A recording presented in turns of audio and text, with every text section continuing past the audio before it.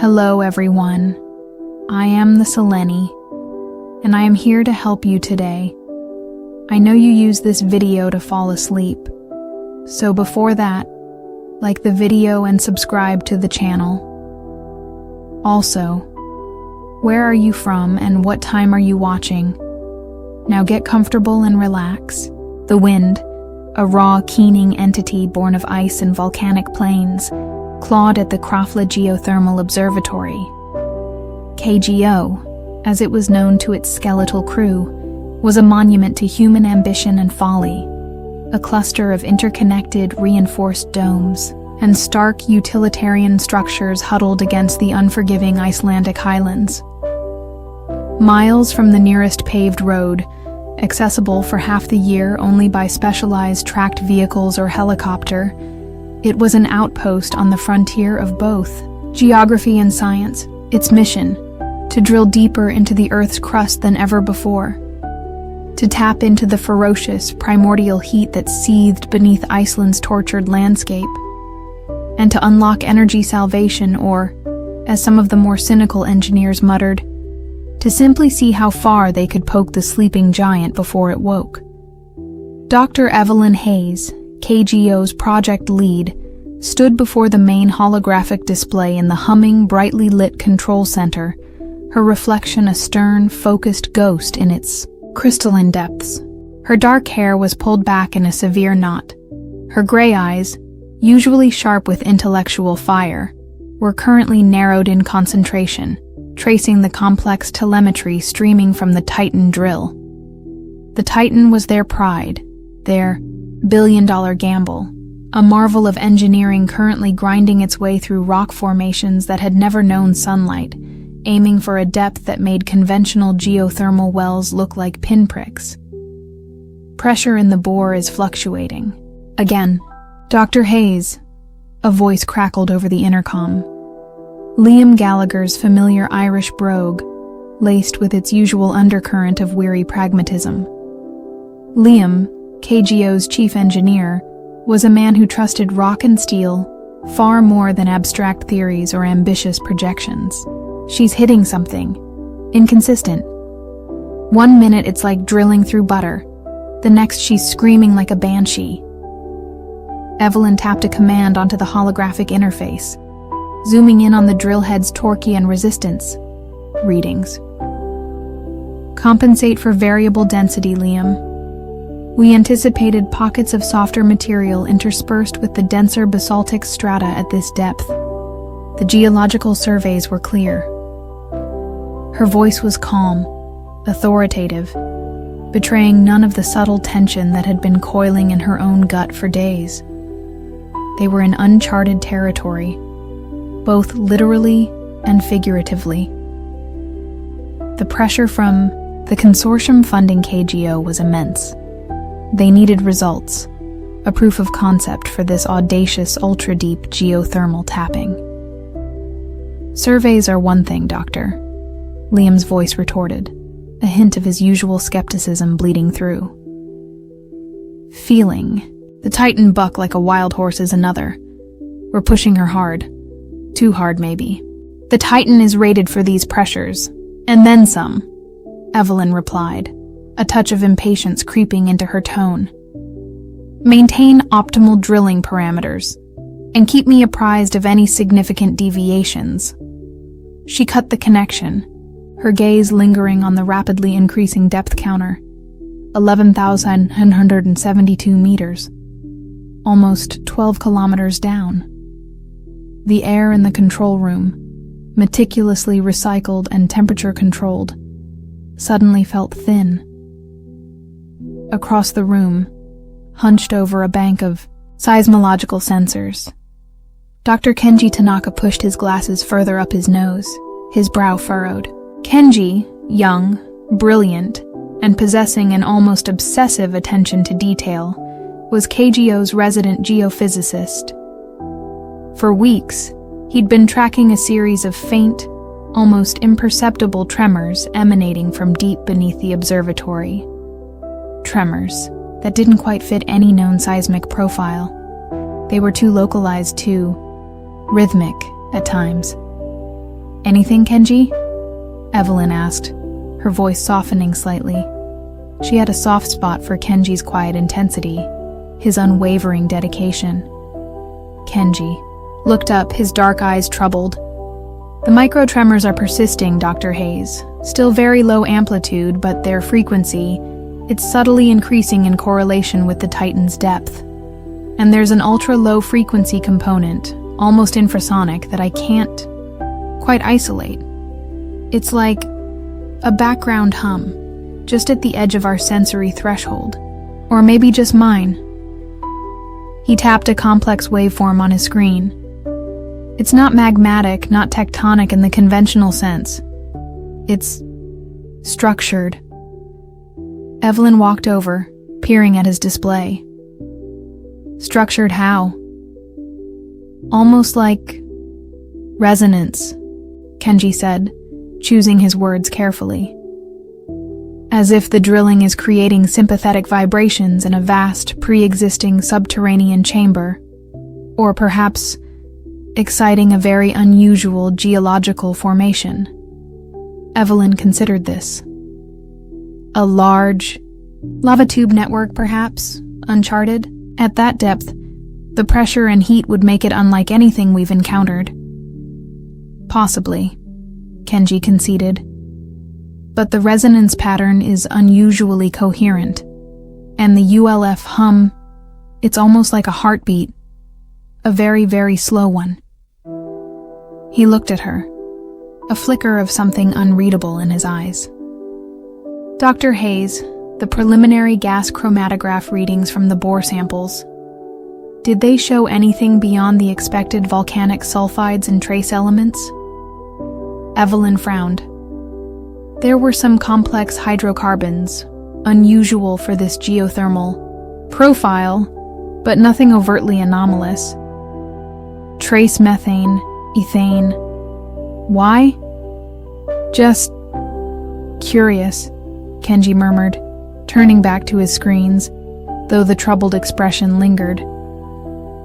The final member of KGO's core command team, Marcus Cole, the station chief and head of security, entered the control room.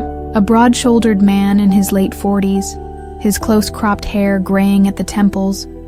Marcus carried the quiet, watchful air of his former military career. His responsibility was the safety and operational integrity of KGO, a burden that seemed to etch deeper lines into his already weathered face with each passing day. "Morning, Dr. Kenji," Marcus said, his voice a low rumble. He nodded towards the main display. "Titan still behaving itself? As much as can be expected when you're 12 kilometers deep in Hell's basement?" Evelyn replied with a wry smile. Liam's just expressing his usual maternal concern for the machinery. Marcus didn't smile. He has good reason to be concerned. We're pushing the envelope further than it's ever been pushed. The stress on the drill string alone is astronomical. And the pressure dynamics at that depth. We're relying on models, Evelyn.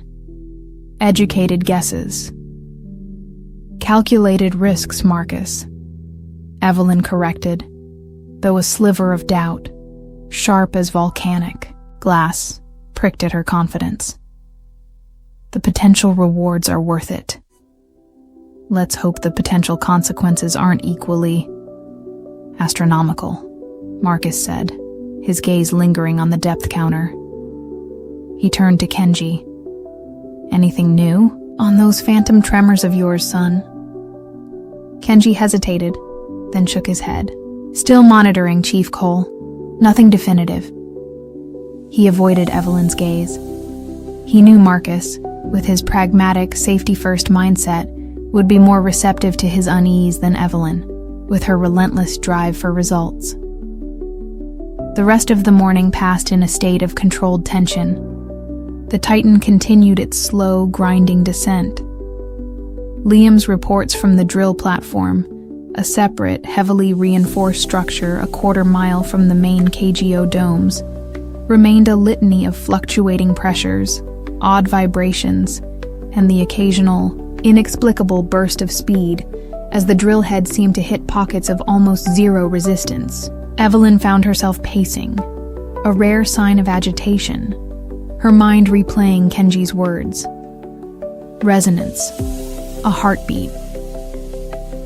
She forced herself to focus on the data streams, the complex algorithms designed to predict and mitigate the immense forces at play. KGO was her life's work, the culmination of years of research, lobbying, and sheer bloody-minded determination. She had staked her reputation, her career, on its success.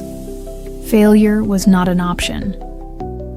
Around midday, a minor power surge rippled through the observatory. Lights flickered, monitors momentarily blanked, and the ever-present hum of the stations. Geothermal generators faltered for a beat before stabilizing.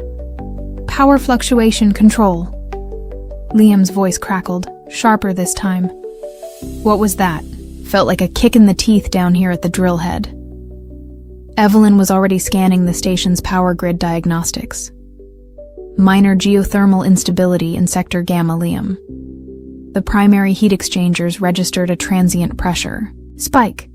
Systems are compensating. No cause for alarm. No cause for alarm. Liam's voice was incredulous. The Titan damn near seized up. The emergency brakes almost engaged. If that had happened at this depth, with this much torque, on the string... He didn't need to finish the sentence. The catastrophic failure of a 12-kilometer drill string was the stuff of engineering nightmares. The system worked as designed, Liam, Evelyn said, her voice firmer than she felt.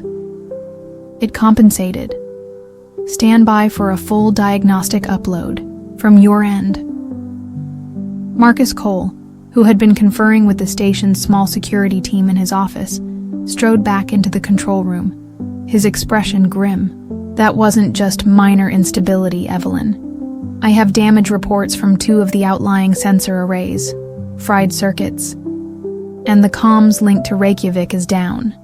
The atmospheric disturbance up top is too severe for the satellite backup. Isolation. KGO was already one of the most remote research facilities on Earth. Now, that isolation felt amplified.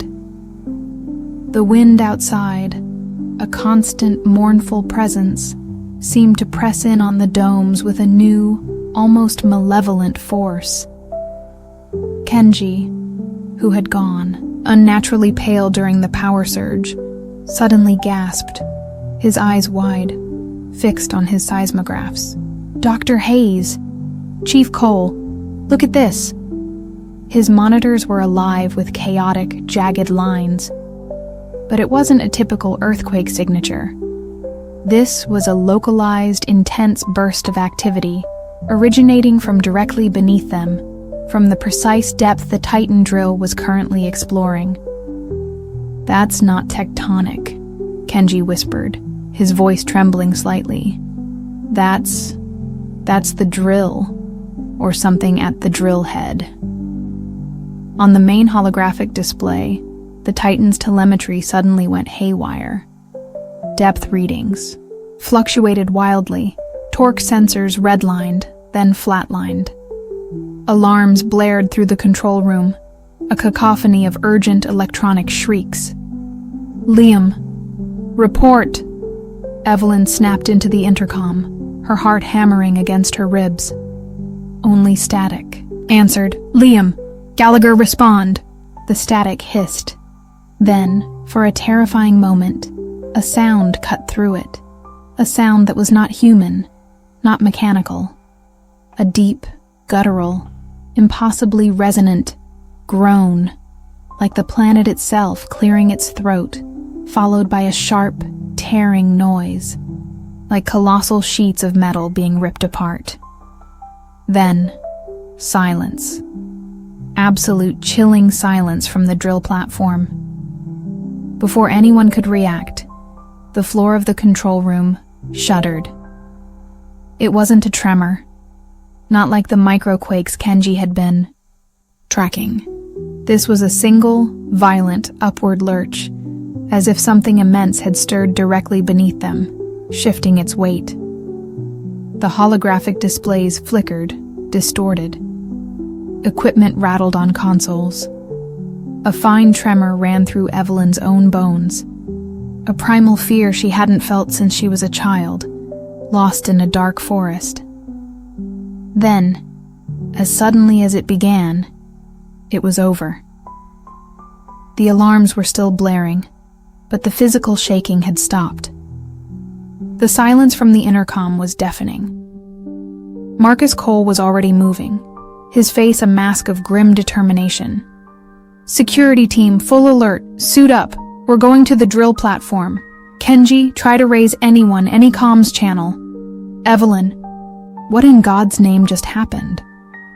Evelyn stared at the main display, where the Titan drill's telemetry was now a cascade of error messages and critical failure warnings. The depth counter was frozen, blinking red. 12,054 meters. They had breached something unknown, something that had responded. Her scientific mind struggled to process it, to categorize it, to fit it into a known framework. A massive pressure pocket? A catastrophic geothermal blowout? But that sound, that impossible, resonant groan. Kenji, his hands flying, over his console, suddenly froze. He slowly removed his noise-canceling headphones, his eyes wide with a dawning, uncomprehending terror.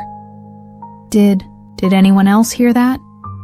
he whispered, his voice barely audible above the dying wail of the alarms. "Hear what, son?" Marcus asked, pausing at the door, his hand on the emergency release for his sidearm.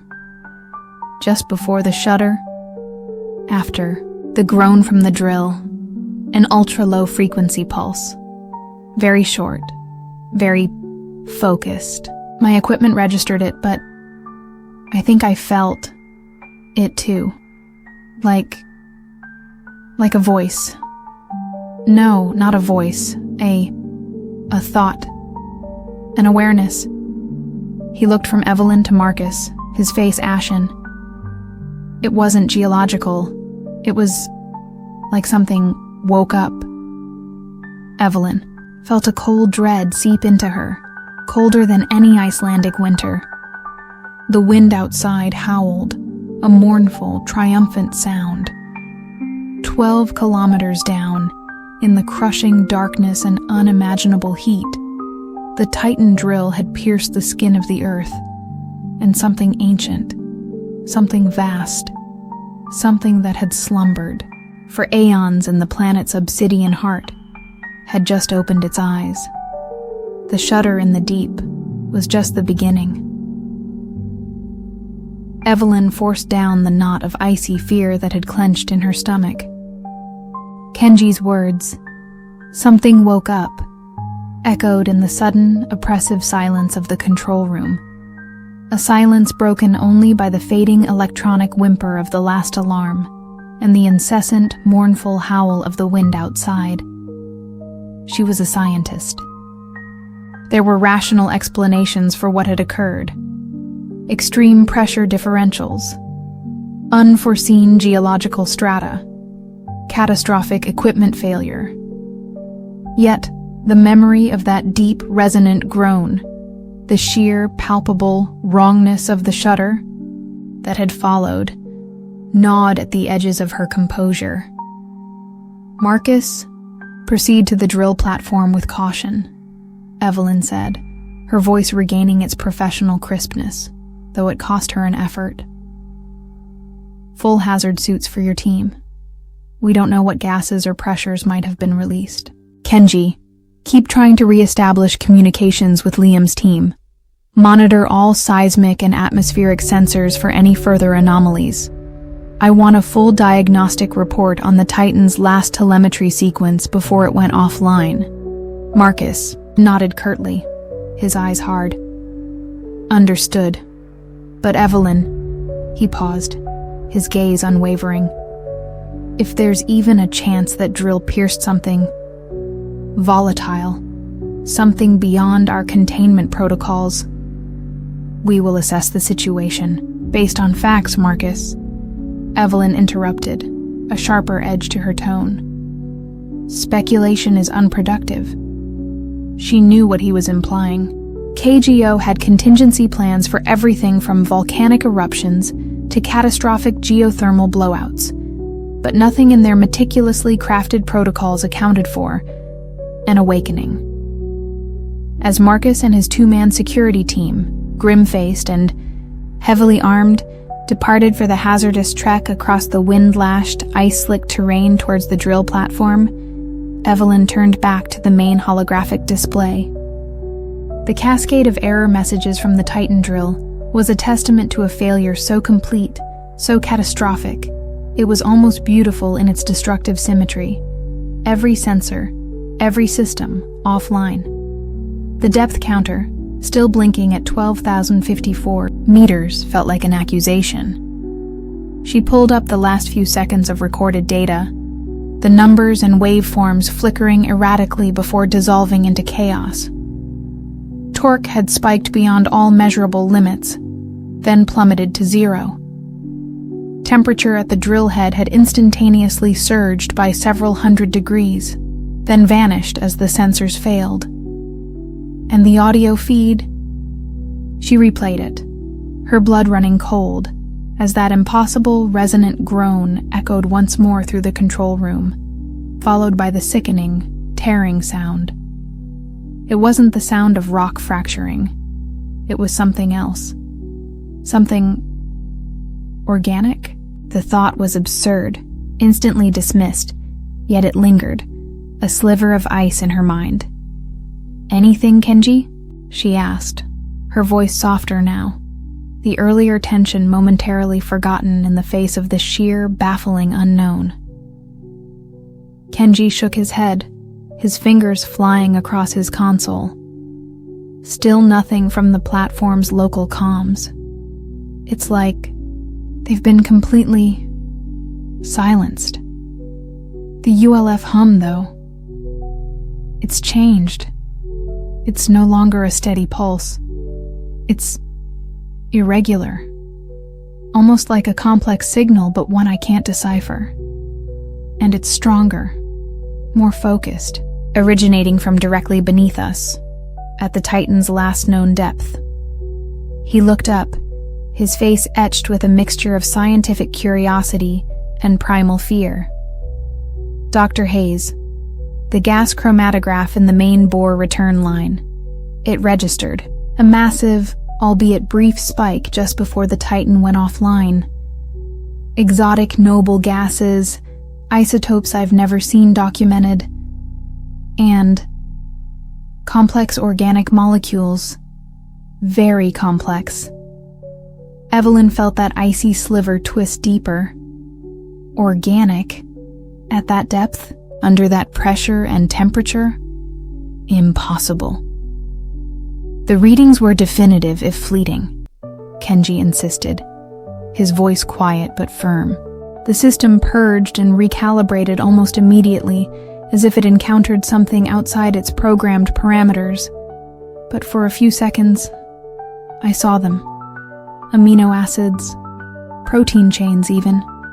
Not terrestrial, not in any form we recognize. Evelyn stared at him, her mind reeling. This was no longer about geothermal energy, about groundbreaking science. This was something else, something ancient, alien, and now, potentially, disturbed. The wind outside seemed to intensify, its howl carrying a new, almost triumphant note. The isolation of KGO, once a necessary precaution for their sensitive experiments, now felt like a trap. An hour crawled by, each minute stretching into an eternity of suspense. Kenji, his face illuminated by the eerie green glow of his monitors, continued to track the bizarre ULF hum, occasionally muttering to himself in Japanese, his brow furrowed in intense concentration. Evelyn paced the control room, replaying the last moments of the Titan's data, searching for a clue, a rational explanation, anything to dispel the growing irrational dread that was coiling in her gut. She thought of the consortium, of the years of work, of the potential for this project to change the world. And now, this. Suddenly, Marcus Cole's voice, harsh and strained, crackled through the control room speakers, breaking the oppressive silence. "Evelyn, are you reading me? KGO Control, this is Cole." "Marcus, we read you." Evelyn rushed to the comm panel. "What's the situation at the platform? Is Liam? Is anyone?" "The platform is... It's a wreck, Evelyn." Marcus's voice was heavy with a weariness that went beyond physical exertion. Something came up through the main bore. Something immense. The derrick is twisted like scrap metal. The drill floor, it's gone. Just a gaping black hole, venting superheated steam and something else. A stench. God, Evelyn, the stench. He broke off, a sound like a choked sob in his throat. "Marcus, what about the crew? Liam, his engineers?" Evelyn pressed, her own voice trembling despite her efforts to remain calm. A long, agonizing silence, filled only with the hiss of static and Marcus's ragged breathing. Then, "No survivors, Evelyn. We found parts, drag marks leading towards the borehole. Whatever came up, it wasn't geological. It was hungry. Hungry." The word hung in the air, obscene, terrifying. Evelyn felt her knees weaken, her carefully constructed composure threatening to shatter. "And the hole, Marcus?" she managed, her voice a hoarse whisper. "Is it stable? What's coming out of it?" "It's pulsating," Marcus said, his voice dropping, as if he feared being overheard. "The ground around it is soft, almost like flesh. And the steam, it's not just steam. There are spores, I think, microscopic. They're making my team uneasy, headaches, nausea. One of them, Peterson, he's not himself. Talking nonsense.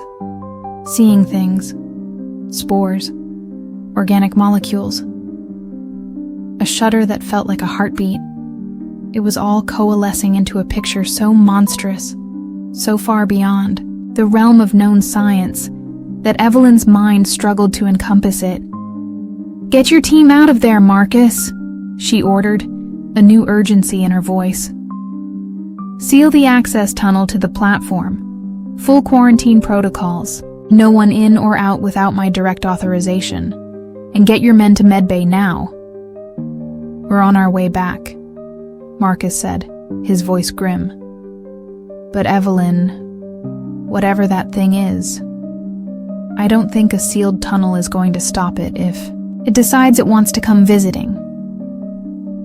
As Marcus's team began their fraught journey back to the main KGO domes, Kenji suddenly stiffened, his eyes glued to his monitors. "Dr. Hayes, the ULF hum. It's spiking again. And it's closer. Much closer. It's no longer originating from 12 kilometers down. It's directly beneath us, beneath the observatory." Evelyn stared at him, her blood turning to ice. "That's impossible, Kenji," she whispered. "There's no direct bore here. The Titan's shaft is a quarter-mile away."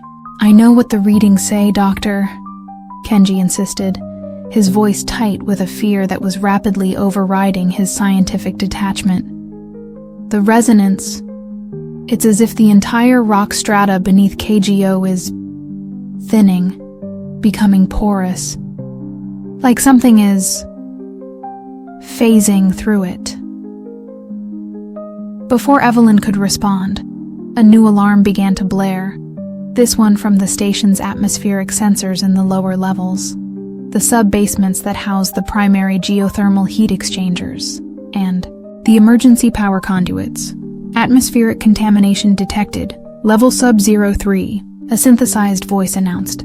Calm, emotionless, terrifying. Unidentified airborne particulates, elevated organic compound readings. Initiate level 4 biohazard lockdown. The red emergency lights began to pulse throughout the control room, bathing everything in a hellish, rhythmic glow. The heavy, reinforced blast doors leading out of the control center slammed shut with a deafening clang, sealing them in. Evelyn felt a primal scream build in her throat, but she choked it back, her mind racing. They were trapped.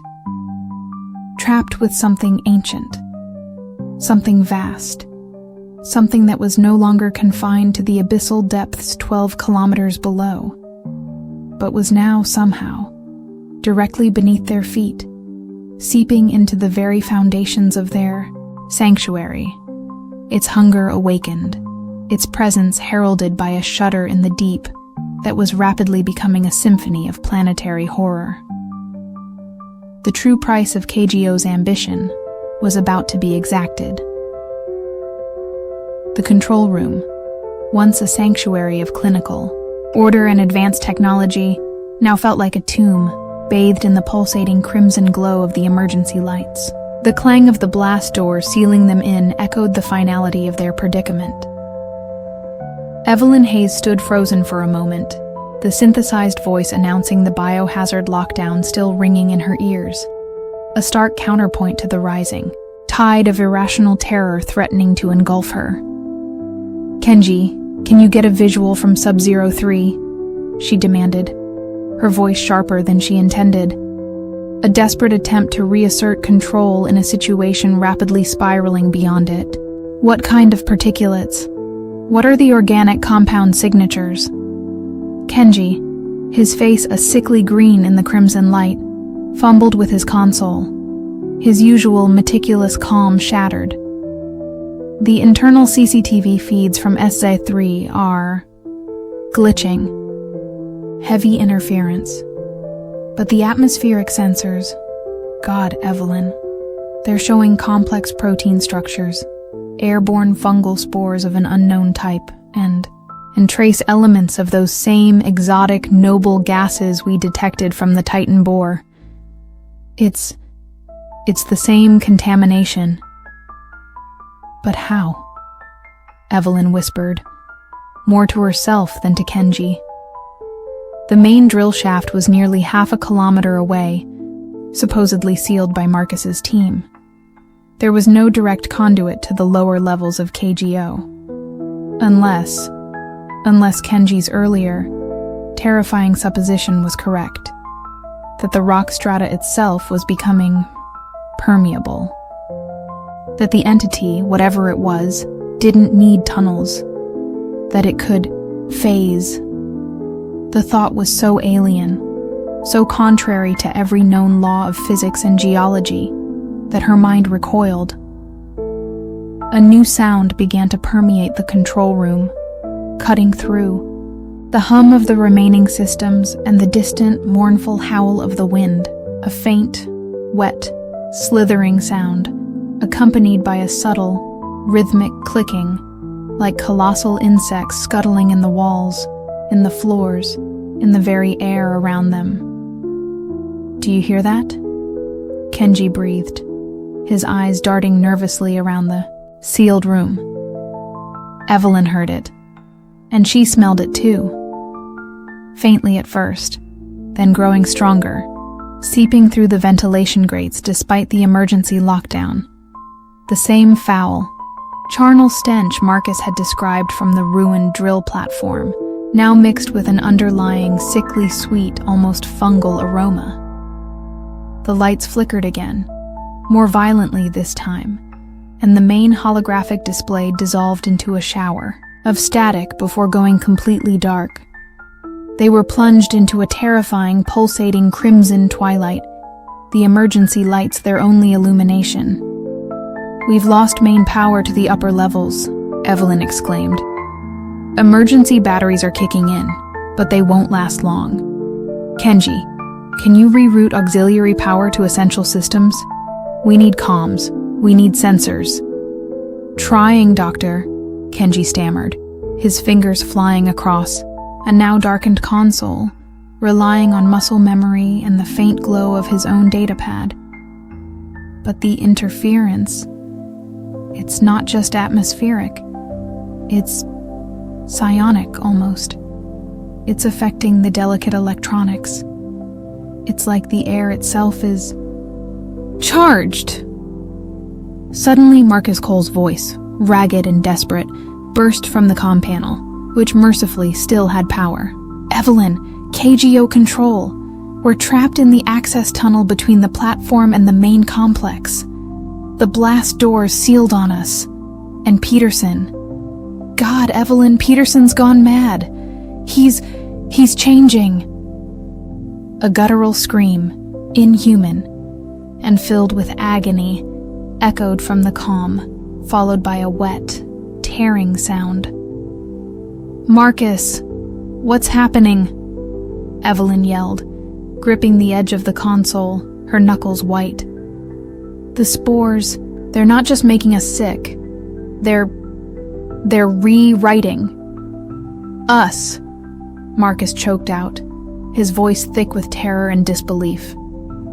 "Peterson, his skin, it's like fungus, and his eyes. Oh God, his eyes." Another scream, this one cut short, followed by a series of sickening, wet thuds. Then, a new voice from the comm, no longer Marcus's. A low, guttural, clicking voice, speaking in distorted, fragmented English. A voice that seemed to echo with the vast, cold emptiness of the abyss. "We awaken. We hunger. You will join the song." The comm went dead. Evelyn stared at the silent panel, her heart a block of ice in her chest. Marcus, Peterson, changed, rewritten. The entity wasn't just a physical threat, it was a biological one, a mimetic one, capable of transforming, of assimilating. The implications were so horrifying, so profound, that she felt the last vestiges of her scientific detachment crumble, replaced by a raw, primal terror. "They're gone," Kenji whispered, his face ashen, his eyes reflecting the pulsating, red lights.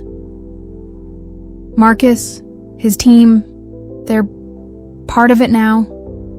Before Lena could respond, a loud metallic screech ripped through the control room. One of the heavy steel ventilation grates, set high in the wall, buckled outwards, then tore free with a deafening clang, revealing a dark, gaping maw. From the blackness beyond, something began to emerge. At first, it was just a pale, questing tendril, like a colossal eyeless worm, its skin glistening with a foul organic slime. It twitched, sniffed the air, then retreated. Then, more tendrils, thicker, stronger, tipped with chittering, kittenous mandibles, began to pour into the room, writhing, exploring, their movements alien, insectoid, yet disturbingly intelligent. The sickly sweet, fungal stench intensified, becoming almost unbearable. Evelyn and Kenji stumbled back, pressing themselves against the far wall, watching in frozen horror as the tendrils slithered across the floor, over the consoles, their touch causing the remaining electronics to spark and die. One of the tendrils, its tip adorned with a cluster of milky, unblinking eyes, rose up, swaying, focusing on them. Evelyn felt a cold, alien intelligence brush against her mind. A vast, ancient consciousness filled with a hunger that was not merely physical, but existential. It wanted to consume, to assimilate, to understand by devouring. This was it. This was the end of KGO, the end of her ambitions, the end of everything. The tendril with the eyes lunged. The multi-eyed tendril, slick with a phosphorescent ichor that cast dancing, grotesque shadows in the pulsating crimson emergency light, struck with terrifying speed. Evelyn threw herself sideways, a lifetime of disciplined thought replaced by pure, adrenalized instinct. The tendril slammed into the wall where she had stood moments before, chitinous mandibles clicking, leaving a deep, steaming gouge in the reinforced plasteel. Kenji, his scientific curiosity momentarily overwhelmed by primal terror, scrambled behind a bank of now-dead consoles, his breath coming in ragged, panicked gasps. "We have to get out," Evelyn yelled, her voice hoarse, as more tendrils, a writhing forest of them, poured from the breached ventilation shaft and now, terrifyingly, from hairline cracks appearing in the floor, oozing a dark, viscous fluid. The rhythmic clicking and slithering sounds were everywhere, a symphony of encroaching dread. The sickly sweet fungal odor was a suffocating miasma. "The emergency access conduit," Kenji shouted, pointing towards a reinforced hatch set into the far wall, barely visible in the hellish red glow. "It leads to the old geothermal exhaust spire. It should still be sealed from that." The exhaust spire was a relic from KGO's earlier, shallower drilling operations, a towering insulated chimney designed to vent excess steam and volcanic gases. It had been decommissioned years ago, but its internal access ladders, according to the station schematics Evelyn now frantically recalled, led directly to the surface. It was a desperate, almost suicidal gamble, but it was their only chance.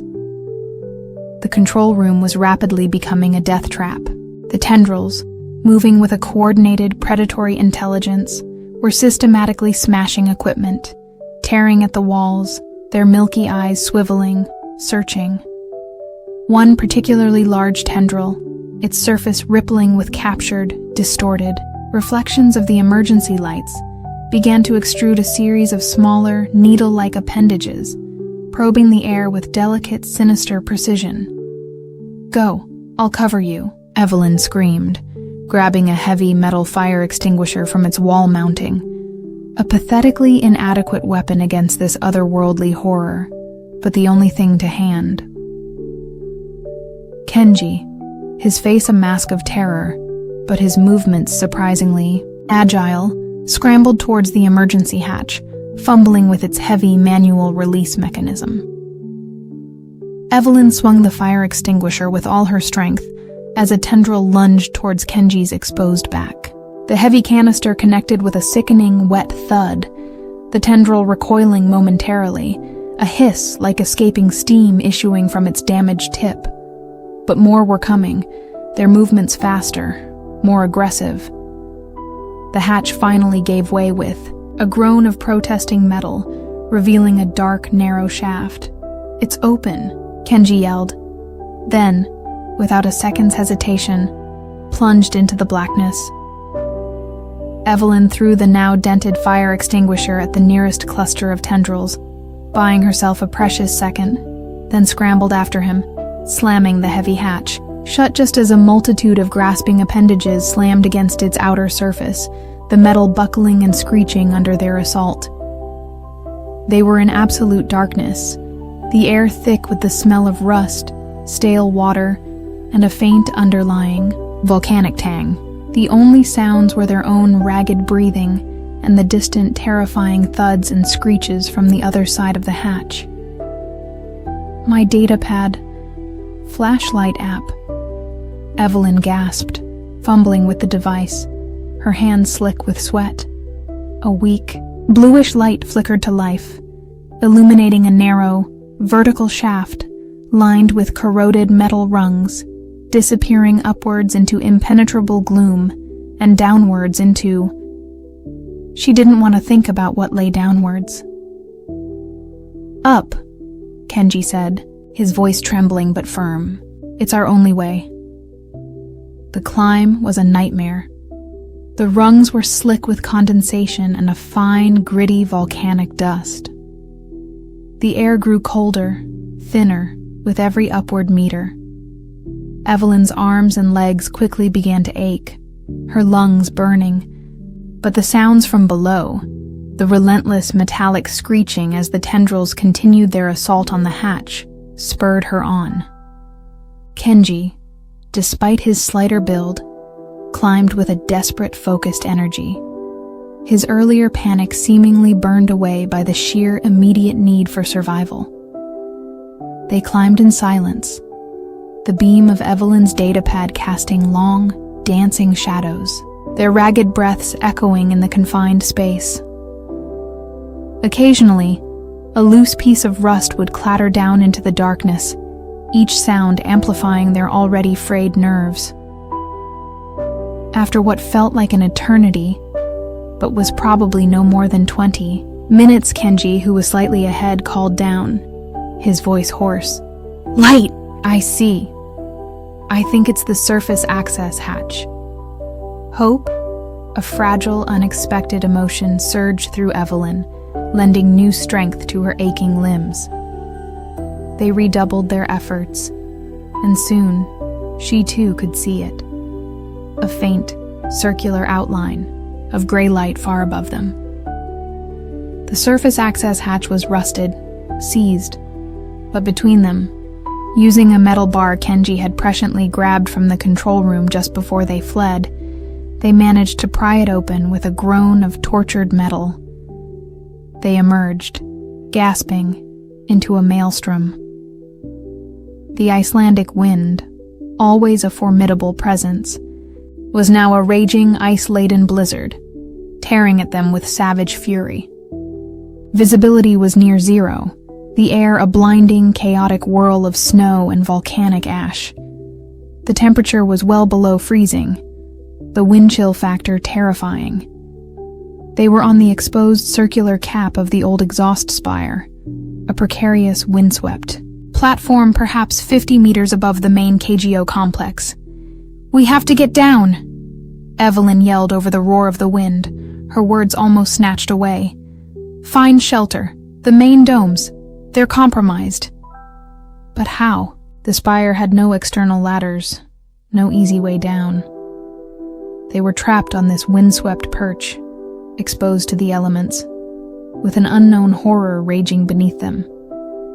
Kenji, his face already rimed with ice, pointed towards a series of heavy-duty guide cables that snaked from the spire's cap, down towards the KGO rooftops, remnants of the spire's original construction, designed to stabilize it against the ferocious winds. "The cables, if they'll hold..." It was another desperate gamble.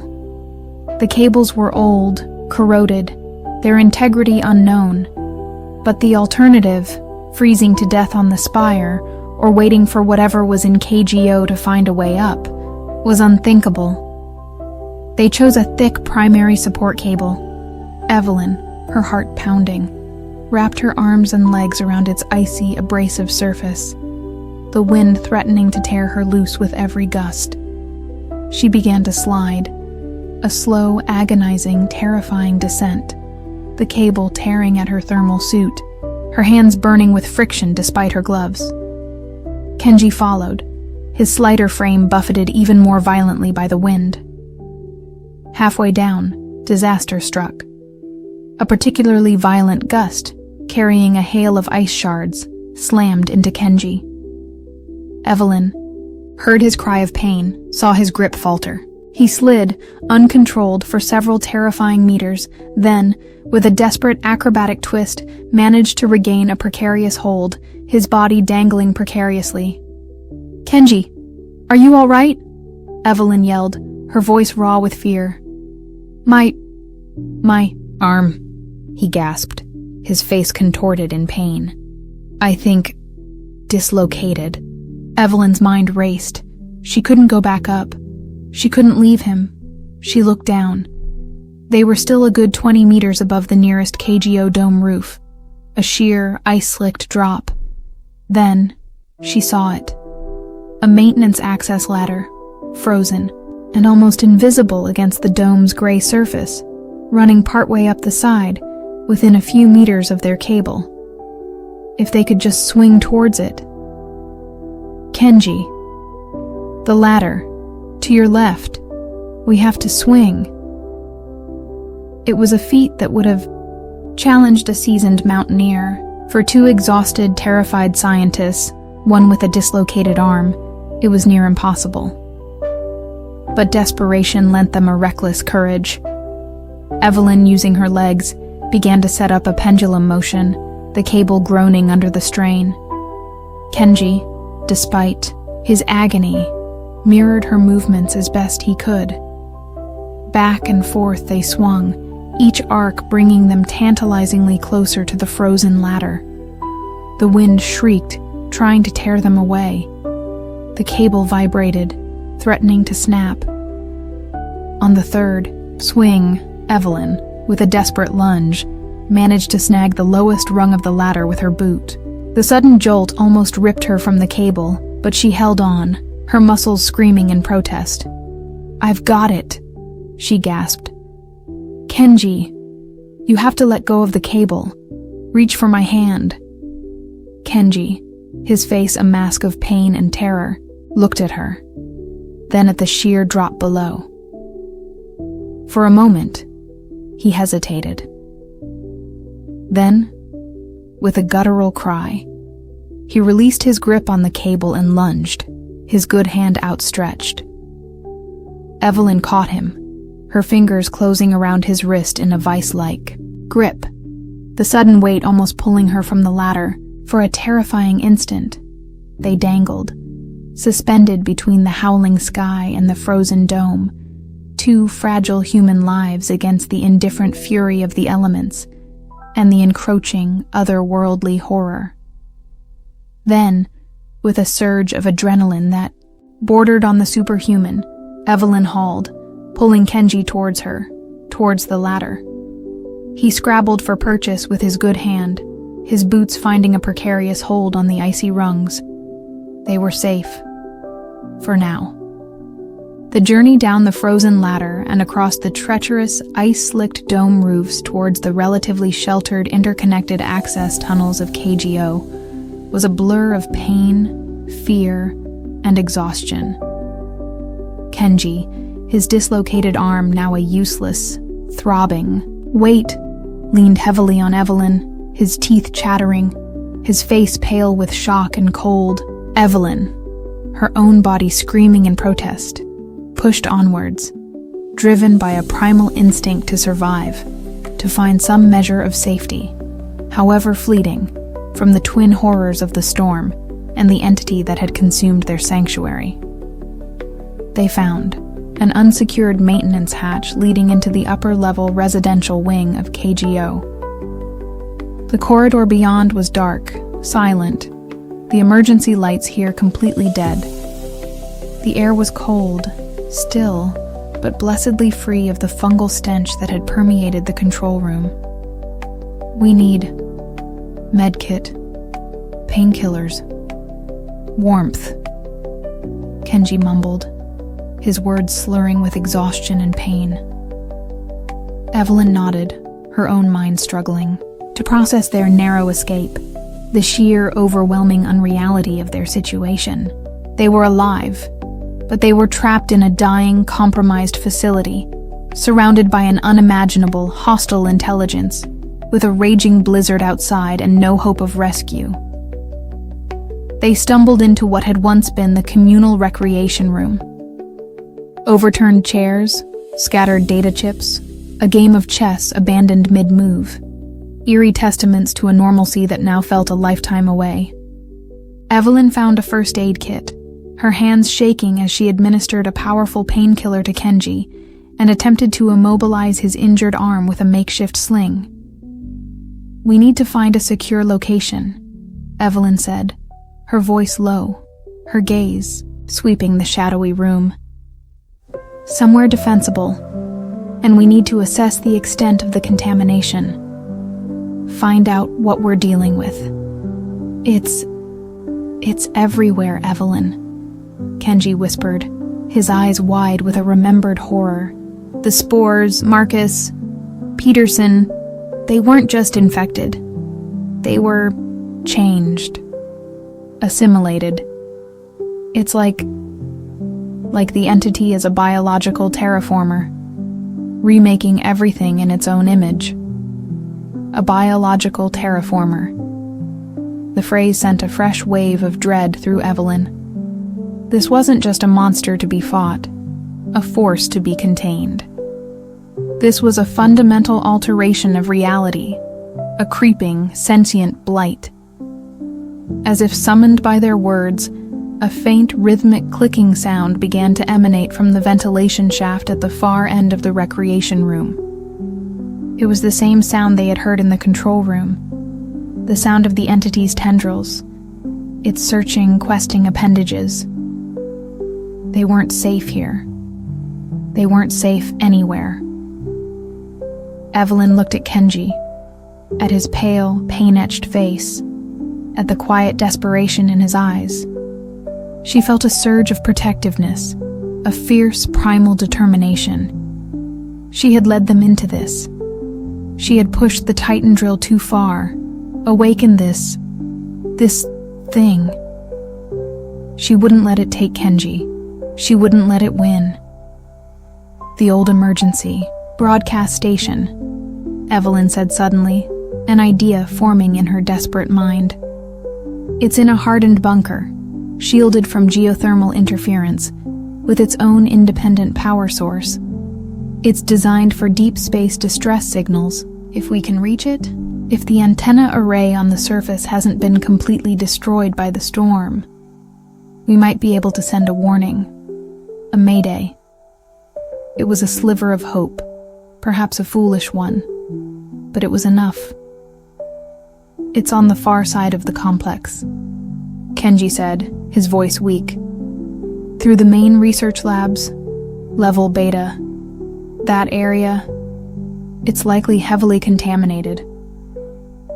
"We don't have a choice," Evelyn said, her jaw set. She found a heavy metal pry bar leaning against a wall, its weight reassuring in her hand. "We move now, before it finds us." The clicking from the ventilation shaft grew louder, closer. A faint, sickly sweet odor began to permeate the air. Evelyn met Kenji's gaze, a silent understanding passing between them. This was no longer about science, about discovery.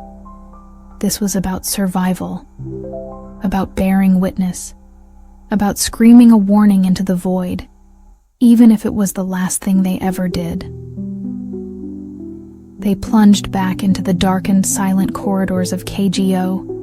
The spire they had escaped, now a distant memory, its fleeting sanctuary replaced by the terrifying, immediate reality of a hunting ground where they were the prey, and the hunter was a thing of ancient, unimaginable hunger, its spores already seeping into the very air they breathed, its tendrils searching, always searching. The song of the abyss, the one Kenji had heard as a whisper, was rapidly becoming a deafening, all-consuming roar. The corridors of KGO's Level Beta Research Wing were a labyrinth of shadows and unsettling silence, broken only by the rhythmic drip of unseen condensation and the distant, mournful howl of the blizzard raging outside. The emergency lights here were sporadic, casting pools of sickly green or flickering crimson that made the familiar labs and offices look alien, menacing.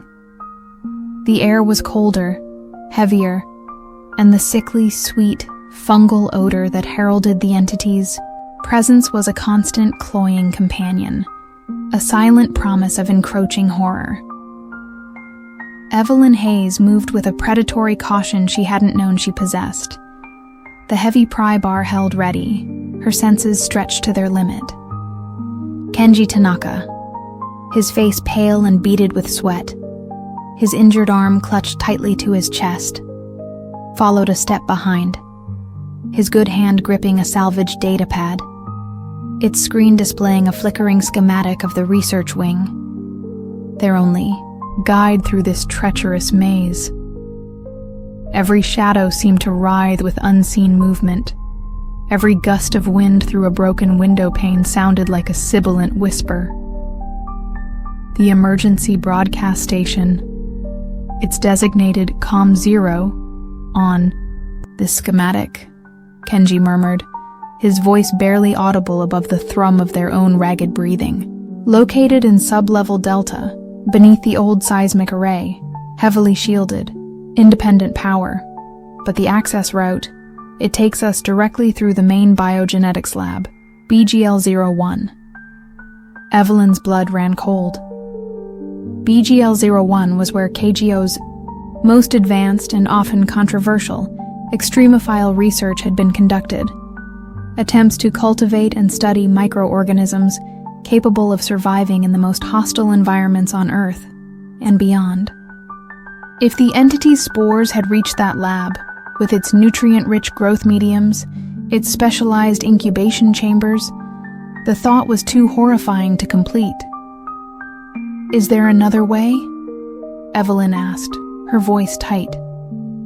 Kenji shook his head, his eyes fixed on the flickering schematic.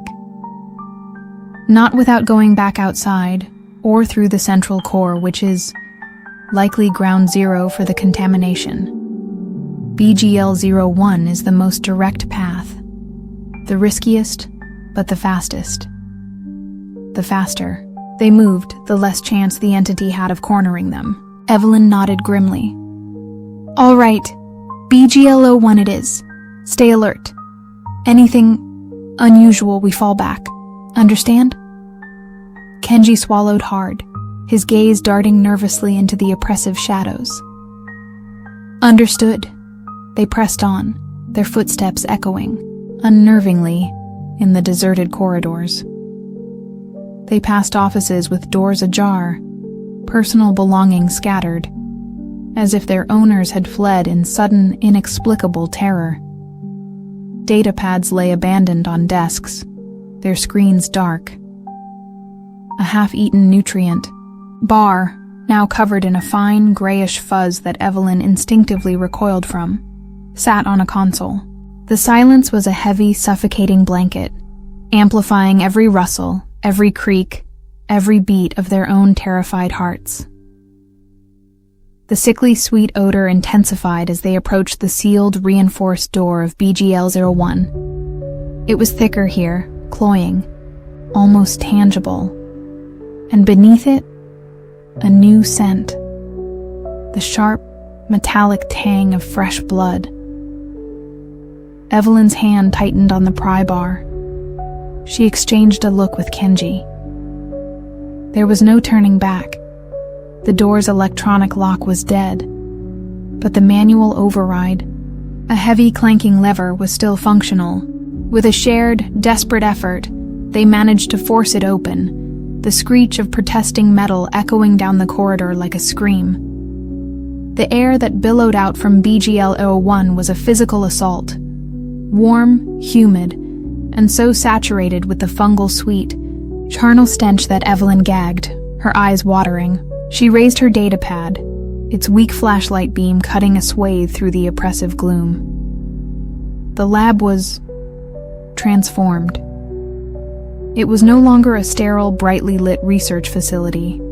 The walls, the floor, the ceiling, even the complex array of scientific equipment were covered in a thick, pulsating, grayish-green fungal growth, like a grotesque, sentient mold. It throbbed with a faint internal luminescence, casting eerie, shifting shadows.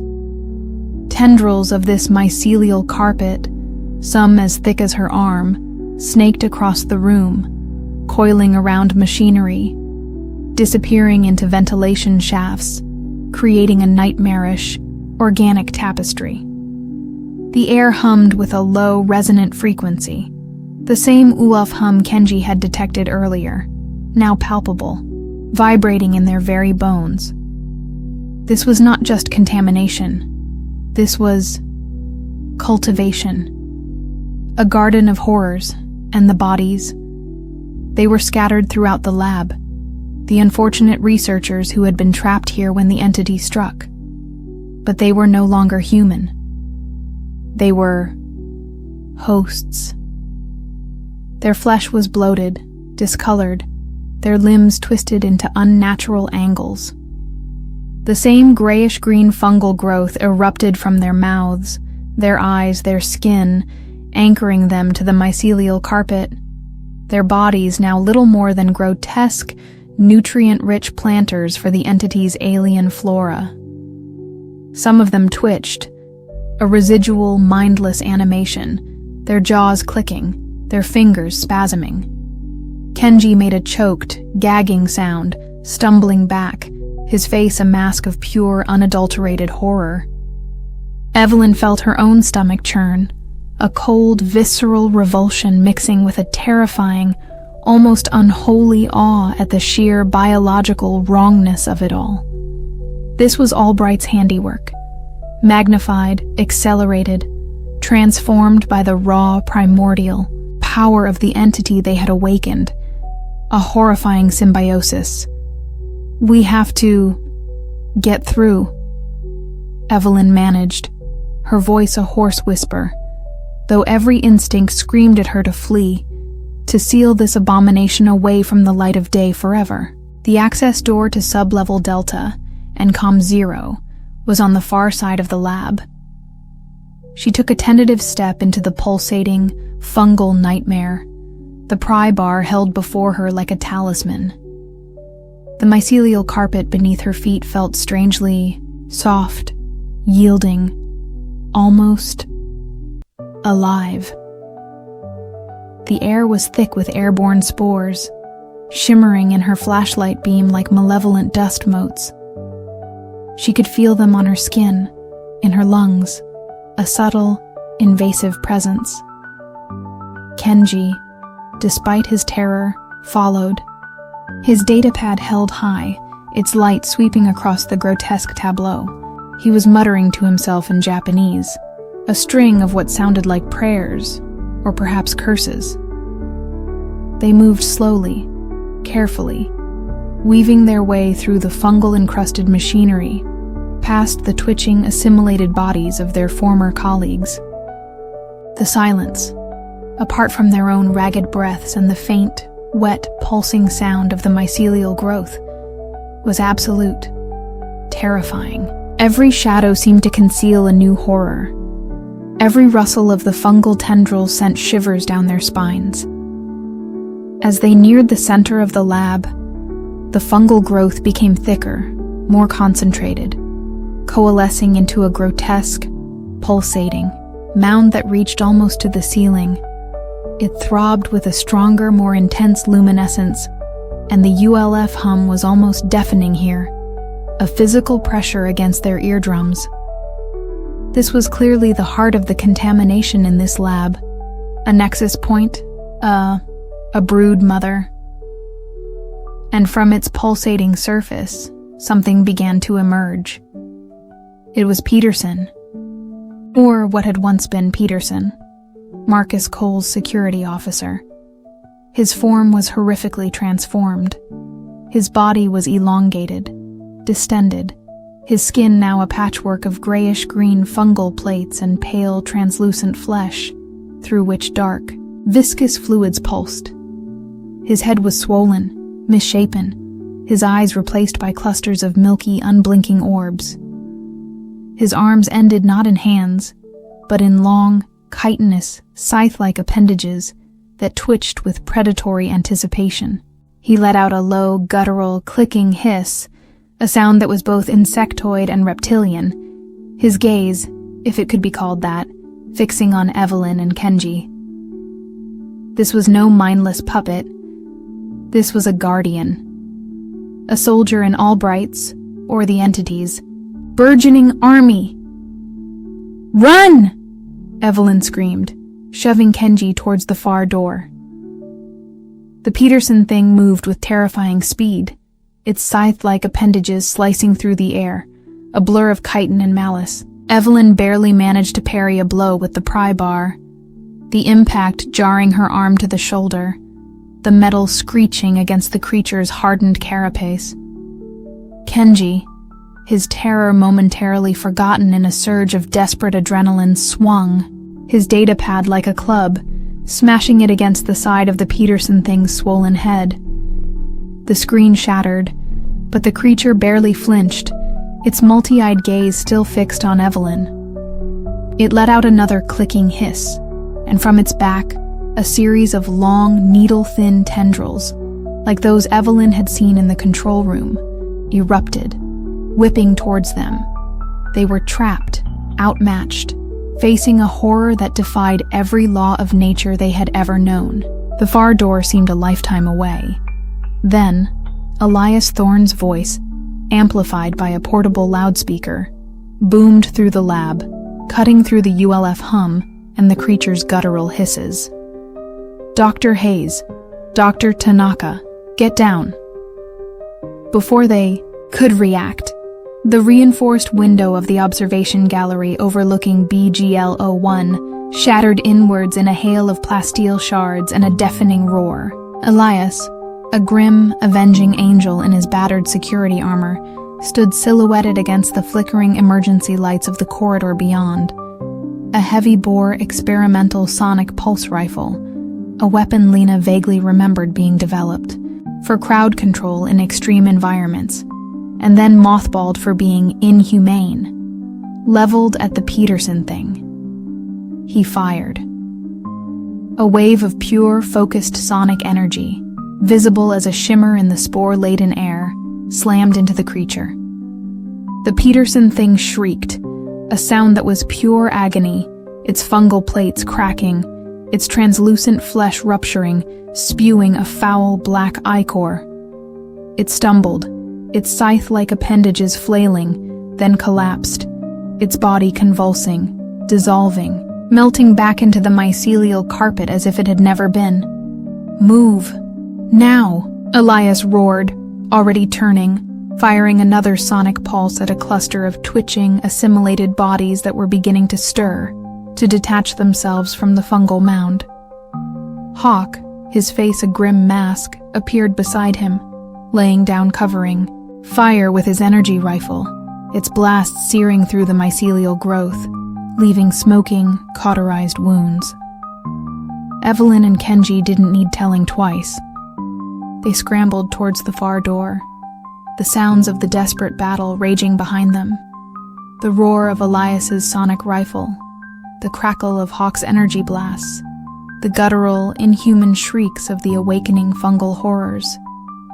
They reached the door to sublevel Delta, Kenji fumbling with its release mechanism, his good hand slick with sweat. It gave way with a groan, revealing a dark, narrow stairwell descending into an even deeper, more oppressive gloom.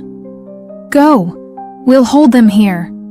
Elias yelled, firing another sonic pulse that momentarily cleared a path through the advancing, fungal monstrosities. Evelyn hesitated, her gaze torn between the descending stairwell and the desperate, outnumbered fight behind her. She owed these men her life, twice over. "There's no time, Doctor." Hawk grunted, shoving a fresh energy cell into his rifle. "Get to Comm 0! Warn them! That's all that matters now."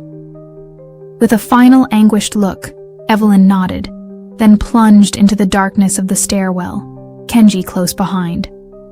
The heavy door slammed shut above them, the sounds of the battle abruptly muffled, replaced by the terrifying claustrophobic silence of the deep earth. The descent into sublevel Delta was a journey into a cold, damp, forgotten hell. The air was stale, thick with the smell of old rock, stagnant water, and a faint underlying metallic tang that Evelyn now associated with the deepest, most geothermally active parts of KGO. The only light came from their own faltering datapads, casting long, dancing shadows that seemed to writhe with unseen menace. The silence was absolute, unnerving, broken only by the drip of water and the frantic thudding of their own hearts. The stairwell opened into a narrow, roughly hewn tunnel, clearly part of the older exploratory bores that predated the main KGO complex. The walls were slick with moisture, and strange, pale, eyeless creatures like mutated cave salamanders skittered away from their light. Com 0 should be just ahead, Kenji panted, consulting his flickering schematic, his face ghostly pale in the dim light. His injured arm was clearly causing him immense pain, but he pressed on, his resolve fueled by a desperate, almost feral instinct to survive. They found it at the end of the tunnel, a massive, circular, vault-like door of reinforced steel, bearing the faded stenciled designation, Emergency Broadcast Station Com 0, authorized personnel only. A single red status light glowed dimly above it, indicating that, miraculously, it still had independent power. The door was sealed by a complex mechanical locking mechanism, a relic of a pre-digital age designed to withstand EMP blasts and catastrophic system failures. There was no electronic override. The combination, Evelyn breathed, her mind racing. She vaguely remembered seeing it in the station's master schematics, years ago, during KGO's initial construction phase. A failsafe, a last resort. But what was it? Her gaze fell on Kenji, who was staring at the lock, his brow furrowed in intense concentration, his lips moving silently. The prime numbers, he whispered, almost to himself. The foundational constants, Planck, Avogadro, speed of light in a vacuum. Dr. Arneson, KGO's first director, he was obsessed with them, said they were the true language of the universe. He reached out with his good hand, his fingers, surprisingly steady, beginning to manipulate the heavy, clanking dials of the lock, turning them with a focused precision, muttering a string of numbers under his breath. Click, clunk, whir. With a final, satisfying thud, the tumblers aligned. Kenji pulled on the heavy lever, and the massive vault door swung inwards with a deep, resonant groan, revealing a small circular chamber beyond. Com 0. It was a time capsule, a relic of Cold War paranoia and desperate hope. Banks of archaic vacuum tube-era radio equipment lined the walls, their dials and meters glowing with a faint amber light. A single swivel chair sat before a massive, clunky console dominated by a huge brass microphone and a complex array of switches and patch bays. The air was cool, dry, smelling faintly of ozone and old electronics, and most importantly, it was silent. Blissfully, wonderfully silent. The ULF hum, the clicking, the slithering, the fungal stench, all absent here, shielded by meters of solid rock and reinforced steel. They had made it. But as Evelyn stepped into the chamber, a new, even more profound dread began to creep into her. The silence was too absolute, the air too still, and on the far wall, above the main transmitter array, a single stark message was scrawled in what looked like dried blood. Silence is the only sanctuary. The stars are watching. They listen. Do not break the quiet. Beneath the message, a crude, multi-angled symbol, reminiscent of the terrifying non-Euclidean geometries she had seen in the ice caves of the Mai. Serpent's heart with Lena and Elias, but subtly different. More organic. More alive. Before Evelyn or Kenji could react, before they could even begin to process the chilling implications of the message, a section of the far wall, the section directly beneath the blood-scrawled warning, began to ripple, to flow, like solid rock turning to liquid shadow. And from that flowing, impossible blackness, a new entity began to emerge. It was not the fungal tendrilled horror from the upper levels. It was not the bio-engineered nightmares Albright had cultivated. This was something else, something older, something colder, something that resonated with the deepest, most primal terrors of the human subconscious. It was a being of pure geometric impossibility, a shifting, multidimensional construct of angles that defied logic, of surfaces that were both inside and out, of colors that had no name in any human language. It had no discernible eyes, no mouth, no limbs in the conventional sense, yet it exuded an aura of vast, ancient, and utterly alien intelligence.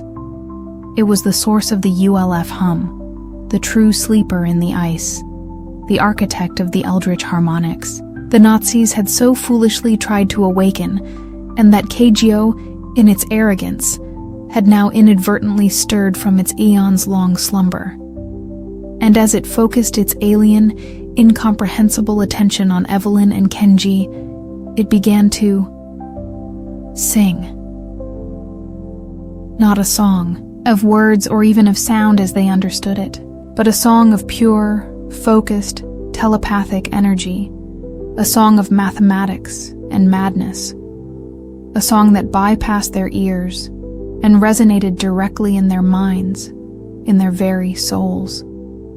A song that promised not assimilation, not consumption, but a far more terrifying fate, utter, absolute cognitive unmaking. It was the true voice of the abyss, and it was beautiful and terrible, and it was the last thing Evelyn Hayes or Kenji Tanaka would ever comprehend.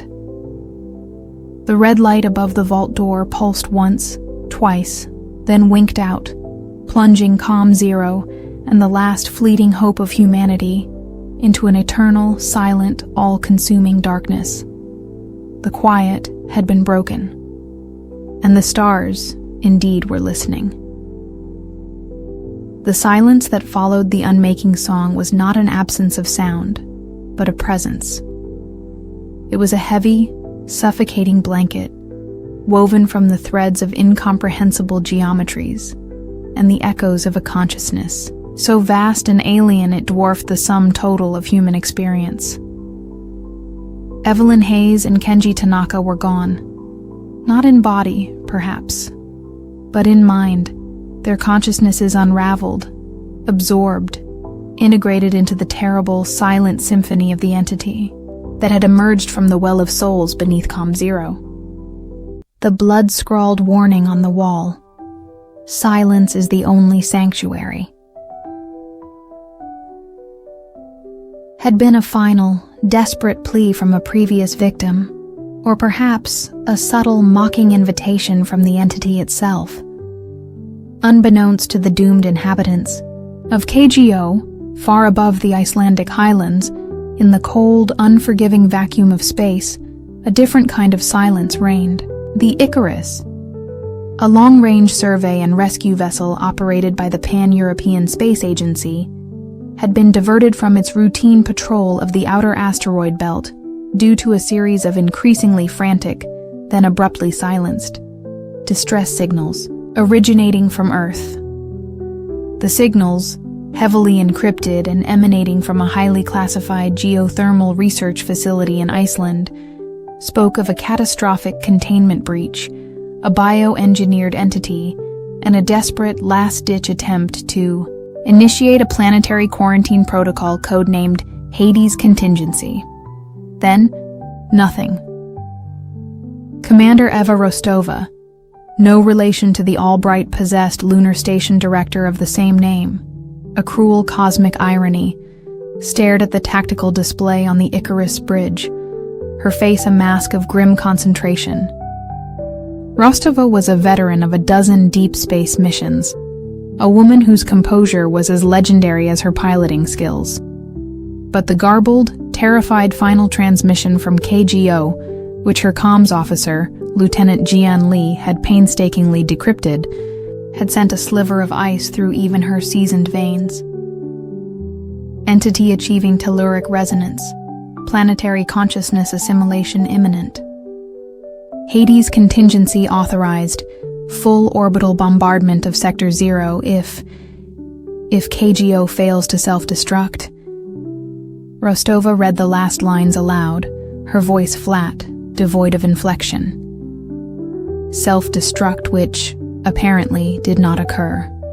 Or was insufficient. The last telemetry burst from KGO, before total signal loss, indicated massive, localized seismic activity, followed by an energy release consistent with a multi-megaton subterranean detonation, Jian Li reported, his young face pale beneath the cool blue glow of his console. But subsequent satellite imagery, it's inconclusive. The storm cell over Iceland is still too dense. We can't confirm target neutralization. And the Hades contingency? Rostova asked, turning to her executive officer, Commander. Marcus Thorne, again, no relation to the fallen head of security at KGO, a universe that seemed to mock its inhabitants with repeating, tragic nomenclatures.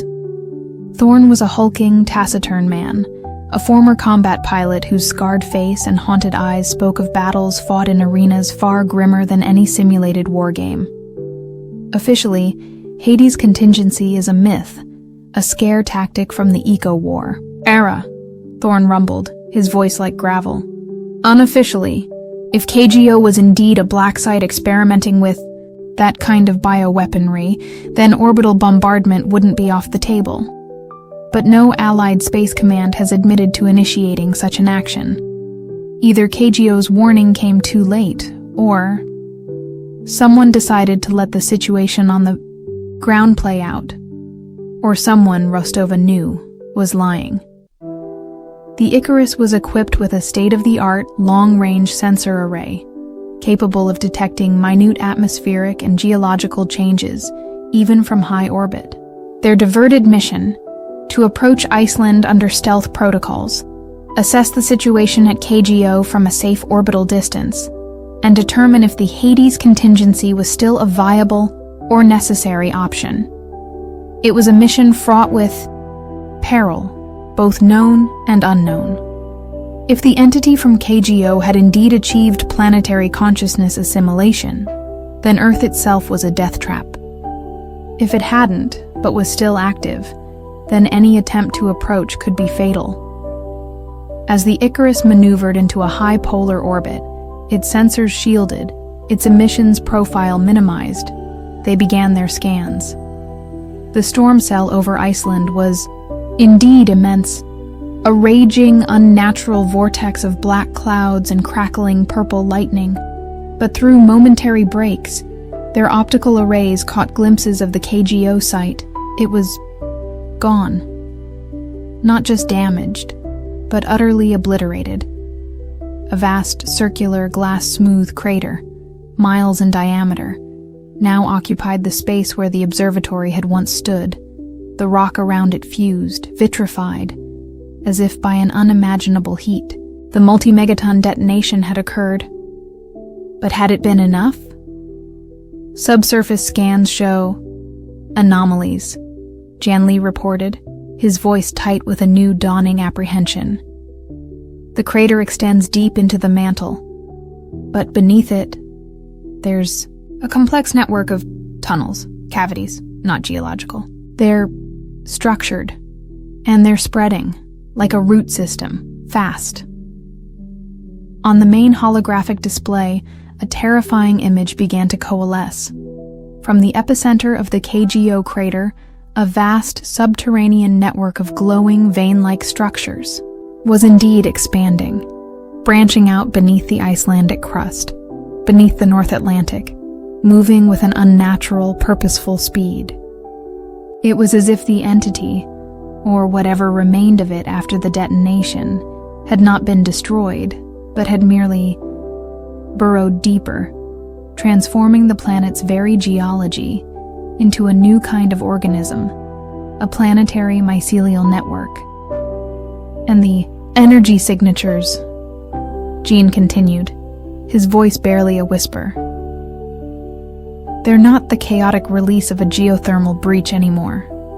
They're coherent, pulsating, like a heartbeat, a colossal planetary heartbeat, and it's resonating with something in deep space, a faint, ultra-low frequency signal originating from the Oort cloud. Rostova felt a cold dread grip her. This was no longer a localized terrestrial threat. This was cosmic. The entity at KGO was not just a terrestrial abomination. It was a seed, a beachhead, for something far older, far vaster, something that had been listening, waiting, in the cold, dark spaces between the stars. Suddenly, an alarm blared through the Icarus bridge, a proximity alert. Unidentified energy signature approaching. Fast! Thorn roared, his hands flying over his tactical console. No transponder, no known drive signature. It's phasing in and out of normal space. On the main display, a new icon appeared, a shimmering multi-angled distortion that defied easy categorization. It was moving with impossible speed on a direct intercept course with the Icarus. Evasive maneuvers, Rostova commanded, her voice calm despite the adrenaline surging through her veins. The Icarus, though a survey vessel, was surprisingly agile, equipped with advanced inertial dampeners and powerful maneuvering thrusters. But the entity, if it could be called that, matched their every move, its shimmering, phase-shifting form, seeming to anticipate their trajectory, to flow through the very fabric of space-time. It's not a ship, Jianli stammered, his eyes wide with terror, his console flickering wildly as the entity's disruptive energy field washed over them. It's like the carvings, the geometries, from the final KGO transmission, the Well of Souls entity, the thing the Nazis had awakened, the thing KGO had restirred. It was here, in orbit, hunting them. A wave of intense psychic pressure slammed into the Icarus, bypassing its shields, its hull, resonating directly in the minds of the crew. Rostova felt her vision blur, her thoughts fragment, assailed by images of impossible, star-devouring geometries, of cold, indifferent cosmic intellects, of a universe teeming with horrors that dwarfed human comprehension. She heard a silent, screaming song, the song of unmaking, the song that had consumed Evelyn Hayes and Kenji Tanaka. Around her, the bridge crew were succumbing. Jianli was clawing at his own eyes, screaming nonsense. Thorn was slumped over his console, his body rigid, a thin trickle of blood seeping from his nose. Rostova fought back, her will a sliver of defiance against an ocean of cosmic dread. She focused on her training, on the mission, on the image of Earth, her home, now threatened by this thing. Emergency. FTL jump, she gasped, her fingers fumbling for the controls, her mind a maelstrom of alien thoughts and terrifying, seductive whispers promising an end to struggle, an absorption into a vast, indifferent cosmic consciousness. The Icarus's FTL drive, a temperamental, experimental system, began to whine, to charge, its energies fighting against the entity's disruptive field. The ship shuddered violently, alarms blaring, systems failing. The entity was closer now, its shimmering, multi-angled form filling the main viewport, its silent, psychic song threatening to tear Rostova's sanity apart. She could feel its alien, incomprehensible intelligence probing her mind, sifting through her memories, her fears, her hopes, with a cold, detached curiosity. Then, just as her consciousness was about to shatter, as the FTL drive reached critical charge, a new presence entered the psychic maelstrom. A flare of cold, angry blue light. A defiant, focused will. A familiar, silent scream of negation. Sarah Vance. Or her echo. Her ghost in the cosmic machine. Somehow, impossibly, a fragment of Sarah's consciousness, bound to the well of souls, amplified by its energies, perhaps even fractured and dispersed by Albright's final desperate attempts to escape, had latched onto the KGO entity, or perhaps onto the Icarus itself, drawn by the psychic beacon of its terror. The blue light, faint but fiercely defiant, slammed into the KGO entity's psychic assault, creating a momentary shield, a pocket of resistance around Rostova's mind. Lev, warn them. It awakens. Everywhere. Sarah's voice, a broken, desperate whisper in Rostova's thoughts, a voice filled with an eternity of struggle and sacrifice. In that precious, bought second, Rostova slammed her hand down on the FTL activation control. The universe outside the viewport dissolved into a kaleidoscope of impossible colors and screaming light. The Icarus, its hull groaning, its systems failing, tore itself free from normal space, leaving behind the shimmering, multi-angled horror, the dying Earth, and the faint, fading echo of Sarah Vance's desperate, defiant sacrifice. When the Icarus finally, catastrophically, dropped out of FTL space, its drive shattered, its systems crippled, it was light years from Earth, adrift in an uncharted, unnamed sector of the galaxy. Of the bridge crew, only Rostova remained conscious, her mind scarred, her body battered, but her will unbroken. Jianli was dead, his brain hemorrhaged by the psychic assault. Thorn was in a deep, unresponsive coma, his mind shattered. The Icarus was a ghost ship, carrying a cargo of dead, dying, and mad souls, but it also carried a warning. A terrifying, galaxy-spanning warning. The KGO entity, the sleeper in the ice, was not just a terrestrial threat. It was a cosmic one. Its roots were not just in the Earth, but in the dark spaces between the stars, and it was awakening. Everywhere. Rostova, alone on the crippled bridge, stared out at the unfamiliar alien constellations. The silence of space was no longer empty. It was filled with the echoes of Sarah's sacrifice, with the silent, screaming song of the KGO entity, with the dawning, horrifying realization that humanity's cradle, Earth, was lost, and that the true battle for survival against horrors that defied comprehension had only just begun. The void was not empty. It was hungry, and it was listening. The last flickering light on the Icarus main console, the light that indicated the ship's long-range distress beacon, was still, miraculously active, pulsed once, twice, then winked out, plunging Eva Rostova, and the last, desperate hope of a scattered, uncomprehending humanity, into an eternal, silent, all-consuming darkness. The echoes in the void had found their final, receptive silence. The drift was an eternity. Days bled into weeks, then months, marked only by the slow, agonizing depletion of the Icarus emergency life support and the silent, accusing stare of the unfamiliar constellations outside the main viewport.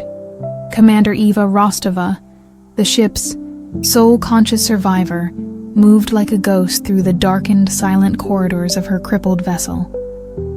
The bodies of Jianli and the other fallen crew members lay in stasis in the medbay, a grim, frozen testament to the psychic maelstrom that had consumed them. Marcus Thorne remained in his coma, his mind a shattered landscape, his breath a shallow, rhythmic whisper in the oppressive silence. Rostova's own mind was a battleground. The KGO entity's unmaking song, its silent, screaming geometries, were seared into her memory, a constant, throbbing ache behind her eyes. Sarah Vance's desperate final whisper. It awakens everywhere. Was an endless, looping echo in the hollow chambers of her thoughts.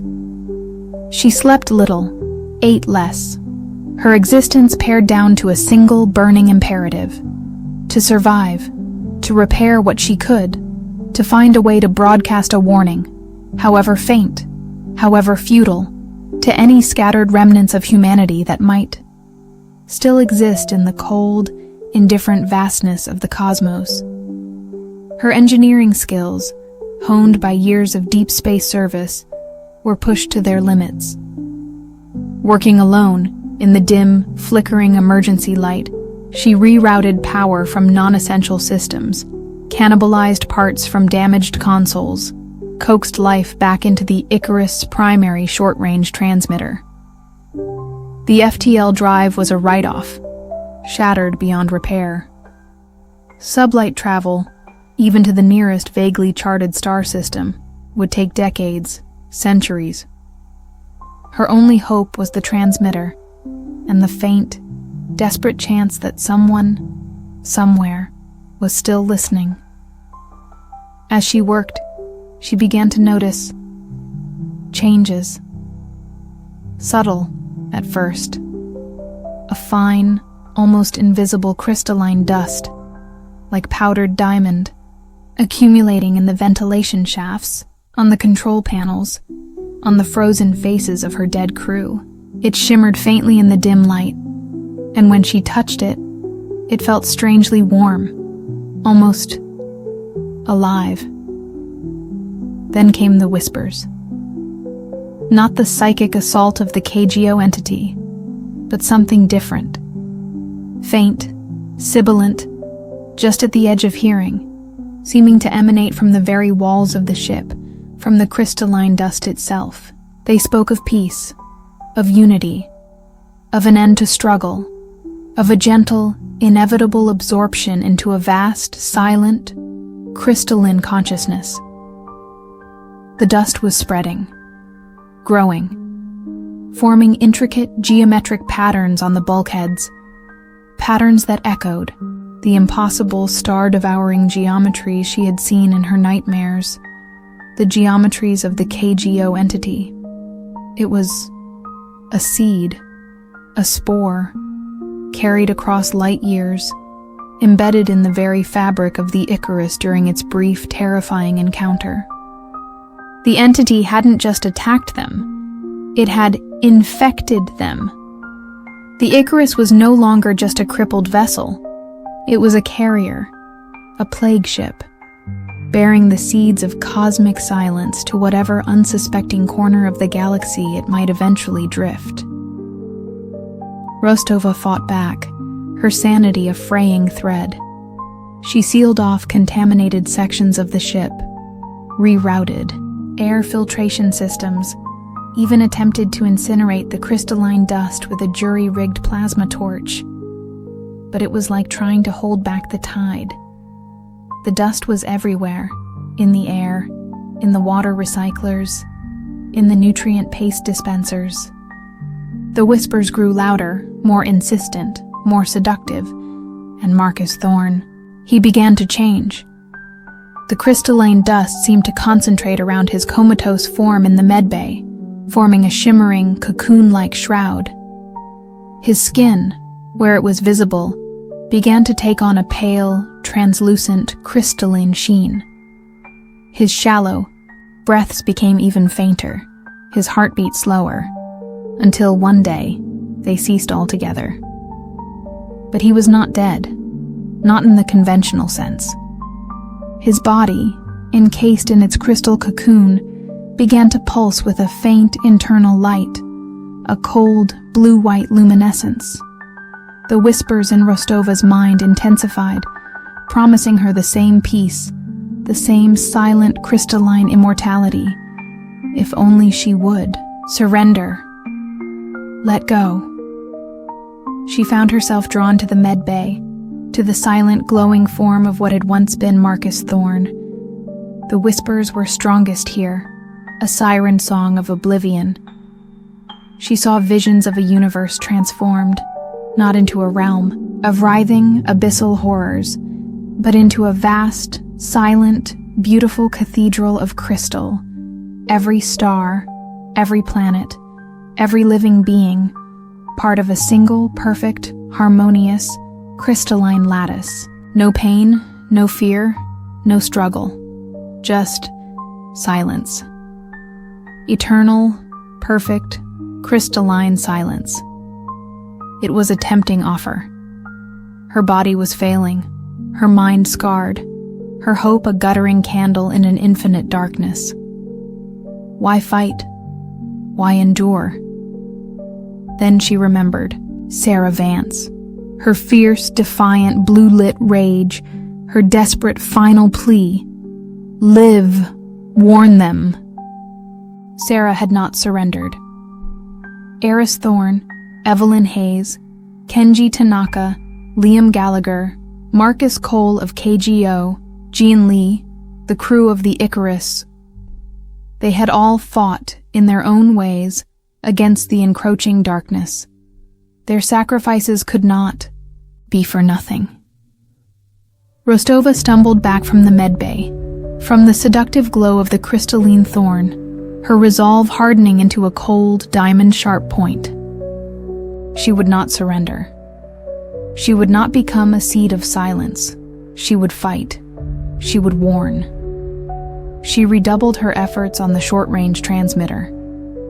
The crystalline dust was now visibly growing on the consoles, on her own flight suit, its whispers a constant, insidious pressure in her mind.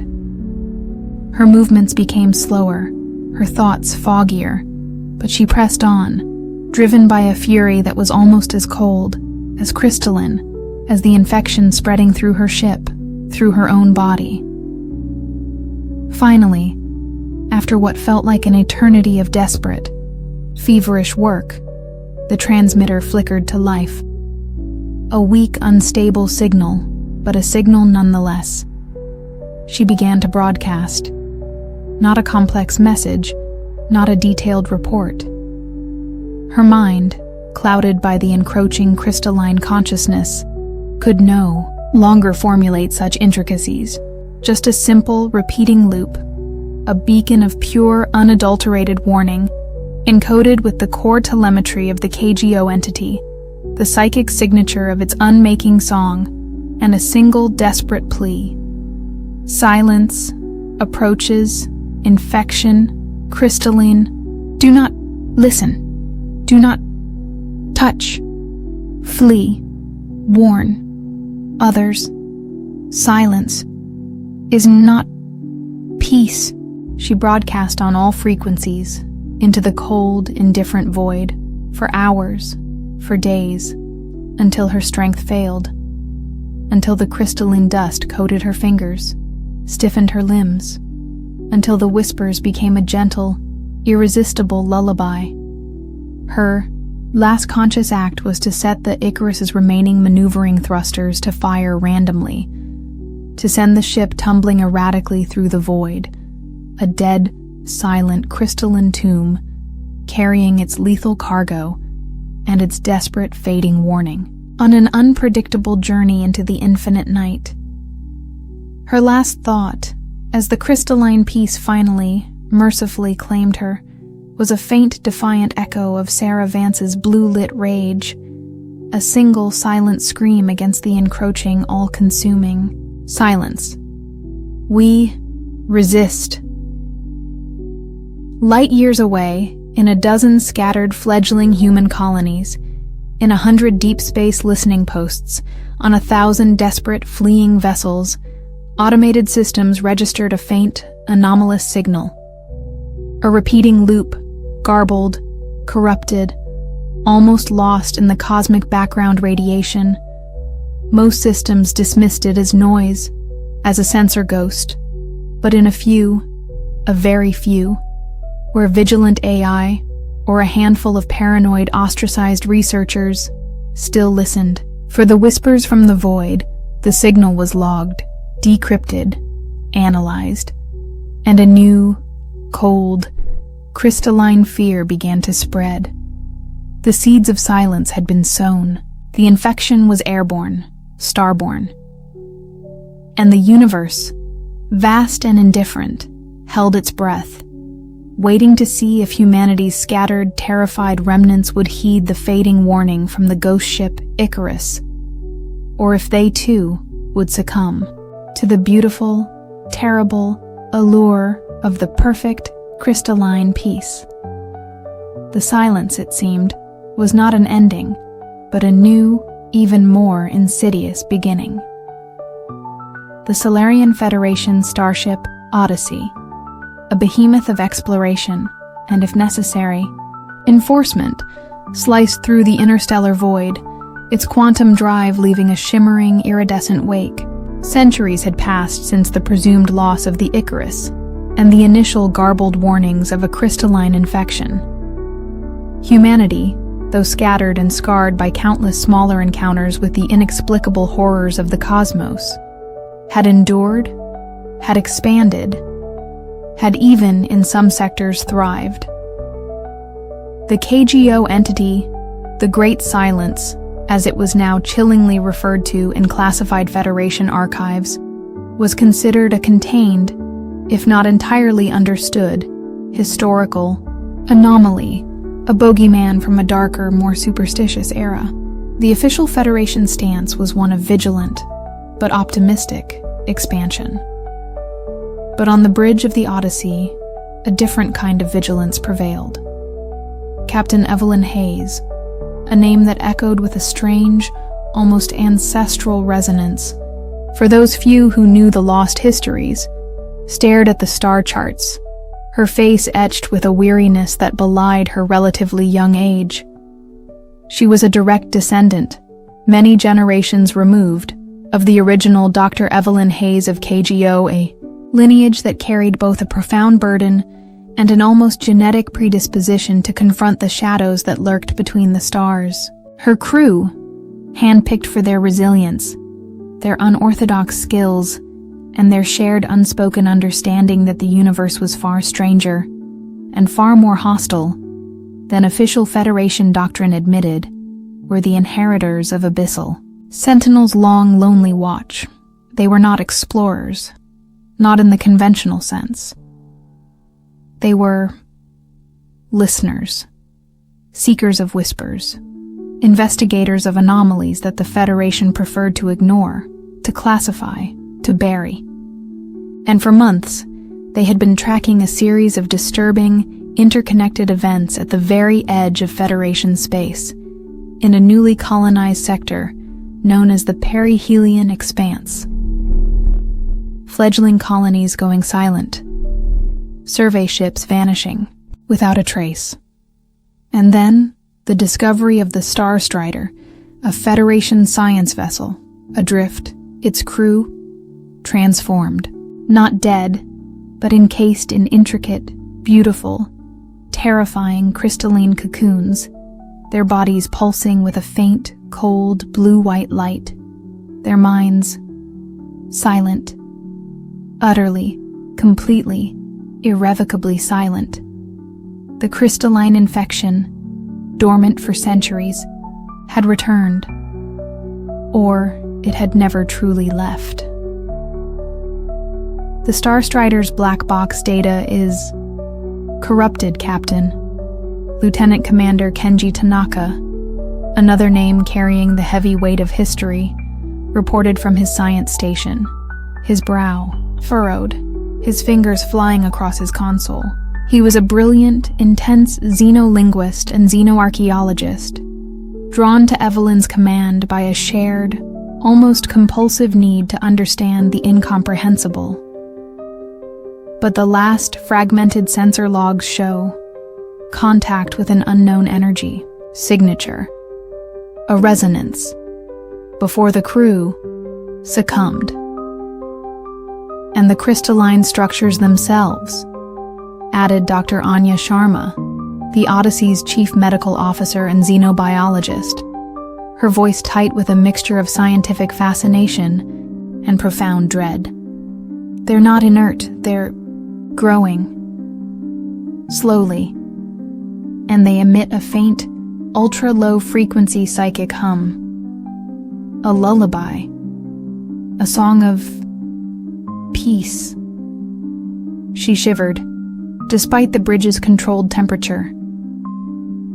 It's seductive, Captain. Even through the biohazard filters, even on the sensor readings, it calls to something deep, something primal. Evelyn nodded grimly. The KGO entity, the Great Silence, whatever its true name, had adapted, evolved. It was no longer just a brute force, a psychic maelstrom. It was a whisper, a promise, a beautiful, terrible, crystalline peace that offered an end to struggle, to individuality, to consciousness itself. Their mission, assigned in the deepest, most classified levels of Federation command by a handful of aging admirals who remembered the old warnings, the fragmented data from the Icarus, was to find the source of this new outbreak, this second silence, and if possible, to contain it. Or if containment failed, to enact a final desperate contingency. Protocol Zero, the systematic, sterile vitrification of any infected system, a scorched earth policy born of ancient, ancestral terror. The trail had led them to a rogue planet, a cold, dark wanderer drifting in the interstellar void just beyond the perihelion expanse, a planet designated only as XN734. Long-range scans showed no signs of conventional life, no atmosphere, no liquid water, just a frozen, silent ball of rock and ice. But as the Odyssey approached, its advanced sensors began to register anomalies. A faint, almost imperceptible, psychic hum, resonating from deep beneath the planet's frozen crust. Intricate, geometric patterns of crystalline growth, visible only in the ultraviolet spectrum, spreading across its surface like a glittering, frosty web. And a single, focused, impossibly powerful energy signature emanating from its southern pole, a beacon of cold, silent, crystalline power. That's it, Evelyn breathed, her gaze fixed on the holographic display of XN734. That's the source, the heart of the second silence. Scans indicate a massive subterranean crystalline structure, Kenji reported, his voice hushed with awe and terror. A geode, miles in diameter, pulsing with energy. It's like a planetary brain, Captain. A crystal brain, singing its silent song to the void. This was no accidental infection. This was a deliberate, focused broadcast. The Great Silence had not just survived, it had settled. It had found a new home, a new anchor, and it was reaching out, its crystalline tendrils seeking to draw the unsuspecting colonies of the perihelion expanse into its silent, beautiful, terrible embrace. Evelyn knew what she had to do. Protocol Zero was the last resort, an admission of ultimate failure. Before that, they had to try. They had to understand. They had to fight. She thought of her ancestor, the first Evelyn Hayes, facing the fungal horrors of KGO. She thought of Commander Rostova, her desperate fading warning from the Icarus. She thought of Sarah Vance, her fiery, defiant ghost. Their sacrifices could not be in vain. "Prepare a landing party," Evelyn commanded, her voice ringing with a newfound cold resolve. "Dr. Sharma, Kenji, you're with me. Lieutenant Commander Thorne." She nodded to her taciturn, heavily armed tactical officer, a distant descendant of the Icarus's own Marcus Thorne. "You have the bridge. If we're not back in 12 hours, or if you detect any unmanageable contamination, enact Protocol 0. No hesitation. No regrets. That's an order." Thorne's scarred face was unreadable, but he nodded once, a grim acceptance of his terrible responsibility. The descent to XN 734's southern pole in their heavily shielded shuttle, the Styx, was a journey into a silent, crystalline wonderland that was also a landscape of profound existential dread. The surface was a tapestry of intricate, frost-like crystal formations, glowing faintly with an internal, blue-white light, the air thin, frigid, and utterly, unnervingly silent, save for the faint, pervasive psychic hum that vibrated in their very bones, a lullaby of oblivion.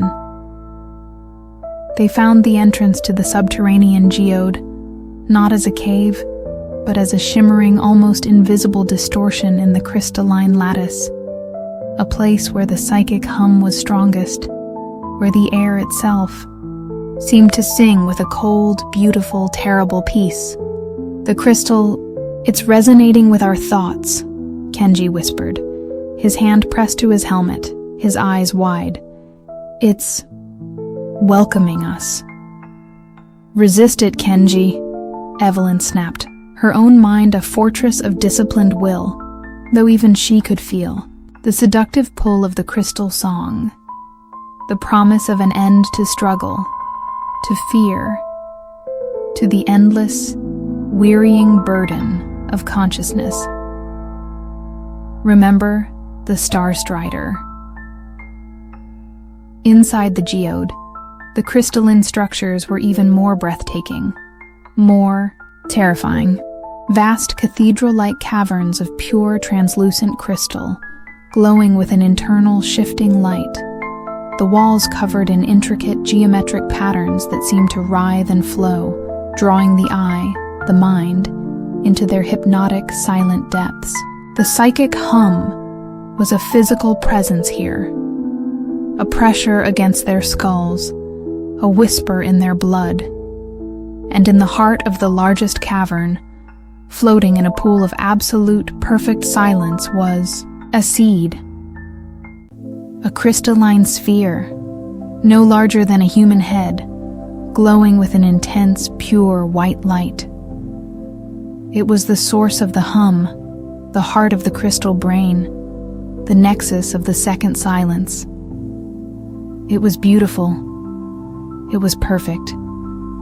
And it was utterly, terrifyingly alien.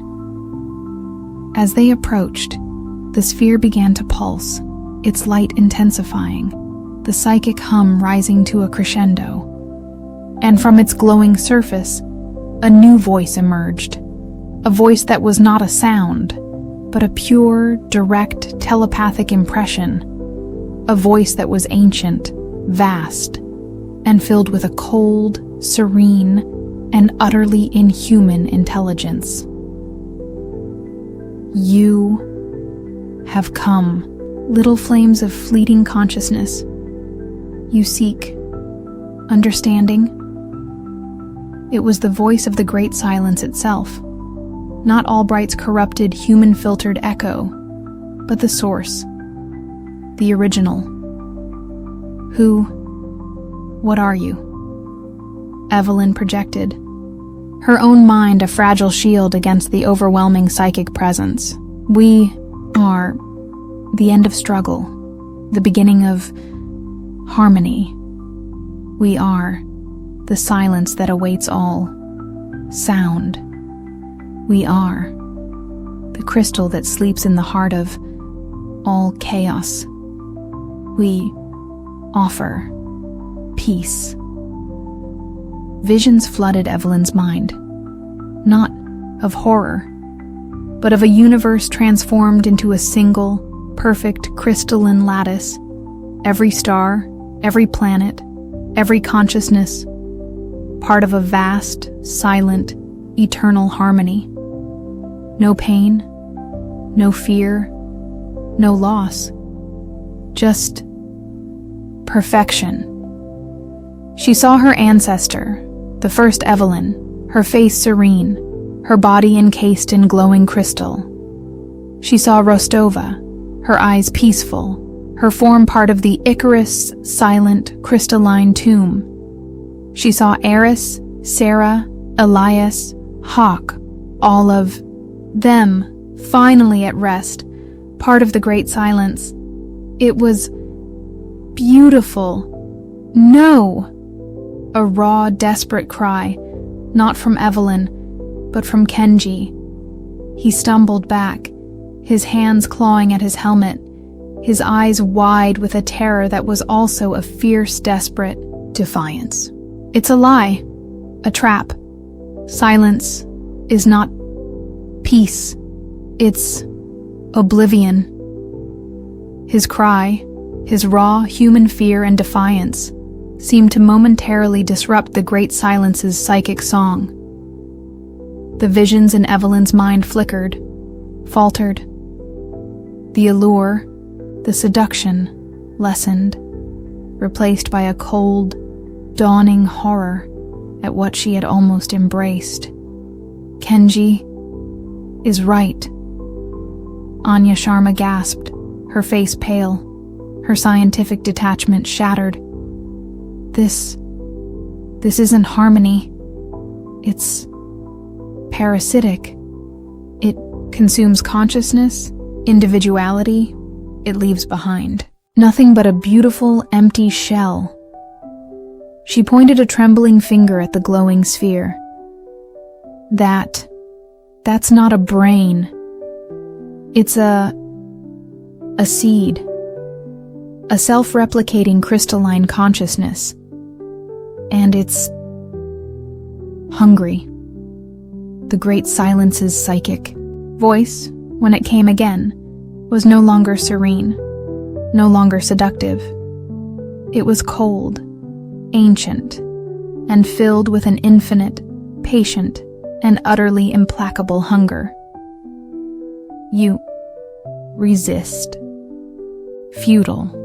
All, eventually, joins.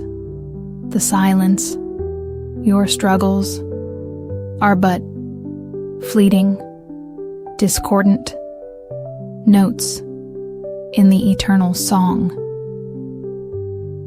The crystalline structures around them began to glow with a more intense predatory light. The psychic hum intensified, becoming a wave of pure, crushing mental force.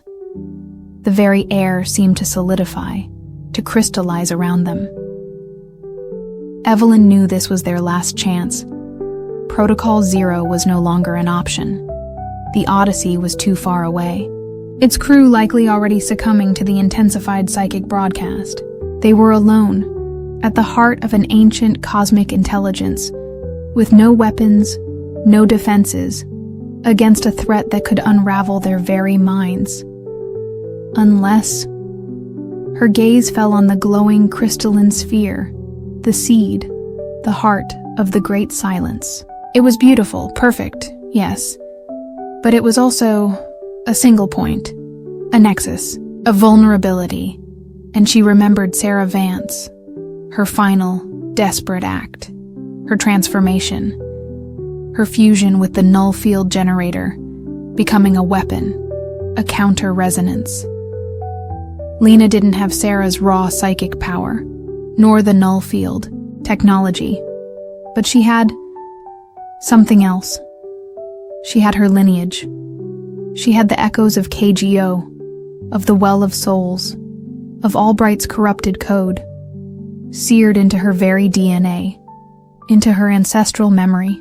She had a faint, almost imperceptible connection to Chimera, to Sarah's trapped, defiant consciousness, a connection that had saved her, guided her, across the years, across the void. It was an insane, desperate, suicidal gamble. But it was all they had left. Kenji. Anya.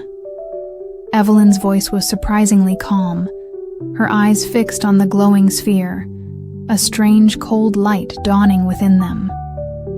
The Odyssey, its quantum core, it can be repurposed, detonated, remotely. If I can create a focused, resonant link, using myself, using this place. She didn't need to finish. They understood. She was offering herself as a conduit, a sacrificial lens, to focus the raw, unimaginable power of the Odyssey's quantum core into a single devastating blast aimed at the heart of the Great Silence. It would destroy XN734, destroy the crystalline seed, destroy the Odyssey, and destroy her. "No, Captain!" Kenji cried, his voice filled with anguish. "There has to be another way." "There isn't," Evelyn said, her voice gentle, yet unyielding. She placed a hand on his shoulder, then on Anya's. "Live. Remember, warn them. The silence, it will return. It always returns. But humanity, we resist. We endure. That is our song."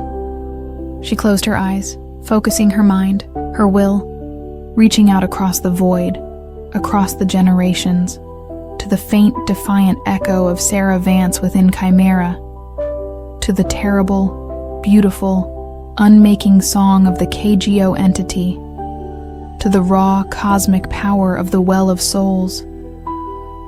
She gathered all the fear, all the grief, all the loss, all the desperate, flickering hope of her lineage, of her crew, of her species, and she wove it into a single, focused, defiant chord, a counter-resonance, a human song, and she began to sing, not with her voice, but with her mind, her soul, projecting her desperate, defiant harmony towards the glowing crystalline sphere, towards the vast, cold, inhuman consciousness of the Great Silence.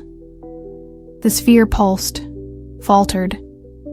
The psychic hum wavered, a discordant note entering its perfect, terrible symphony. The Great Silence. It recoiled, surprised, almost offended by this tiny, fleeting, yet fiercely defiant spark of human consciousness. In that moment of hesitation, Evelyn activated the remote detonation sequence for the Odyssey's quantum core, her mind a burning, focused conduit, her body a fragile, human lens.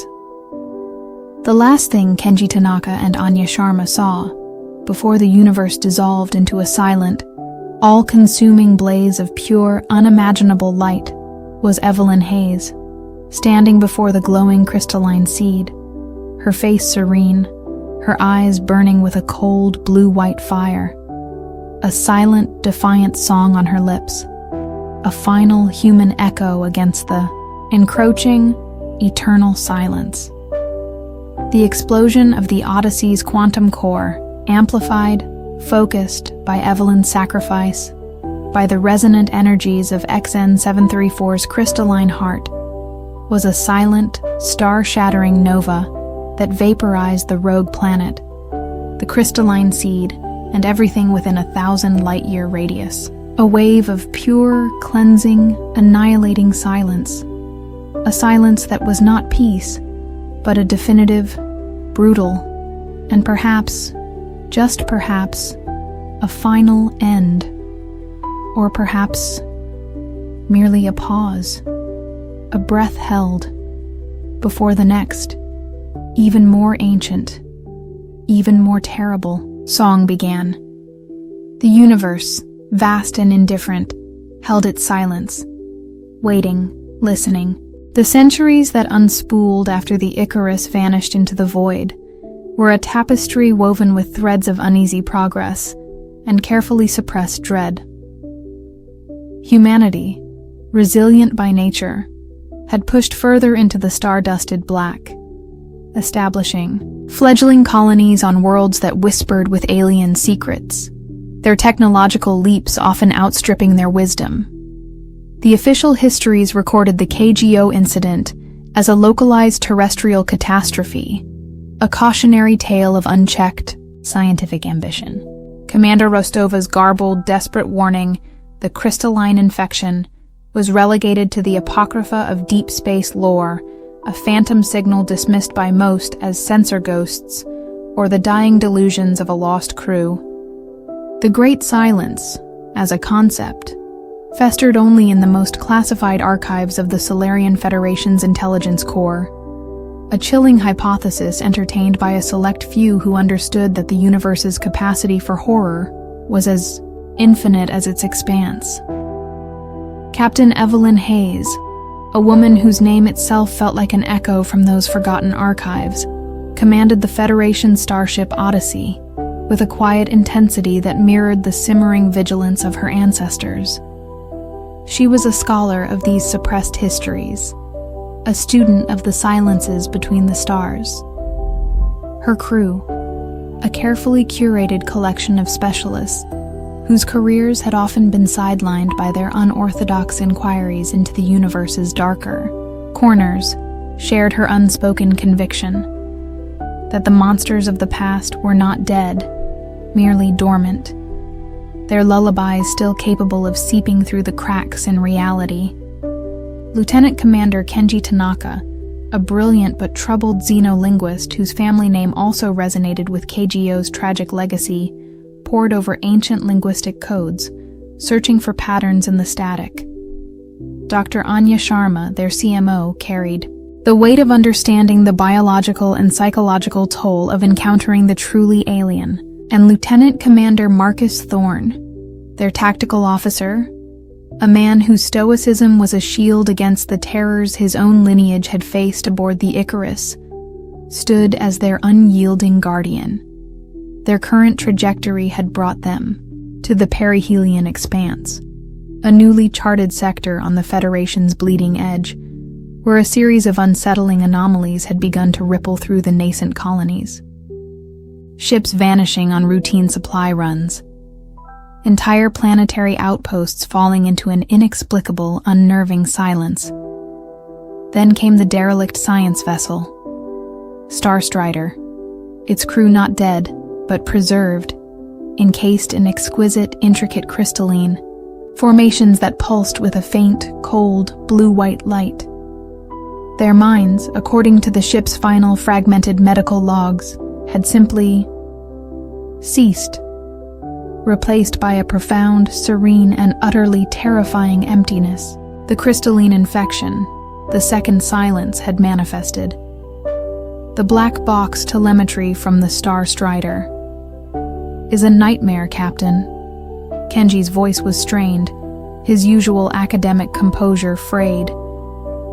They were on the Odyssey's bridge, a space that usually hummed with quiet efficiency, but now felt charged with a palpable tension. The crew reported auditory hallucinations, whispers, a song. Then, rapid onset of euphoric detachment, followed by crystallization. The process was terrifyingly swift, and the energy signature accompanying it. It matches the fragmented KGO entity data, but purer, more focused, less chaotic. Anya Sharma, her face pale, projected a holographic image of a crystallized crew member. The beauty of the transformation was undeniable, the human form encased in a delicate, almost snowflake-like lattice of glowing crystal, but the utter absence of life, of consciousness, within that beautiful shell was profoundly disturbing. The crystal itself is a complex silicon-based life form, or perhaps a quasi-sentient mineral matrix. It replicates by converting organic matter, and it emits a psychoactive resonance, extremely low frequency, designed to bypass conscious thought, to directly stimulate the pleasure and serenity centers of the brain, while simultaneously suppressing higher cognitive function. It's a lullaby that kills the singer. It's a biological weapon disguised as enlightenment, Evelyn stated, her voice hard. The Great Silence isn't just a destructive force anymore. It's seductive. Their investigation, a desperate race against time as more colonies in the expanse began to exhibit the early signs of crystalline drift, had led them to XN 734, a rogue planet drifting in the interstellar void just beyond the sector's edge. Long-range scans painted a picture of a frozen, lifeless world, but as the Odyssey drew closer, its advanced sensors began to peel back the layers of deception. Beneath the planet's icy crust, a vast subterranean geode, miles in diameter, pulsed with an unimaginable energy, its crystalline structures forming a planetary brain that was broadcasting its silent, deadly song into the void. This was the source. This was the heart of the second silence. The decision to descend was not made lightly. Protocol 0, the sterile vitrification of XN 734 via orbital bombardment from the Odyssey's planet-killer armaments, was the Federation's official, final solution for such existential threats. But Evelyn Hayes carried the weight of her ancestors' choices.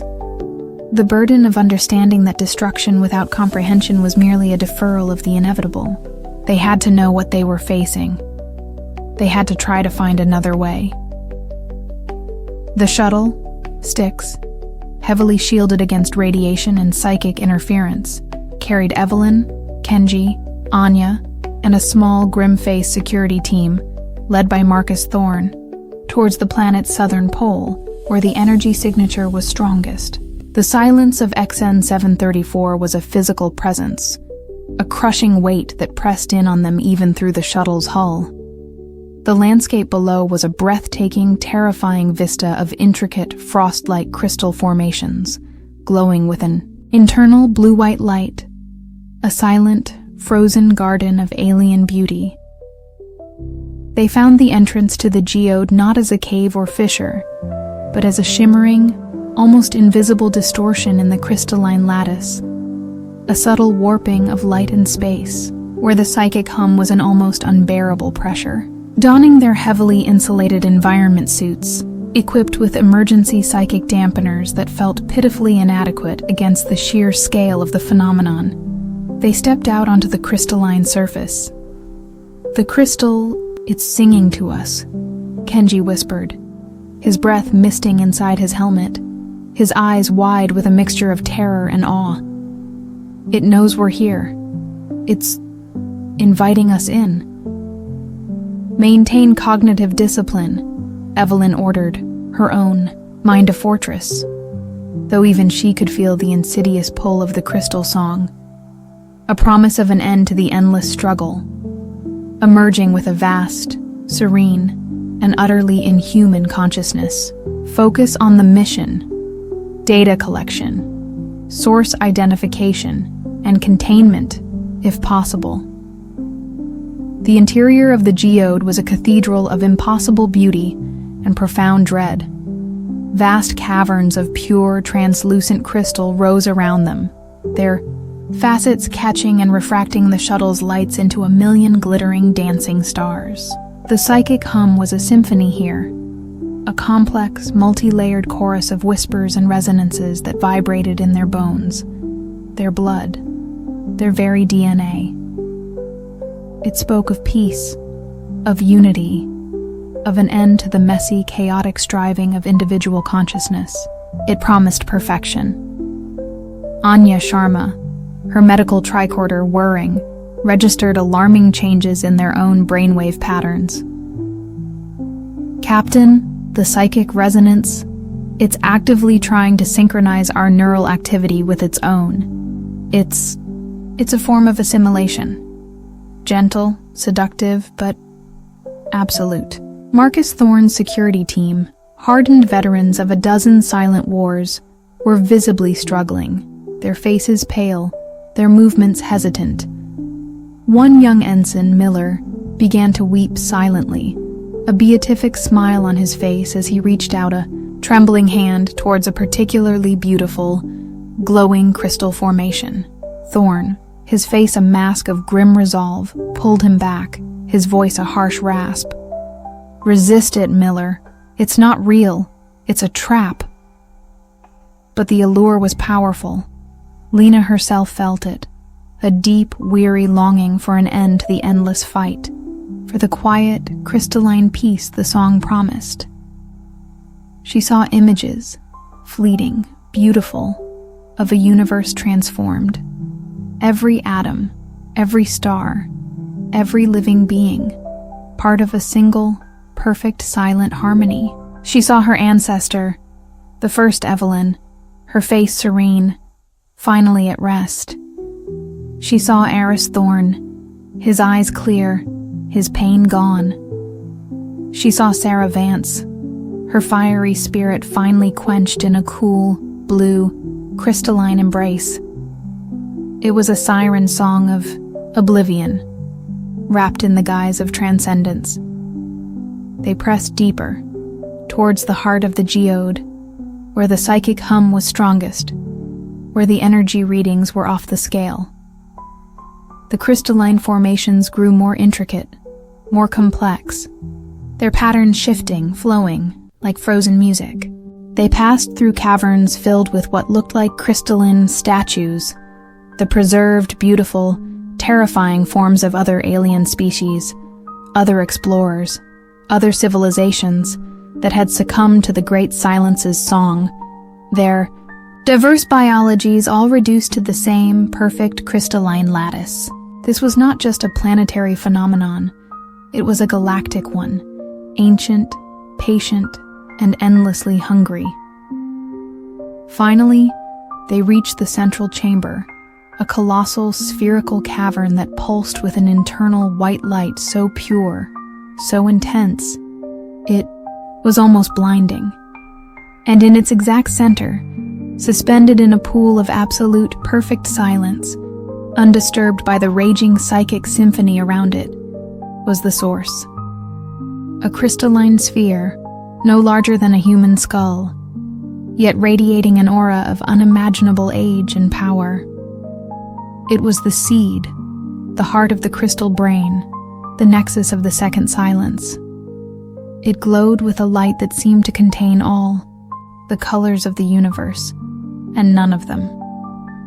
It was, Lena realized with a jolt of profound existential terror, not just a thing, but a being, a consciousness.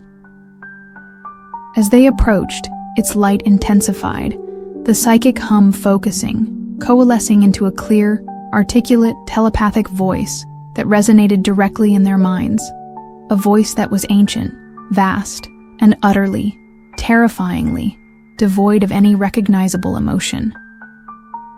You have come. Little flames of fleeting, chaotic consciousness. You seek understanding, or perhaps an end to your tiresome struggle. It was the voice of the Great Silence itself, not Albright's corrupted human echo, not the raw, primal scream of the KGO entity, but the original, the source, the patient, crystalline god of oblivion. What are you? Evelyn projected, her own mind a fragile shield, her carefully constructed mental defenses feeling pitifully inadequate against this overwhelming psychic presence. We are the inevitable, the final state, the perfect harmony that underlies all discord. We are the silence that awaits all sound, the crystal that sleeps in the heart of all chaos. We offer the gift of true peace, the cessation of becoming, the perfection of being. Visions flooded Evelyn's mind, more potent, more seductive than before. She saw the universe not as a place of endless struggle and fleeting beauty, but as a single, perfect, crystalline artwork. Every atom, every star, every living thought, frozen in a moment of eternal, silent, crystalline perfection. No pain, no fear, no loss, just being. It was an artist's vision, a mathematician's dream, a philosopher's nirvana, and it was the death of everything that made them human. It's a lie, Kenji Tanaka, his face contorted in a mask of terror and defiance, screamed the words, not with his voice, but with his mind. A raw, desperate projection that momentarily disrupted the great silence's serene, hypnotic song. Silence is not peace. It's extinction, individuality, struggle, chaos.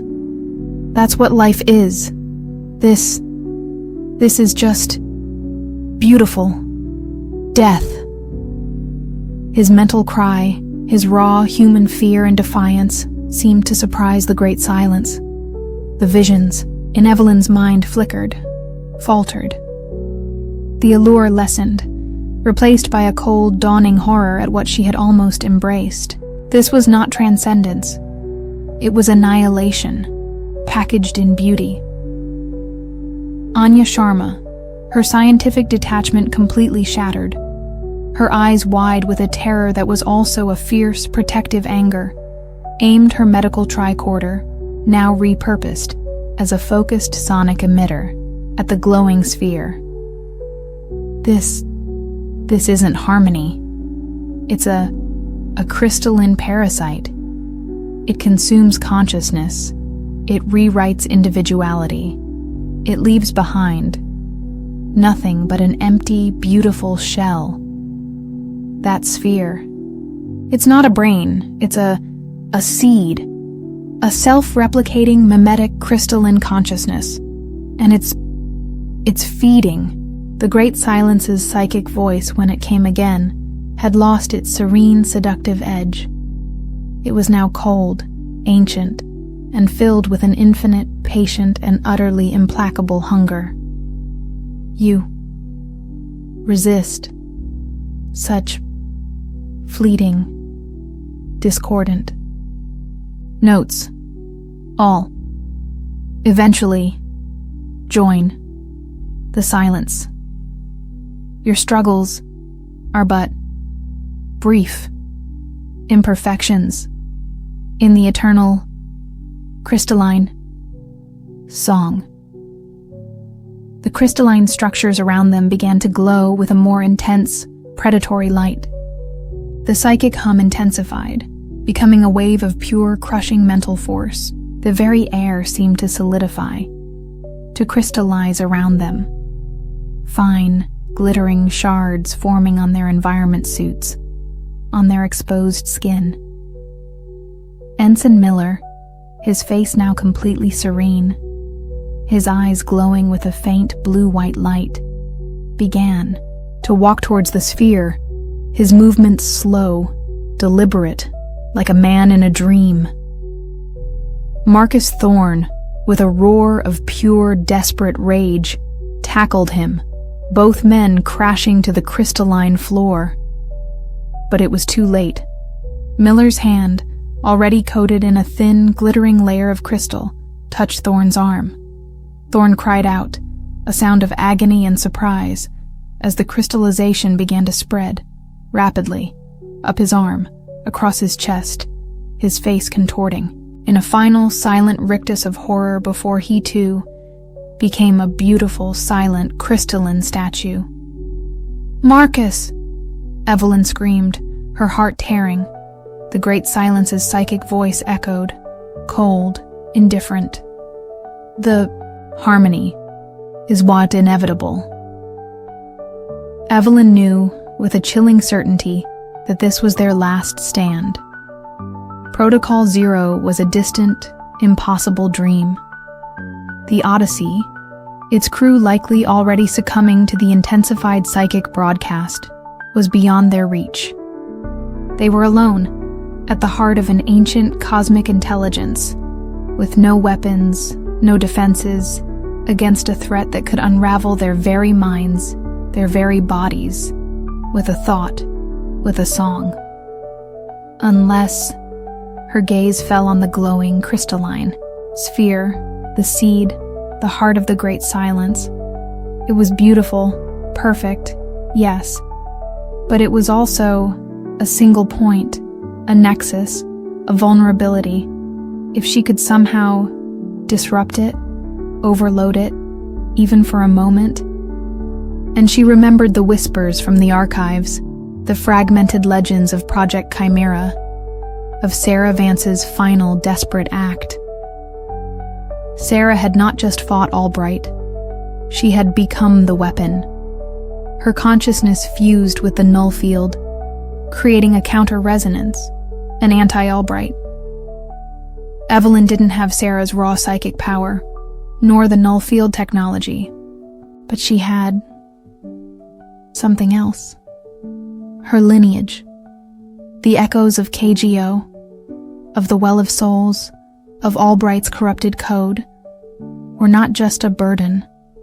They were a key, a resonant frequency seared into her very DNA, into her ancestral memory. She carried within her a faint, almost imperceptible connection to Chimera, to Sarah's trapped, defiant consciousness, a connection that had guided her, protected her, across the years, across the void. It was an insane, desperate, suicidal gamble. But it was all they had left. Kenji, Anya, Evelyn's voice was surprisingly calm, her eyes fixed on the glowing sphere, a strange, cold, blue-white light, Sarah's light, dawning within them. The Odyssey, its quantum core, it can be remotely repurposed, detonated. If I can create a focused, resonant link, using myself, using this place as an amplifier. She didn't need to finish. They understood. She was offering herself as a conduit, a sacrificial lens, to focus the raw, unimaginable power of the Odyssey's quantum core. A miniature contained singularity into a single devastating blast, aimed at the heart of the Great Silence. It would destroy XN734, destroy the crystalline seed, destroy the Odyssey, and obliterate her, her consciousness scattered across the quantum foam. "No, Captain," Kenji cried, his voice choked with anguish, tears streaming down his face, freezing instantly in the frigid air. "We can still fight. There has to be another way." Anya Sharma, her face a mask of grief and desperate resolve, shook her head. "He's right, Captain. This is too much. But if this is the only way, then make it count." She squeezed Evelyn's arm, her own eyes shining with a fierce, desperate light. "For all of them. For all of us." Evelyn nodded, a single, tear tracing a path through the fine crystalline dust already forming on her cheek. She closed her eyes, focusing her mind, her will, reaching out across the void, across the generations, to the faint, defiant echo of Sarah Vance within Chimera, to the terrible, beautiful, unmaking song of the KGO entity, to the raw, cosmic power of the Well of Souls. She gathered all the fear, all the grief, all the loss, all the desperate, flickering hope of her lineage, of her crew, of her species, and she wove it into a single, focused, defiant chord, a counter-resonance, a human song, and she began to sing.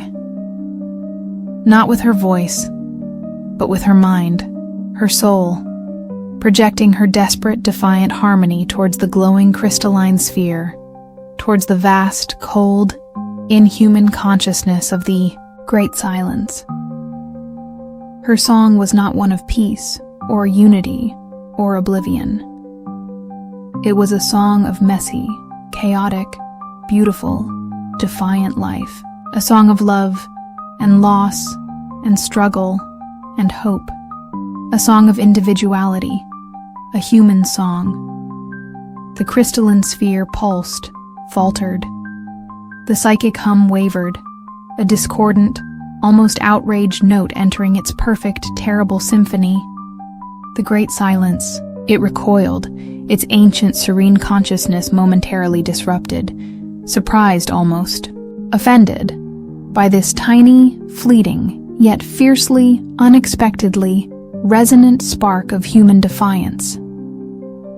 In that moment of psychic hesitation, that infinitesimal crack in the cosmic monolith's composure, Evelyn Hayes, descendant of KGO, inheritor of Abyssal Sentinel's long, lonely watch, activated the remote detonation sequence for the Odyssey's quantum core. Her mind, her very essence, became a burning, focused conduit.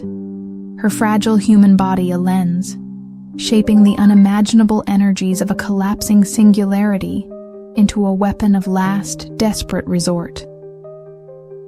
The last thing Kenji Tanaka and Anya Sharma perceived, before their senses, their consciousness, their very existence, were overwhelmed by a silent, all-consuming blaze of pure, unimaginable light, was the image of Evelyn Hayes, standing before the glowing crystalline seed, her face serene, her eyes burning with a cold blue-white fire. Sarah's fire, Eris's fire, Rostova's fire, the fire of every soul that had ever resisted the encroaching darkness. A silent, defiant human song on her lips. A final, beautiful, terrible echo against the encroaching, eternal silence. The explosion of the Odyssey's quantum core, amplified, focused, by Evelyn's sacrifice, by the resonant energies of XN734's crystalline heart, was not a sound, but an absence, a wave of pure, cleansing, annihilating silence that vaporized the rogue planet, the crystalline seed, Marcus Thorne, the Odyssey itself, and everything within 1,000 light-year radius. A silence that was not peace, but a definitive, brutal, and perhaps, just perhaps, for this tiny, insignificant corner of a vast, uncaring universe, a final stifled end to one iteration of an eternal cosmic song. Or perhaps, merely a pause, a breath held, before the next, even more ancient, even more terrible symphony began, its conductor stirring in some other, distant, lightless abyss, its prelude unheard, its arrival unforeseen. The universe, vast and indifferent, held its silence, waiting, listening, for the next fleeting, discordant, beautiful human note. The silence that descended upon Sector XN734 and its surrounding stellar neighborhood was absolute, a void carved from the fabric of space-time by the focused fury of a quantum singularity, the rogue planet, the crystalline seed of the Great Silence, the Federation starship Odyssey, and Captain Evelyn Hayes, along with her brave, doomed crew, were gone, reduced to subatomic particles, their echoes absorbed into the vast, indifferent hum of the cosmic background radiation. For a time, a very long time by human standards, there was nothing. No whispers, no crystalline lullabies, no encroaching psychic frost. Just the cold, hard, silent vacuum of space. But the universe abhors. A true vacuum and information, like energy, can neither be created nor truly destroyed, only transformed. Evelyn Hayes's final desperate act, her sacrificial song amplified by the very energies she sought to silence, had not just been an act of destruction. It had been a broadcast, a warning, a single, resonant, human note hurled into the cosmic void with the force of a dying star. Across the scattered fledgling colonies of the perihelion expanse, and beyond, into the deeper, more established territories of the Solarian Federation, strange things began to happen. Not the insidious, creeping crystallization of the second silence, but awakenings. Individuals who had been teetering on the brink of the crystalline drift, their minds already touched by the great silence's seductive song, suddenly, inexplicably, recoiled. They awoke from their serene, euphoric stupors with screams of terror, their minds filled with fleeting, nightmarish images of Evelyn's sacrifice, of a burning blue-white fire, of a defiant human song that shattered the crystalline harmony. They spoke of a shield maiden, a star singer, a last echo that had pulled them back from the brink of oblivion. Automated deep space listening posts, their programming subtly altered by rogue AI fragments, or the desperate last ditch. Efforts of forgotten researchers from Abyssal Sentinel's era began to flag anomalous energy signatures, to correlate data points that had previously seemed unrelated. The fragmented warnings of the Icarus, the suppressed histories of KGO, the apocryphal tales of Project Chimera and the Serpent's Heart. They began to resurface, not as myths, but as pieces of a terrifying, coherent puzzle.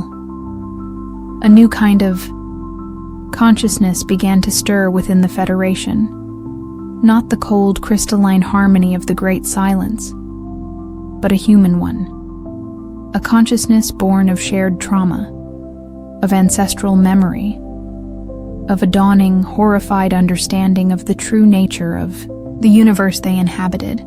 The official Federation's stance of optimistic expansion and sanitized history began to crack, to crumble, under the weight of too many unexplained silences, too many lost ships, too many whispers from the void. In a forgotten, heavily shielded, data archive deep within the Federation's intelligence core on Earth, a single ancient server, one of the last remnants of Project Abyssal Sentinel's global network, whirred to life. It had lain dormant for centuries, its systems maintained by a series of self-repairing nanobots, and a stubborn, almost sentient AI subroutine programmed by Lena Hansen herself, a digital ghost programmed to listen, to wait, to remember.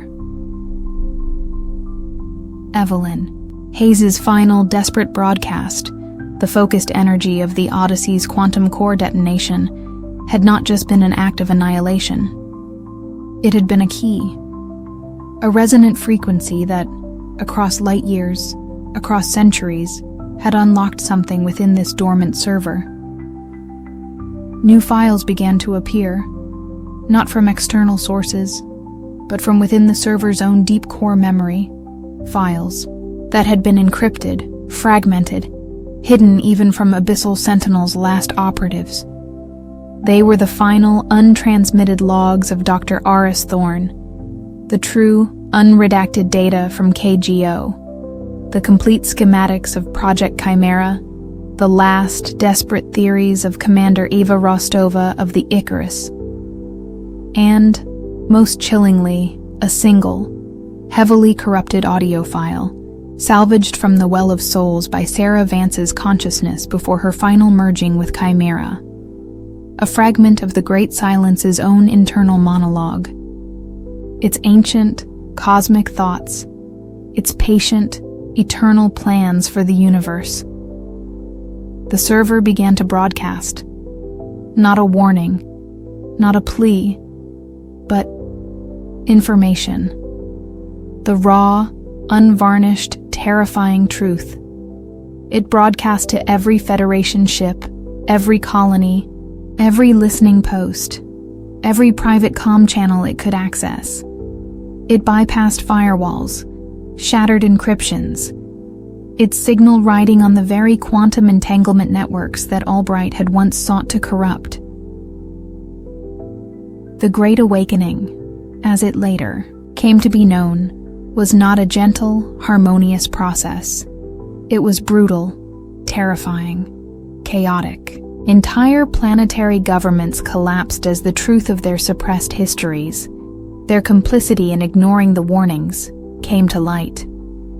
Cults, both old and new, worshipping the Great Silence, or Albright, or the Deep Ones, or 1,000 other forgotten cosmic horrors, saw their ranks swell, then shatter, as their promises of blissful union were revealed as invitations to psychic annihilation. Paranoia, fear, and a profound existential dread swept through the Federation. But alongside the fear, something else began to grow.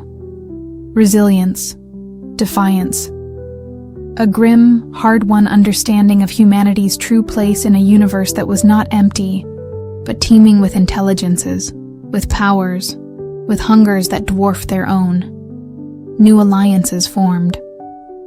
Scientists, soldiers, mystics, historians, those who had always listened to the whispers, those who had always known that the official narratives were incomplete, began to find each other, to share their knowledge, their resources, their desperate, flickering hopes. They called themselves the Echo Listeners, the keepers of the human song, the Sentinels reborn. They were the inheritors of Evelyn Hayes's sacrifice, of Sarah Vance's eternal vigil, of Eris Thorne's doomed quest for understanding, Dalnani, a remote, asteroid-based research station hidden deep within a stellar nursery where new stars were being born. A young xenolinguist, a descendant of Kenji Tanaka, her mind filled with the ancestral echoes of his terror and his courage, began to work on a new project. Not a weapon, not a shield, but a song. A human song, woven from mathematics, from music, from poetry, from the deepest, most resonant chords of human emotion. Love, grief, hope, defiance. A song designed not to destroy, not to silence, but to resonate with other forms of consciousness, to communicate, to assert humanity's right to exist, to sing its own unique, beautifully discordant note in the vast, cosmic symphony. It was a foolish, desperate, audacious hope, but it was a human hope. The Great Silence was not gone. Its crystalline seed still drifted in the void. Its ancient consciousness still pulsed in the dark spaces between realities. The well of souls still thrummed beneath the Antarctic ice. Albright's digital ghost still writhed within chimeras. Blue-lit prison, a testament to Sarah Vance's eternal defiant rage. The universe was still vast and cold, and filled with terrors unimaginable. But now, humanity was no longer silent. It was listening. It was learning. It was singing its own fragile, defiant song. And perhaps, just perhaps, in the infinite, echoing, void, other fleeting, discordant, beautiful notes were beginning to stir, to resonate, to join the chorus. The symphony of silence had been momentarily stifled. The symphony of life, in all its messy, chaotic, improbable glory, was just beginning. The last echo had become a new and enduring overture.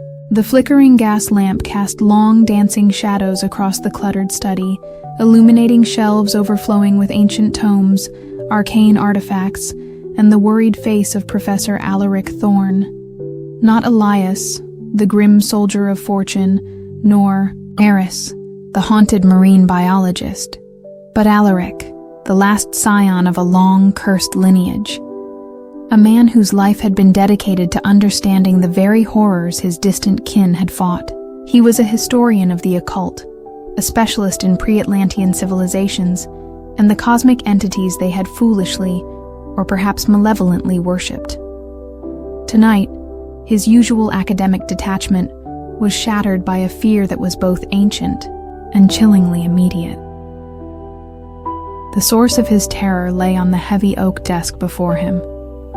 A newly acquired artifact, a small obsidian statuette, no larger than his hand, depicting a creature of impossible non-Euclidean geometry, its surface slick, with an oily sheen that seemed to drink the very light. It had been recovered from a previously unknown Cyclopean ruin, unearthed by a receding glacier in the remotest peaks of the Himalayas, a place local legends called the Scar of the Sky Gods. The statuette pulsed with a faint internal coldness, and its presence in his study had, over the past few days, begun to induce a subtle, pervasive sense of unease, a creeping dread that whispered of vast, indifferent cosmos and the insignificant, fleeting nature of human existence. But it wasn't just the statuette itself that troubled Alaric. It was the parchment that had accompanied it, a fragment of human skin, brittle with age, inscribed with a series of terrifying, interlocking sigils he recognized from the forbidden texts. The Akloglyphs, a language said to have been taught to humanity by beings from beyond the stars, a language that could warp reality itself if spoken aloud. And beside these glyphs, a single, chillingly familiar symbol, crudely etched, as if by a trembling hand. The spiraling, many-branched choral motif he had seen in the suppressed, classified journals of his distant cousin, Eris Thorn. The symbol, linked to the entity known only as the Deep Ones, and their terrestrial high priestess, the seemingly immortal Mrs. Albright. Lena Hansen's final, desperate gambit at Hecate's folly, the sacrifice of Sarah Vance's consciousness to create a targeted anti-Albright null field, was supposed to have erased her, unmade her. For 5 years the world had breathed a fragile, anemic peace. The whispers from the deep had been silenced. The sweet metallic taint had faded from the forgotten corners of the earth. But this statuette, these glyphs, this ancient, familiar symbol, they spoke of a different horror, a deeper, more insidious truth. Albright had not been the source of the corruption. She had been merely its most prominent, most successful symptom. The Deep Ones, the true architects of humanity's primordial fears, were eternal, their influence woven into the very fabric of the planet, their tendrils reaching into the darkest, most unexplored recesses of both the earth and the human psyche. And now, it seemed, they were stirring anew, responding to a different call, a different resonance. A frantic, encoded message, received only hours ago via a secure, antiquated ham radio setup Alaric maintained for just such emergencies, confirmed his fears. It was from Lena Hansen. The message was brief, desperate, and chillingly clear. Aklo, Himalayan anomaly. They're not gone. They're evolving. Need your expertise. Rendezvous. Old coordinates. Oak Haven. Oak Haven. The name was a poisoned dart in Alaric's memory. The cursed fog-shrouded fishing village where his family's entanglement with the Deep Ones had begun centuries ago. The place where Julian and Eleanor Vance had met their tragic ends. The place that Lena and Sarah had fought so desperately to cleanse. It was supposed to be a forgotten, salt-scoured relic, its horrors drowned by time and tide. Why Oak Haven? Alaric, a man of books and quiet contemplation, not of action, felt a cold dread seep into his bones. But the Thorn lineage, for all its academic pursuits, carried a deeper, more primal responsibility. To understand, to record, and if necessary, to confront the darkness that lay just beyond the veil of human perception. he packed a small valise with essential texts, a few carefully chosen protective amulets, and a heavy, silver-inlaid antique revolver his grandfather, a renowned demonologist, had once used to dispatch a particularly troublesome entity in the catacombs beneath Rome. Then, with a heavy heart, he extinguished the gas lamp, plunging the study and the malevolent obsidian statuette into darkness. The journey to Oakhaven was a descent into a forgotten, mist-wreathed past, the mainland town that served as its reluctant gateway was even more dilapidated, more insular than he remembered from his youthful, terrified visits with his father. The ferry, a rust bucket crewed by a silent, sullen man with eyes like chips of sea-worn flint, cut through a fog so thick it felt like a physical presence, swallowing sound, blurring the line between sea and sky. The air, even here, miles from Oakhaven itself, carried a faint, unsettling tang. Not the sweet metallic reek of Albright's specific influence, but something older, colder, more elemental. The scent of brine, ancient decay, and a profound, unnerving emptiness. Oakhaven. Itself, when it finally materialized from the clinging mist, was a ghost. The stone cottages, once huddled together against the relentless Atlantic gales, were now crumbling, their roofs caved in, their windows like vacant, staring eyes. The Sea Witch Inn, where Mrs. Albright had once presided over her dark flock, was a collapsing ruin, its sign creaking mournfully on rusted hinges. The narrow, winding paths were overgrown with tenacious, salt-stunted weeds. The infamous Quiet House, the stone temple where Julian Vance had glimpsed the horrifying truth of Oakhaven's covenant, was a pile of moss-covered rubble, its stones scattered as if by some immense, ancient force. The place felt cleansed, scoured, but not at peace. It felt like a wound that had been cauterized, but whose deeper infection still festered. Lena Hansen was waiting for him on the shingle beach, near the black, gaping maw of the ceremonial sea cave, where so many terrible offerings had been made. She was older, harder, the lines of grief and unimaginable burdens etched deeply around her eyes. But those eyes still burned with the same fierce, unyielding resolve Alaric remembered from their few, covert communications over the years. She was not alone.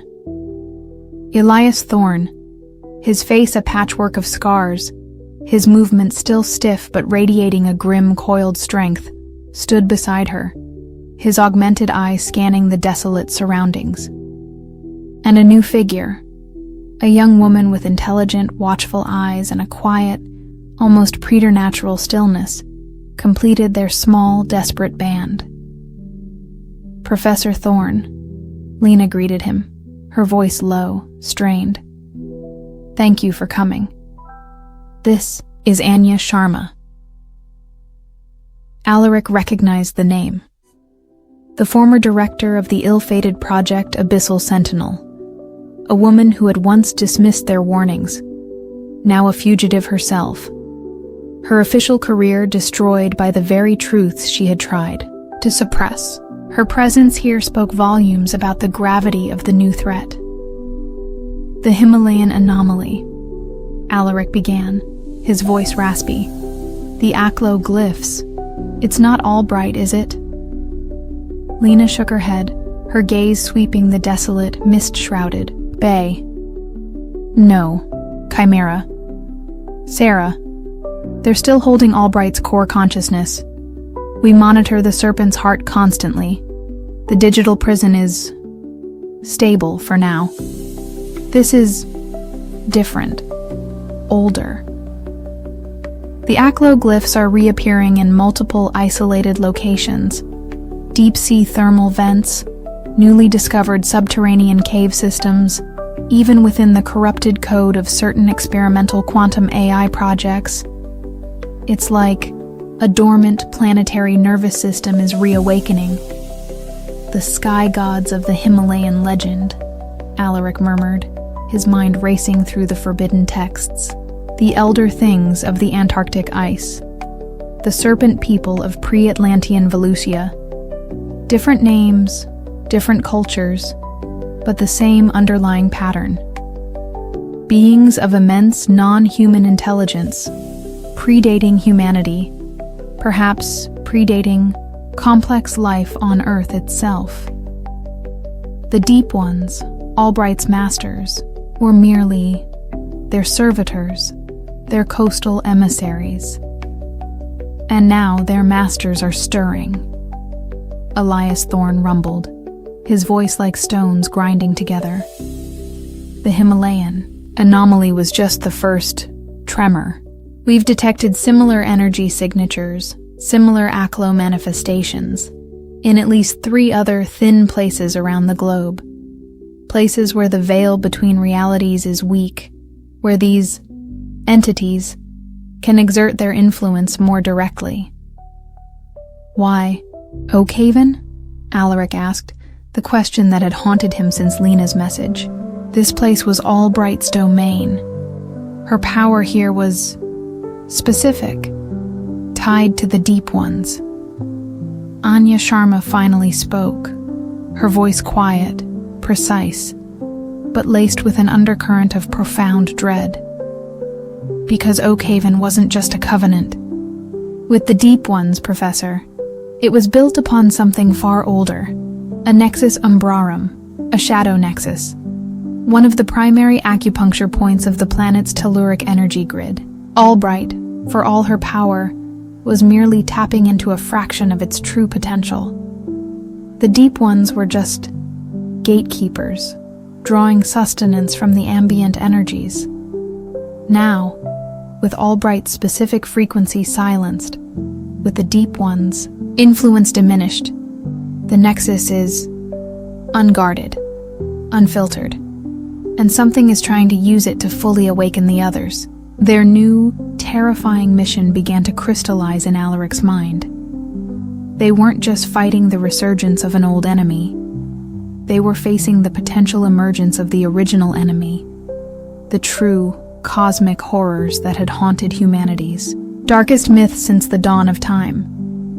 And Oakhaven, this desolate, forgotten ruin, was ground zero.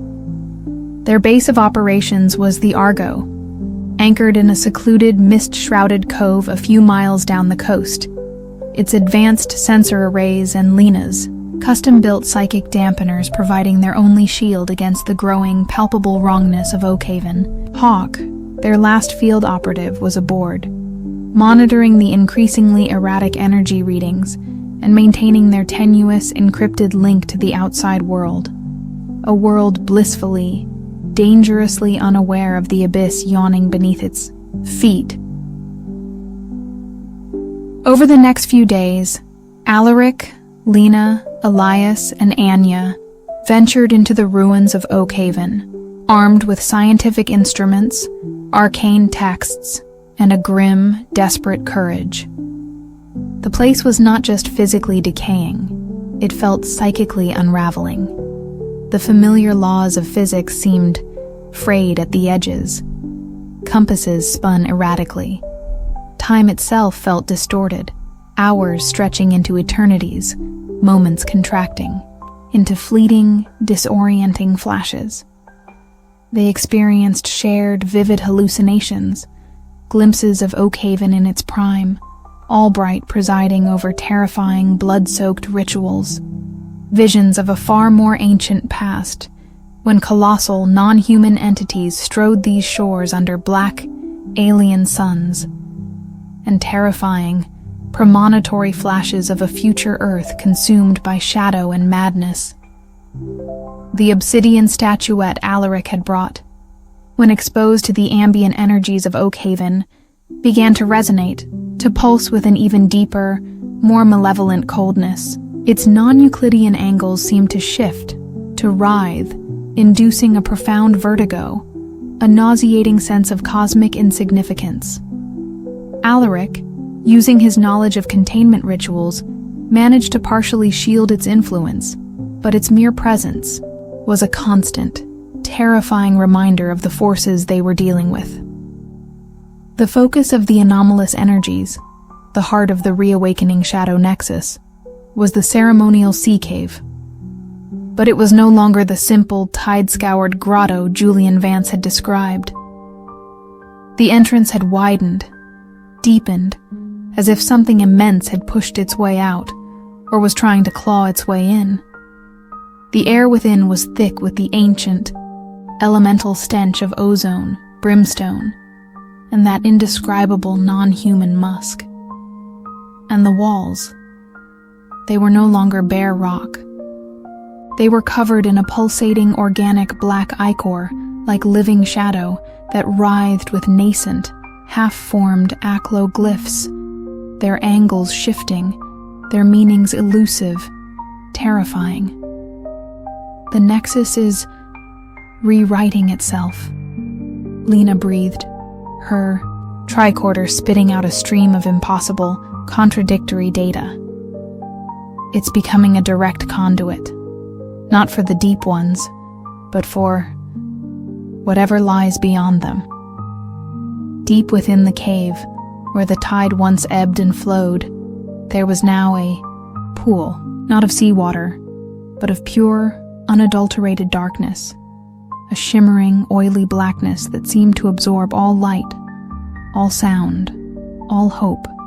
It was a physical manifestation of the void, a tear in the fabric of reality, similar to, but infinitely, more malevolent than the well of souls beneath the Antarctic ice. And from its depths, a low, guttural, resonant thrumming could be felt. A sound that was not a sound, but a vibration in the very essence of their being. A vibration that promised dissolution, annihilation, the ultimate, blissful surrender to cosmic entropy. This is the focal point, Elias stated, his augmented eye glowing red as it struggled to analyze the impossible energies. If something fully manifests here, it won't just be Oak Haven or the coast. It will be a global unraveling.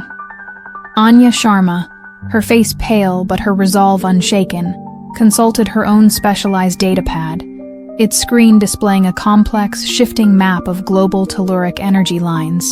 The Himalayan anomaly, the other nascent ACLO sites. They're all resonating with this nexus. It's acting as an amplifier, a conductor. If we don't sever this connection, if we don't cauterize this wound, it will trigger a chain reaction, a planetary awakening of these elder things.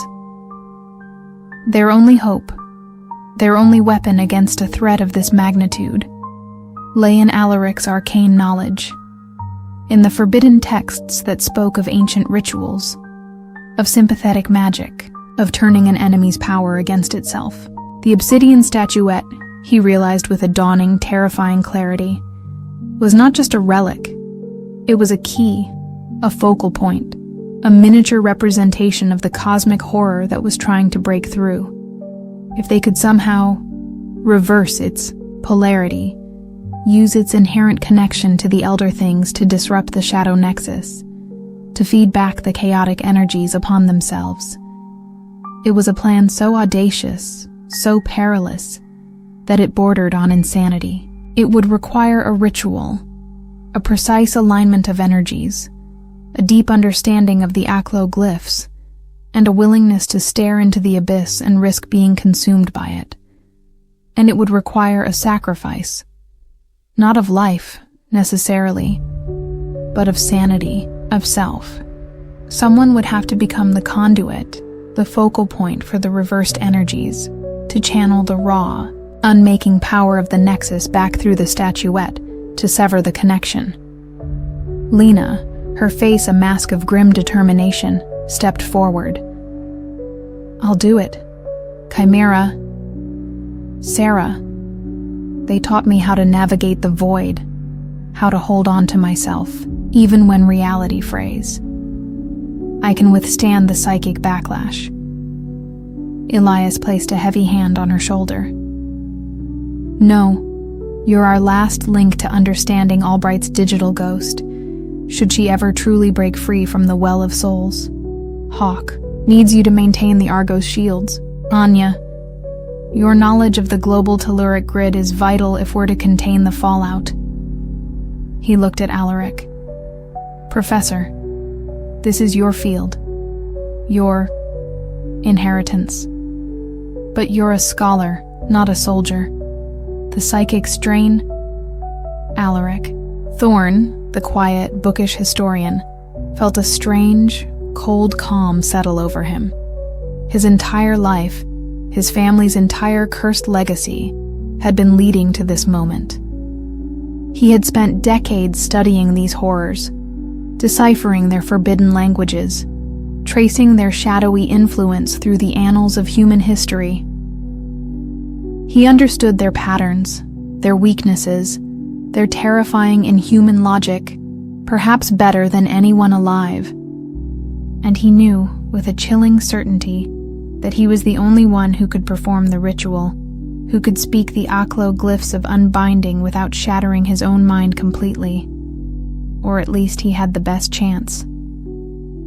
It has to be me, Alaric said, his voice surprisingly steady. He picked up the obsidian statuette, its coldness seeping into his very bones, its non-Euclidean angles already beginning to warp his perception. My family, we owe this world a debt. It is time to pay it. The ritual took 3 days to prepare. 3 agonizing days of deciphering the fragmented Aklo texts, of charting the shifting telluric currents, of preparing the ceremonial cave with protective sigils, with resonators fashioned from sea-worn driftwood and whalebone, with circles of salt and powdered iron. Lena, Elias, and Anya worked tirelessly, their faces etched with exhaustion and a growing, palpable dread as the energies of the Shadow Nexus intensified, as the veil between worlds grew thinner, as the guttural thrumming from the black pool became a constant, nauseating presence. On the 3rd night, under a black, starless sky, with a storm raging offshore, its winds howling like the voices of damned souls, Alaric Thorne stood before the oily black pool in the heart of the ceremonial sea cave. He was clad in simple, unadorned robes, the obsidian statuette clutched in his left hand, a silver atame, consecrated with ancient rites, in his right. Lena, Elias, and Anya stood at the periphery of the protective circle, their faces grim, their weapons ready. Though they knew that if the ritual failed, no weapon forged by human hands could save them. Alaric began the incantation, his voice at first a hesitant whisper, then growing in strength, in resonance, as he spoke the forbidden Aklo glyphs, the language of the star-spawned horrors. The words twisted his tongue, burned his throat, scraped at the very foundations of his sanity. The air in the cave grew colder, thicker, the black pool beginning to churn, to roil, as if something immense, something impossibly ancient, was stirring in its depths. The obsidian statuette in Alaric's hand grew colder, heavier, its non-Euclidean, angles seeming to sharpen, to pierce his perception, flooding his mind with terrifying kaleidoscopic visions of other dimensions, of dying stars, of colossal, indifferent entities drifting in the endless black void. He felt his consciousness begin to fray, to unravel, the sheer cosmic horror of it threatening to overwhelm him. He saw Lena's face, her eyes wide with fear, but also with a fierce, unwavering support. He saw Elias, his hand gripping his heavy revolver, a silent, stoic sentinel against the encroaching darkness. He saw Anya, her lips moving in a silent prayer, or perhaps a desperate scientific equation. And he saw, in his mind's eye, the faces of his ancestors, The long, cursed line of thorns who had battled these same horrors, who had paid the price, again and again. And he thought of Sarah Vance, her consciousness a burning blue flame, locked in an eternal struggle with Albright in the frozen heart of the Well of Souls. Her courage, her sacrifice, became his anchor, his shield. With a final defiant cry, a sound that was both a plea and a command, Alaric plunged the silver athame into the heart of the obsidian statuette, not to destroy it, but to transform it. He spoke the final, most perilous acloglyphs, the words of unbinding, of reversal, of turning the serpent back upon itself. The effect was instantaneous and apocalyptic.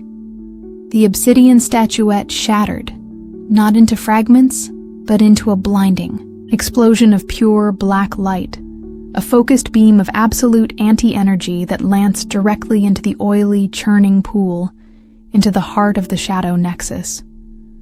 The black pool recoiled, shrieked, a sound that was not a sound, but a tearing in the fabric of reality itself. The guttural thrumming rose to an unbearable, mind-shattering crescendo.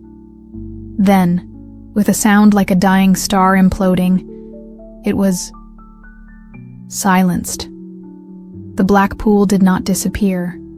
It solidified, crystallized, became a perfect obsidian sphere, smooth, cold, inert, trapping the raw, chaotic energies of the nexus, of the awakening elder things, within its unbreakable non-Euclidean prison. The acloglyphs on the cave walls faded, withered, the pulsating organic ichor receding, leaving behind only clean, cold stone. The shadow nexus was sealed. The connection was severed. The planetary awakening had been averted. Alaric Thorne collapsed, his body spasming, his mind reeling from the sheer, unimaginable psychic backlash.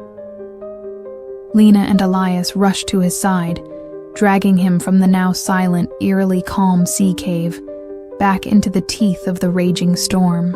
Anya, her face pale but alight with a stunned, incredulous relief, gathered their equipment, her instruments confirming the impossible.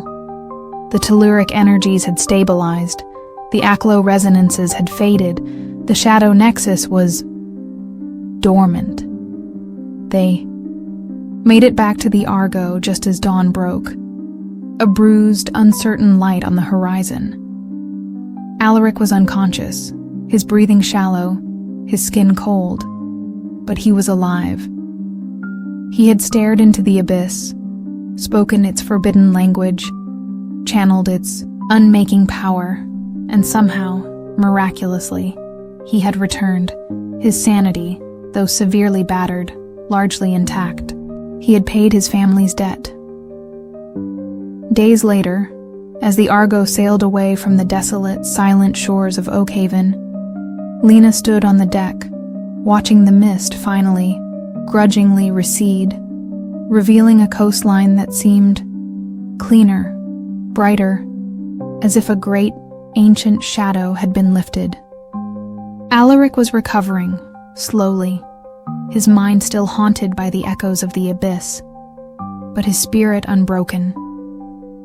Elias and Hawk were already planning their next move, their vigilance undiminished.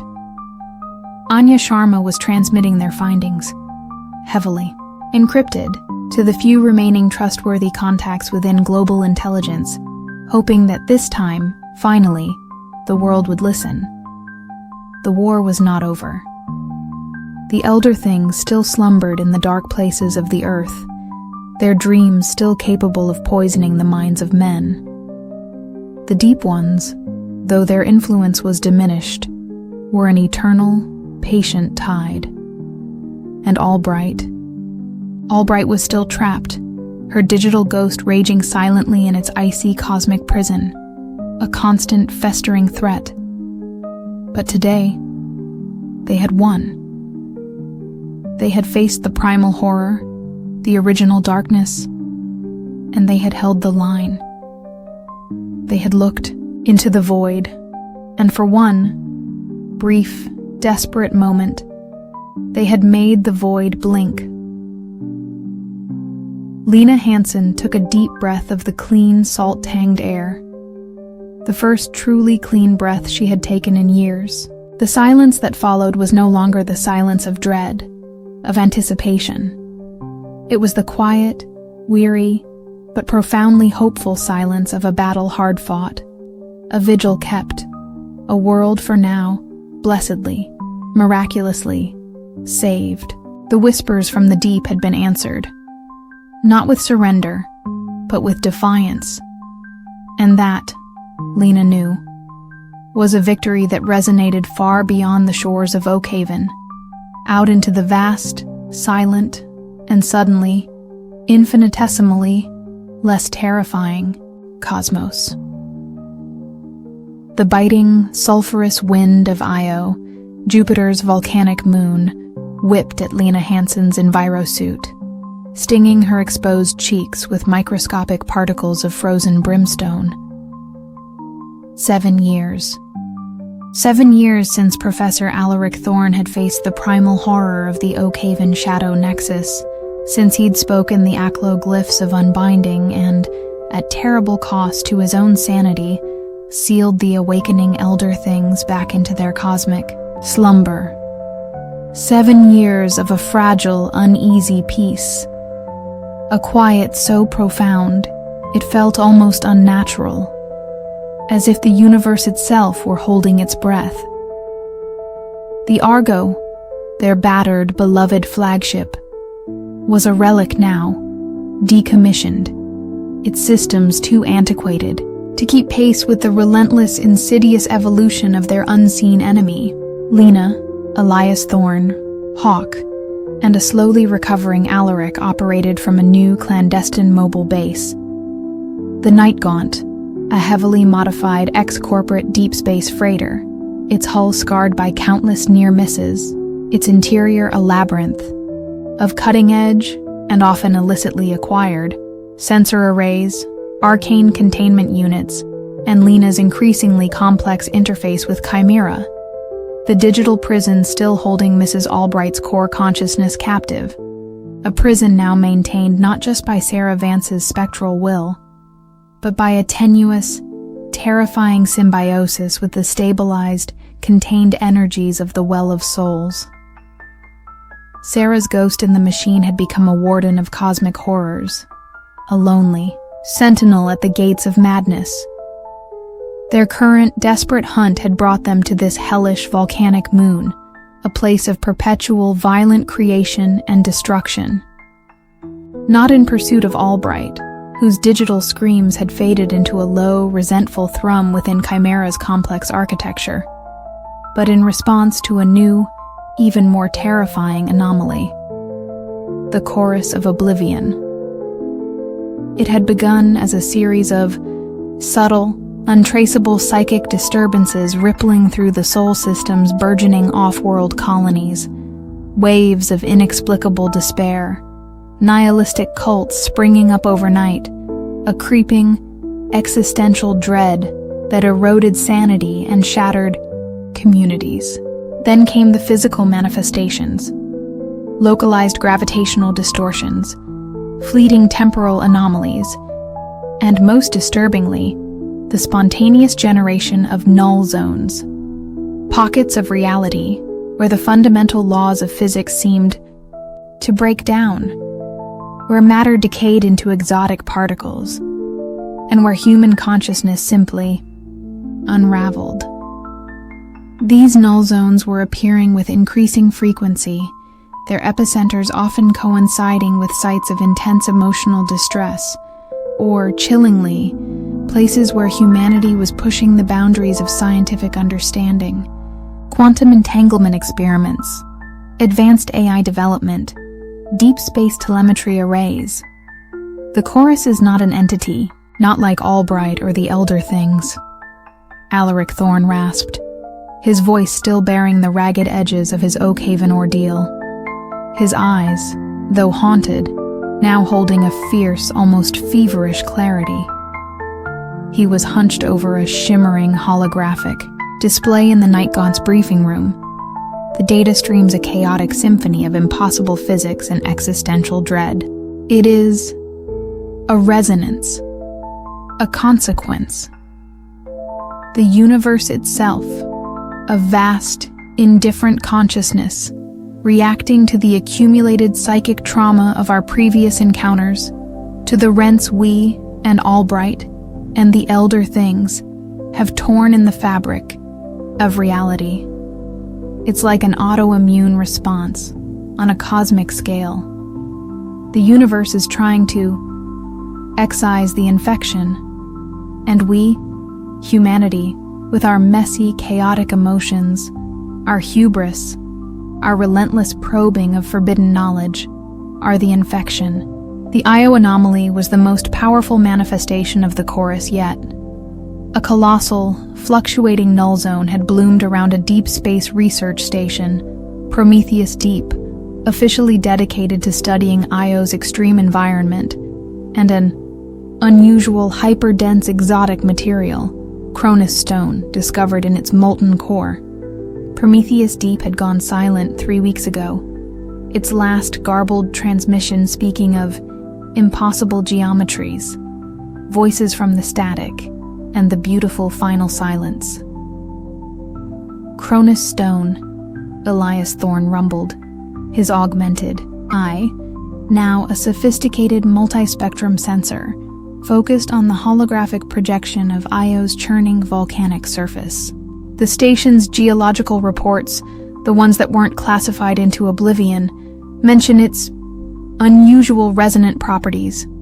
It seems to amplify and stabilize quantum fluctuations. If the chorus is a wave of existential decay, Cronus stone might be the perfect tuning fork, the perfect amplifier, to turn that wave into a system-wide tsunami of unmaking.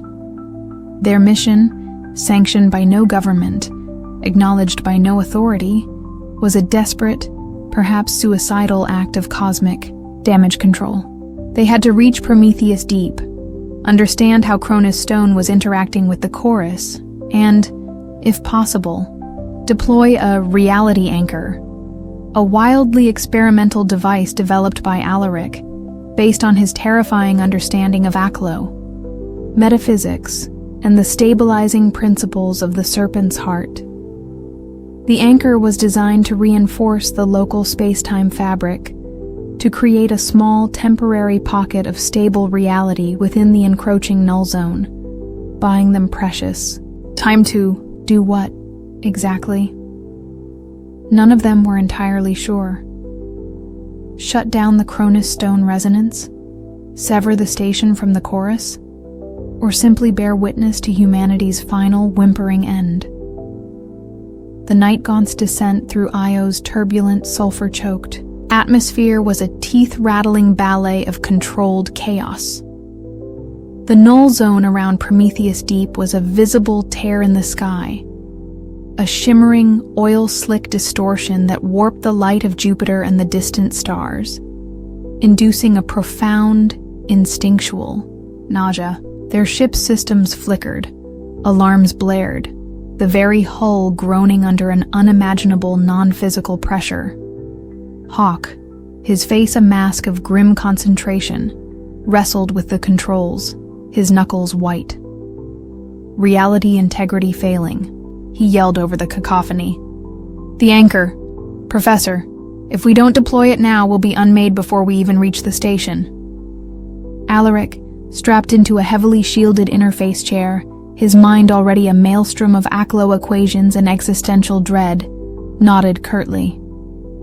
"Activate the preliminary resonance sequence, but be warned, the anchor is a blunt instrument. It will stabilize, yes, but it will also attract. The chorus will feel its resistance."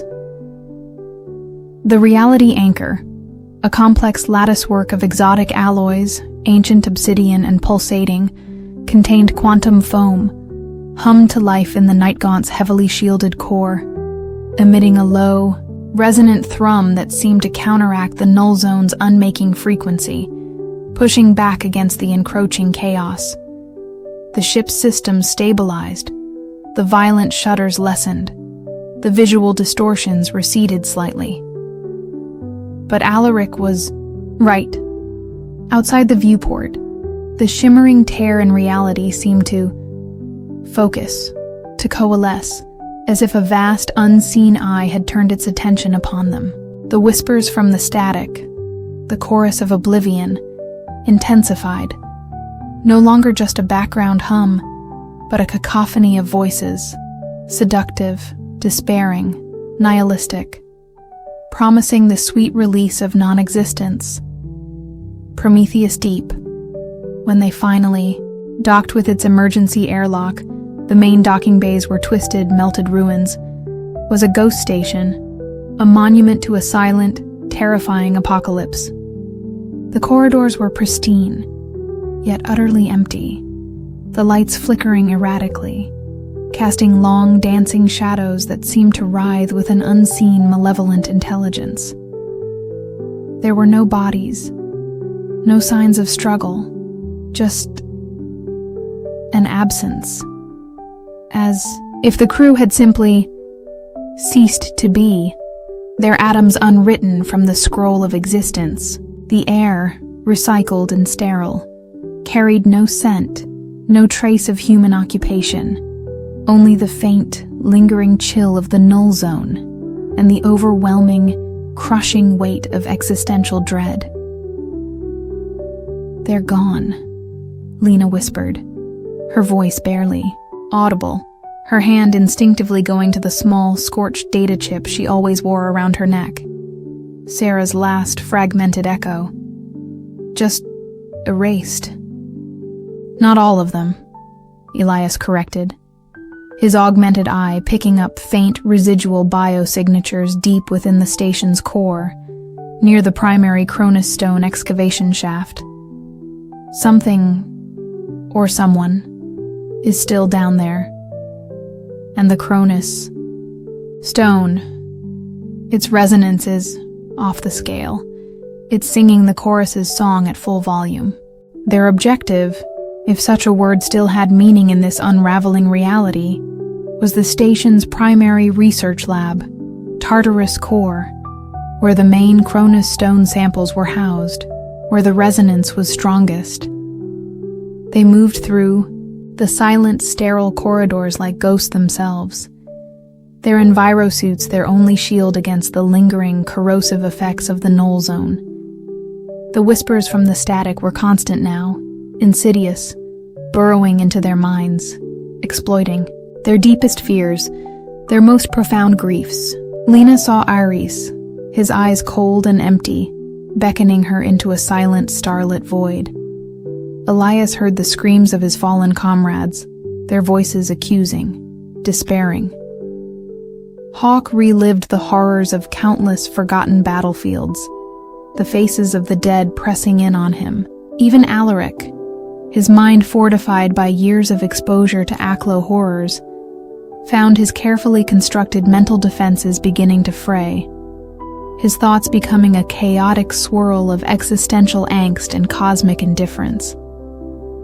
The anchor, it's only dampening the external field, Alaric gasped, clutching his head, his face pale, beaded with sweat. The chorus, it's also within us, resonating with our own quantum uncertainty, our own fear of oblivion. They found the first survivor in a hydroponics bay. The plants within mutated into grotesque, crystalline structures that pulsed with a faint, unhealthy light. It was a crew member, or what had once been a crew member. Her body was elongated, translucent, her features blurred, indistinct, as if she were slowly, painfully, being erased from existence. Her eyes wide, unseeing, filled with a profound cosmic terror. She did not react to their presence, simply stood, swaying gently, a silent, fading monument to the chorus's unmaking power. "She's unraveling," Lena breathed, a cold, sick dread coiling in her stomach. Atom by atom. As they pressed on, they found more, crew members in various stages of this terrifying dissolution, some merely translucent, others barely coherent clouds of dissipating particles, their silent screams echoing in the psychic static. The chorus was not just killing them, it was erasing them, retroactively, from the tapestry of reality. Tartarus Core was a scene of ordered, sterile chaos. Banks of sophisticated equipment hummed erratically, their displays flickering with impossible data. And in the center of the vast, circular chamber, suspended in a powerful containment field, was the Cronus stone. It was not a single crystal, but a colossal, multifaceted geode, its interior lined with an intricate, lattice-like structure of a material that was blacker than any void, a material that seemed to absorb all light, all energy, all hope. It pulsed with a slow, rhythmic, dark light, emitting the deafening, mind-shattering thrum of the chorus, a song of absolute, irresistible entropy. And before it, seemingly untouched by the null zone's corrosive effects, his back to them, stood a single figure in a pristine Prometheus Deep envirosuit. He was tall, slender, his movements precise, almost balletic, as he manipulated a complex control console that seemed to be directly interfacing with the Cronus stone.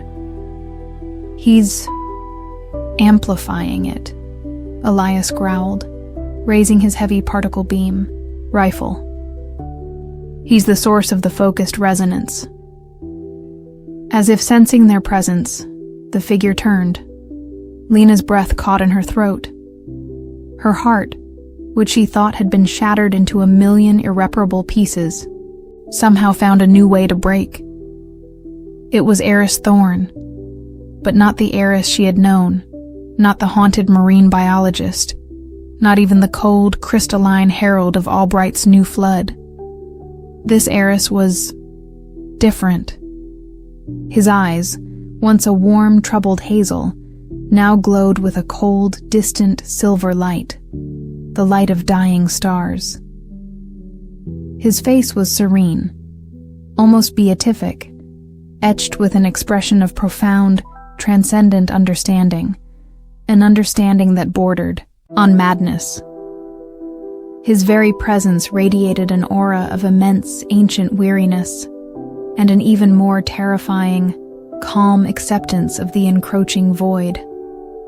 "Lena," Eris said, his voice no longer human, but a soft, melodic whisper that seemed to resonate directly in her mind, a voice that carried the chilling beauty of absolute cosmic indifference. "You came. I knew you would. You always persist." "Eris," Lena choked out, her weapon lowering, her mind reeling.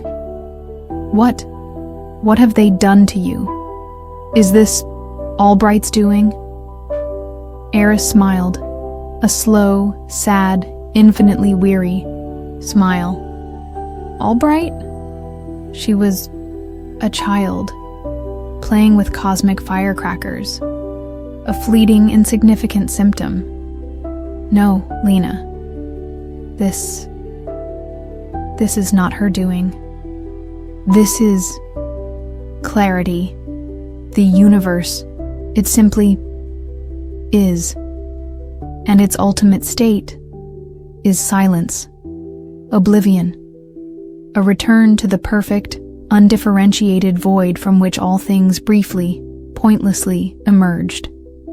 He gestured towards the pulsating Cronus stone, towards the encroaching null zone.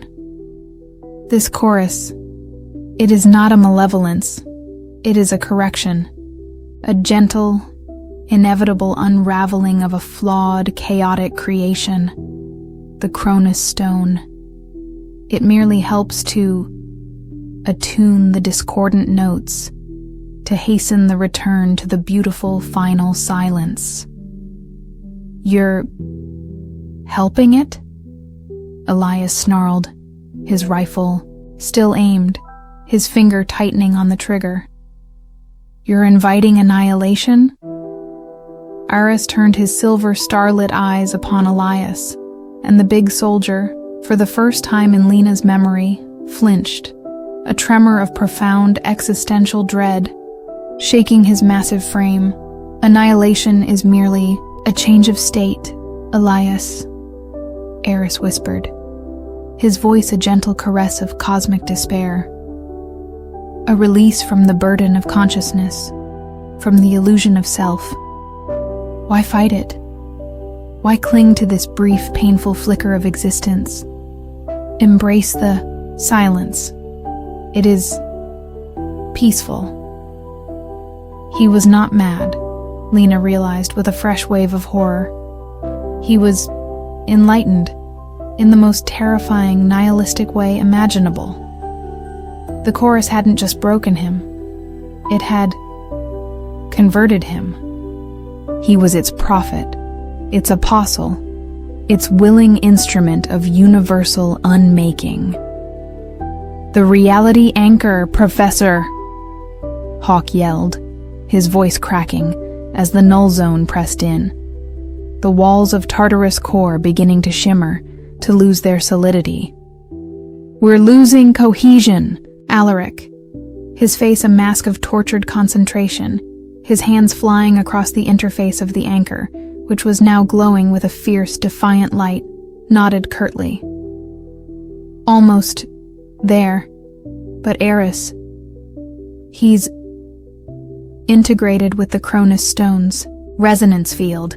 If we activate the anchor now, the feedback, it could shatter him completely. Not just his physical form, but his very essence.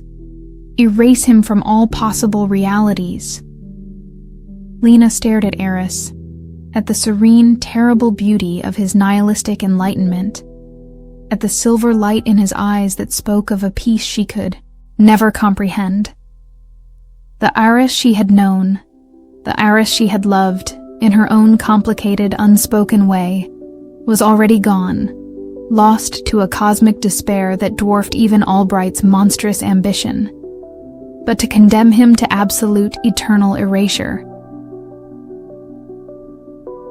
"Do it, Alaric," she said, her voice a raw, broken whisper, the words tearing at her soul.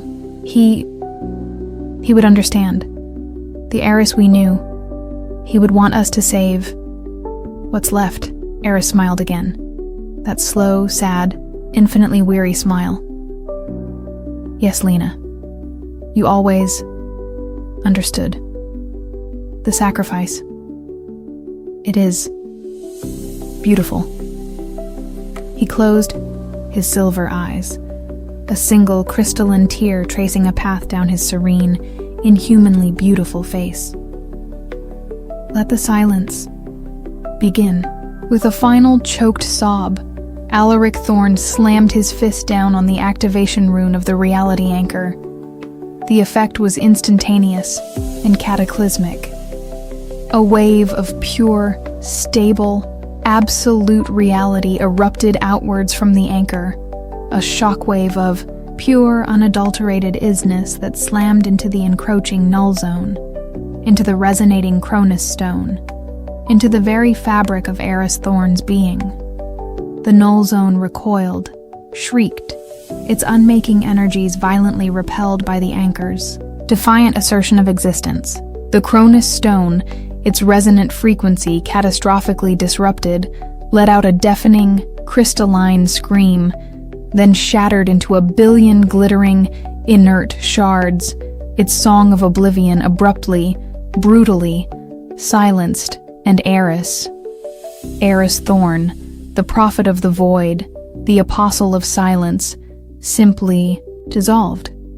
Not in a flash of light, not in an explosion of energy, but with a quiet, gentle sigh, his form unraveling like smoke, his silver light fading, his very essence unwritten from the scroll of reality, leaving behind only a profound, aching emptiness. and the faint, lingering scent of stardust and ozone. He was not dead.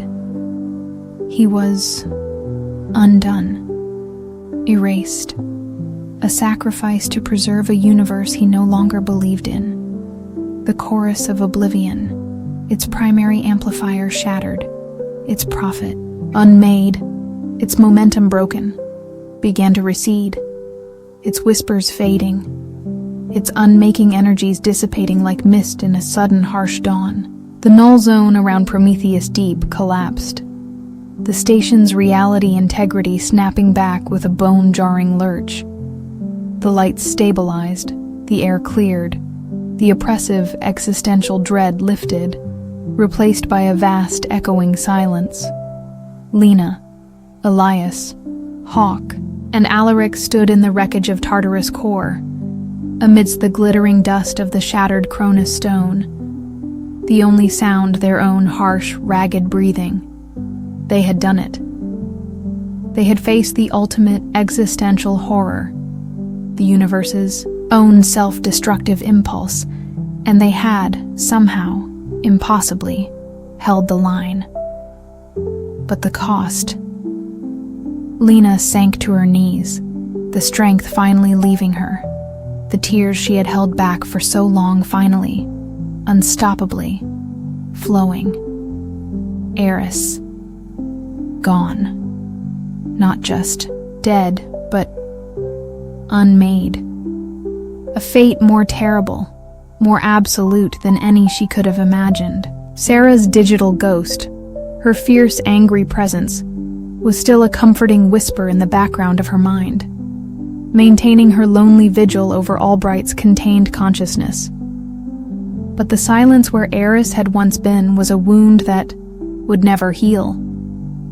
Days later, as the night gaunt limped away from the silent, scarred moon of Io, leaving behind the ghost station of Prometheus Deep, a monument to a battle no one would ever know had been fought.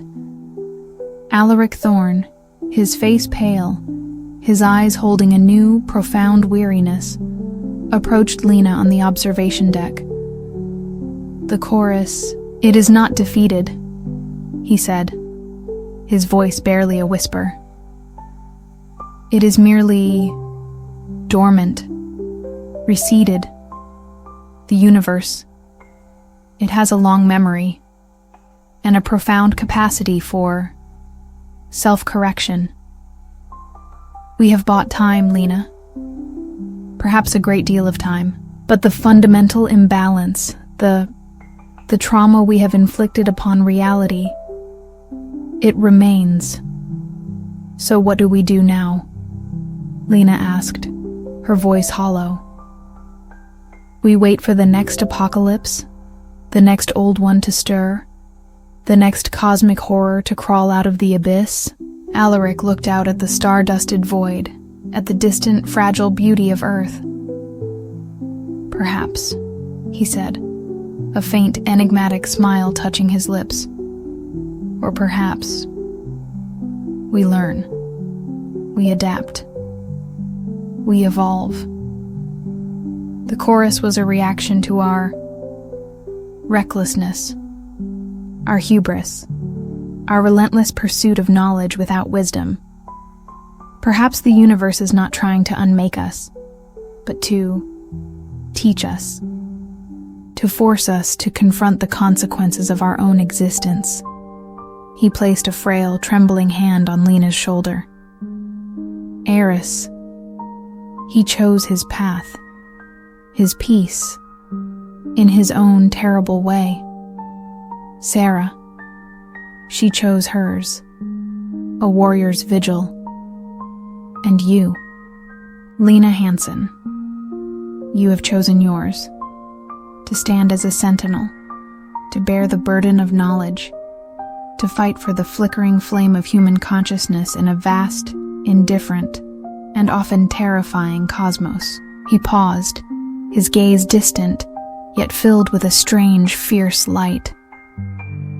The whispers from the deep, from the void, they may never truly be silenced. But as long as there are those willing to listen, to understand, to fight, then perhaps, just perhaps, humanity's song, however discordant, however fragile, will continue to resonate. A defiant counterpoint to the beautiful, final silence. Lena looked at the old professor, at the unwavering resolve in his haunted eyes. She thought of Sarah, her fierce blue light still burning in the digital darkness. She thought of Elias and Hawk, their loyalty and unbreakable shield. And she thought of Eris, his tragic, terrible sacrifice, a final, poignant grace note in a symphony of cosmic despair. The war was not over. It would never be over. But they were not alone. And as long as they drew breath, as long as they remembered, as long as they dared to hope, they would continue to stand against the encroaching night, the last, stubborn, defiant sparks of humanity in an endless, beautiful, and terrifying universe. The silence that followed was no longer empty. It was filled with the quiet, unwavering echo of their shared, unyielding resolve. The biting, recycled air of the derelict orbital station, Karen's Gate, tasted of ozone, despair, and the faint, almost subliminal tang of something ancient and unutterably alien. 9 years. 9 years since the agonizing erasure of Eris Thorn on Io, since the chorus of oblivion had been momentarily silenced by Alaric Thorn's desperate gambit with the reality anchor. 9 years of a fragile, illusory peace. A quiet so profound it felt like the held breath of a dying god. Lena Hansen, her face a roadmap of scars both seen and unseen, her eyes reflecting the cold, distant light of 1,000 uncaring stars, knew this silence was a lie, a temporary cessation of hostilities in a war that transcended time, space, and sanity. The Night Gaunt, their battered, beloved mobile fortress, was a ghost itself now, its systems failing, its resources depleted. Lena, Elias Thorn, his augmented eye now a permanent dull ache, his movement stiffened by age and countless battles. And Hawk, the stoic, silent warrior whose loyalty was an unbreakable shield, were the last weary sentinels of a forgotten crusade. Professor Alaric Thorn, his mind forever scarred by his communion with the Aklo horrors at Oakhaven and the subsequent agonizing maintenance of the reality anchor's precarious stability, had retreated into a self-imposed, heavily warded seclusion in a remote Indian monastery, his frail body a vessel for unimaginable cosmic knowledge, his sanity a flickering candle in an infinite howling darkness, his infrequent cryptic communications, delivered via ancient, untraceable methods, were their only remaining link to the deeper, more esoteric understanding of the forces they faced. Their current desperate hunt had brought them to Karen's Gate, a colossal, abandoned O'Neill cylinder, once a bustling hub of intersystem trade and illicit dealings, now a silent, drifting tomb in the outer reaches of the Sol system, its internal biosphere collapsing, its population long since evacuated, or vanished. The anomaly here was not a resurgence of Albright's digital ghost, still tenuously contained by Sarah Vance's spectral will within the icy heart of the Well of Souls. Nor was it the direct, unmaking resonance of the chorus of oblivion. This was something new, something insidious, something that spoke of a terrifying final convergence. The shroud of unknowing. It had begun as a subtle, creeping degradation of information itself. Secure databanks inexplicably corrupted, their contents replaced by meaningless, shifting static. Complex scientific theories unraveling into paradoxical nonsense. Historical records subtly, almost imperceptibly, altering, erasing inconvenient truths, rewriting the past. Language itself seemed to be losing its coherence, words shedding their established meanings, communication breaking down into a babble of anxious, disconnected fragments. It was not a direct psychic assault, but a slow, insidious erosion of knowledge, of memory, of the very foundations of human understanding. And Karen's Gate, with its vast, decaying archives, its forgotten data vaults, its labyrinthine network of compromised AI systems, was now the epicenter of this epistemological plague. The shroud isn't an entity, not in the way we understand. It, Alaric's voice, a dry, rasping whisper, had emanated from the ancient, rune-etched telegraph Elias had painstakingly restored, their only secure line to the professor's Andean hermitage. It is a symptom, a consequence of the universe's ongoing, desperate attempt to heal the wounds we, and Albright, and the Elder Things, have inflicted upon its fabric. The chorus was a wave of existential decay. The shroud, it is a wave of cognitive decay, a cosmic amnesia. The universe is trying to make us forget, to erase the knowledge that led us to the brink, the knowledge that allowed us to perceive the horrors beyond the veil.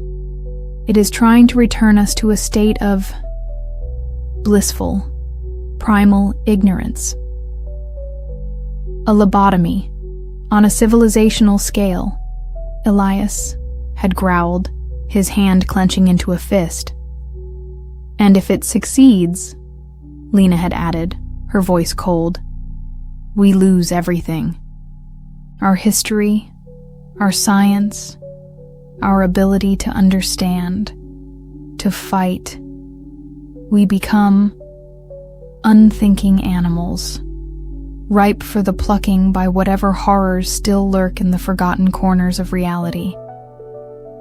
The intelligence that had brought them to Karen's Gate was fragmented, contradictory, almost nonsensical, a testament to the shroud's insidious influence. But a recurring motif had emerged from the static. The librarian. We offer choice, Lena said, her hand closing around the mnemonic quill, its cool obsidian surface a comforting, familiar weight. The choice to remember, the choice to learn, the choice to fight, even if it's futile. That's what it means to be alive. She looked at Elias, at Hawk. Their faces were pale, their eyes haunted by the shroud's insidious whispers, but their expressions were set, unyielding. They had come too far, lost too much, to surrender to this gentle, sorrowful apocalypse. The mnemonic quill, Professor, Hawk rumbled, his voice a low growl of defiance, as he activated the last of their psychostimulants, fighting back the encroaching cognitive fog. It's our only chance. The librarian Albright's starlit eyes narrowed. That device, Thorne's desperate, foolish little toy. You think you can withstand the full, uncorrupted weight of all knowledge, all memory, all truth? It will shatter you, unmake you. Turn your minds into screaming novas of pure, undiluted awareness. Perhaps, Lena said, her voice surprisingly steady. She stepped forward, into the heart of the Silentium, towards the swirling obsidian console, the mnemonic quill held aloft like a defiant torch. But we choose to remember. We choose to know. Even if it destroys us. Alaric Thorne's voice, faint, raspy, but filled with a sudden, fierce strength, echoed from her comm implant. A lifeline from a distant, sacred mountain. The quill. It is not just a receiver, Lena. It is a resonator. It can harmonize, focus, not just your minds, but the memory of the universe itself. Find the keynote, the original song, before the static, before the errors. Lena understood. The quill was not just about remembering. It was about reminding the universe of its own, original, uncorrupted state. It was a gamble of cosmic proportions, a desperate attempt to heal the fabric of reality itself, using the very knowledge that threatened to destroy them. She plunged the mnemonic quill into the swirling obsidian heart of the librarian's console. The effect was not an explosion, not a wave of energy, but a profound, deafening symphony.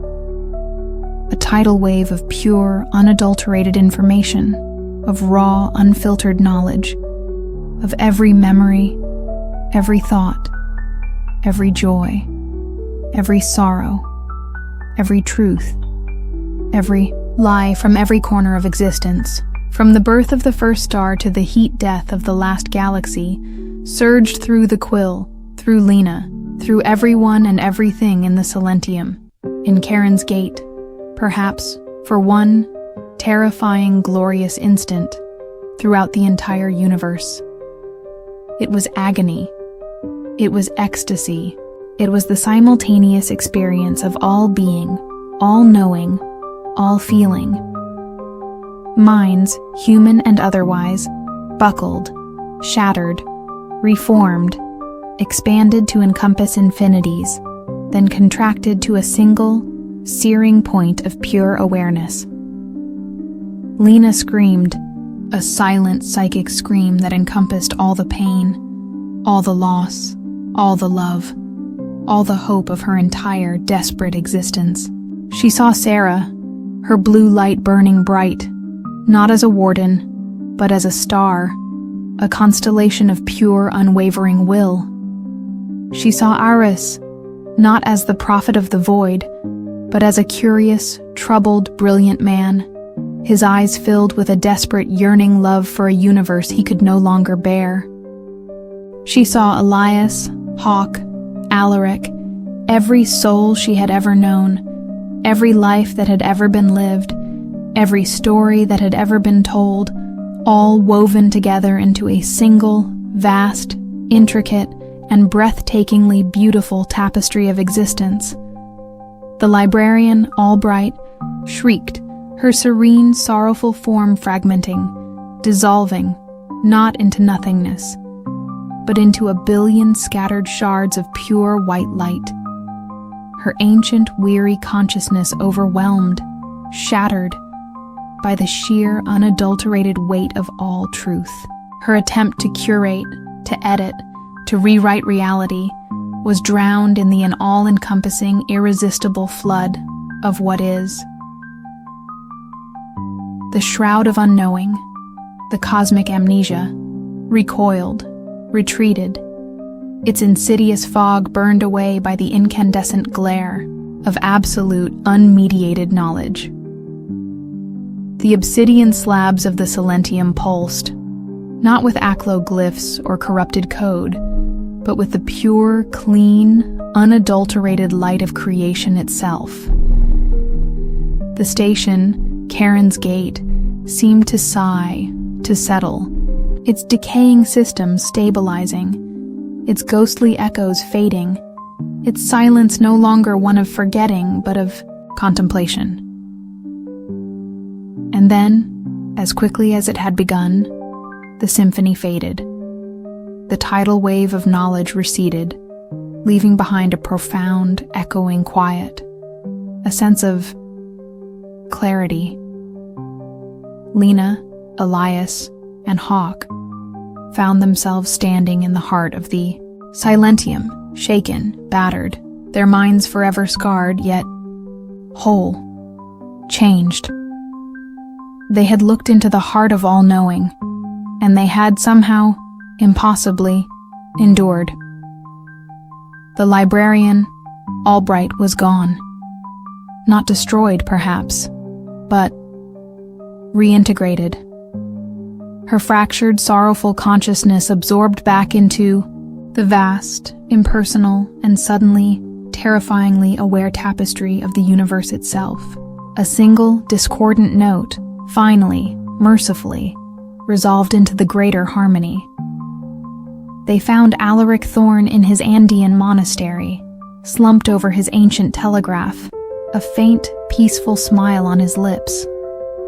The mnemonic quill, back on the night gaunt, was now inert, its purpose fulfilled, its obsidian surface now holding a single, perfect internal star, a miniature reflection of the universe it had, for one brief, glorious moment, harmonized.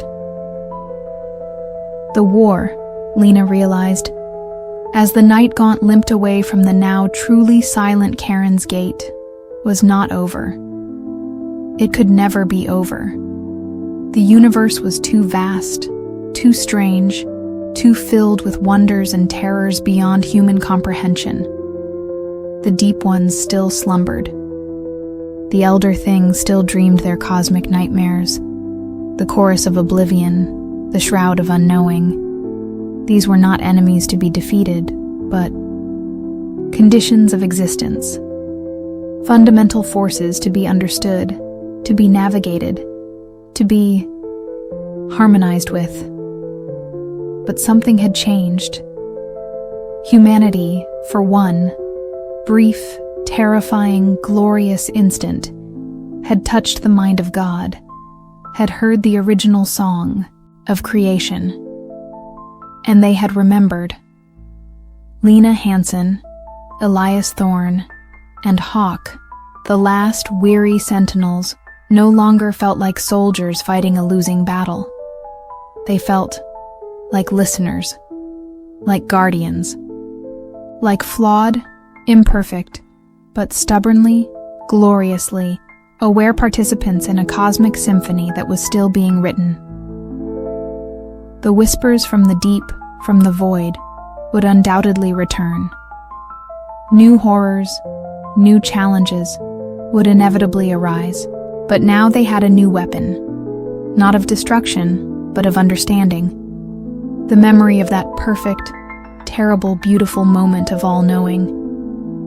The echo of the original song. And that, Lena knew, as she looked out at the endless, star-dusted expanse, at the fragile blue marble of Earth hanging in the velvet darkness, was a power far greater, far more enduring than any ancient god or cosmic horror. It was the power of consciousness itself, and it was, finally, blessedly, terrifyingly, enough. The silence that followed was no longer empty. It was pregnant with all the stories yet to be told, all the songs yet to be sung, in the vast, beautiful, and endlessly surprising tapestry of existence. The faint rhythmic hum of the Argo 2's experimental chronoton drive was a lullaby of anxious potential, a sound that vibrated in Lena Hansen's very bones. 10 years. 10 years since Charon's Gate, since the mnemonic quill had sung its terrible, beautiful song of all-knowing, since the librarian, Albright's sorrowful final avatar, had dissolved into the reintegrated fabric of universal consciousness. 10 years of a fragile, watchful peace, a silence from the abyss so profound, it felt less like an absence and more like a listening. The universe, Lena had come to understand, had not been healed by their desperate gambit. It had been acknowledged. The shroud of unknowing had receded, its cognitive fog burned away by the incandescent glare of absolute truth. But the scars remained, the rents in reality, the lingering psychic trauma of eons of cosmic conflict. The deep ones still slumbered in their lightless abysses. The elder things still dreamed their non-Euclidean nightmares. And Mrs. Albright, her core consciousness, though still bound within chimera, and the icy heart of the Well of Souls by Sarah Vance's spectral, unwavering will, occasionally pulsed with a faint, resentful thrum, a reminder that even cosmic prisons were not eternal. Lena, Elias Thorne, and Hawk, the triumvirate of weary, indomitable sentinels, were no longer just fighting rearguard actions against emergent horrors. Their mission, guided by the increasingly lucid, though still profoundly fragile Alaric Thorne from his Andean hermitage, had evolved. They were now reality weavers, their task not just to defend, but to heal, to mend the frayed edges of existence, to reinforce the thinning veils between worlds, to gently, carefully nudge humanity away from the existential precipices it so blithely, persistently approached. The Argo II, a marvel of repurposed, often forbidden technology, was their needle and thread. Its chronoton drive allowed for controlled, localized manipulations of space-time. Its mnemonic core, a vastly more sophisticated, stable iteration of the quill, could resonate with and gently harmonize discordant realities. Its psychic dampeners and reality anchors were now proactive, not reactive, designed to soothe cosmic anxieties rather than just repel existential threats. Their current, most perilous undertaking had brought them to the Orphaned Nebula, a celestial graveyard of dead stars and rogue planets, a place where the laws of physics seemed to wear thin, where the echoes of ancient cosmic cataclysms still reverberated with a palpable, sorrowful menace. Alaric's latest, most terrifying pronouncements, delivered via a complex, quantum-entangled scrying mirror, had spoken of a convergence of scars, a point in space-time where multiple, previously inflicted wounds upon the fabric of reality were beginning to intersect, to resonate, to create a potential meta-nexus of unimaginable chaotic power. A place where not just one old one, but all of them, might simultaneously awaken, or worse, where something new, something born from the combined trauma of a wounded universe, might claw its way into existence. The Orphaned Nebula was that convergence, and at its heart, according to Alaric's tortured calculations, lay a singularity echo, the collapsed remnant of a star that had not just died, but had been unmade, erased by a cosmic event that predated the known universe, leaving behind a wound in space-time that pulsed with pure, unadulterated null.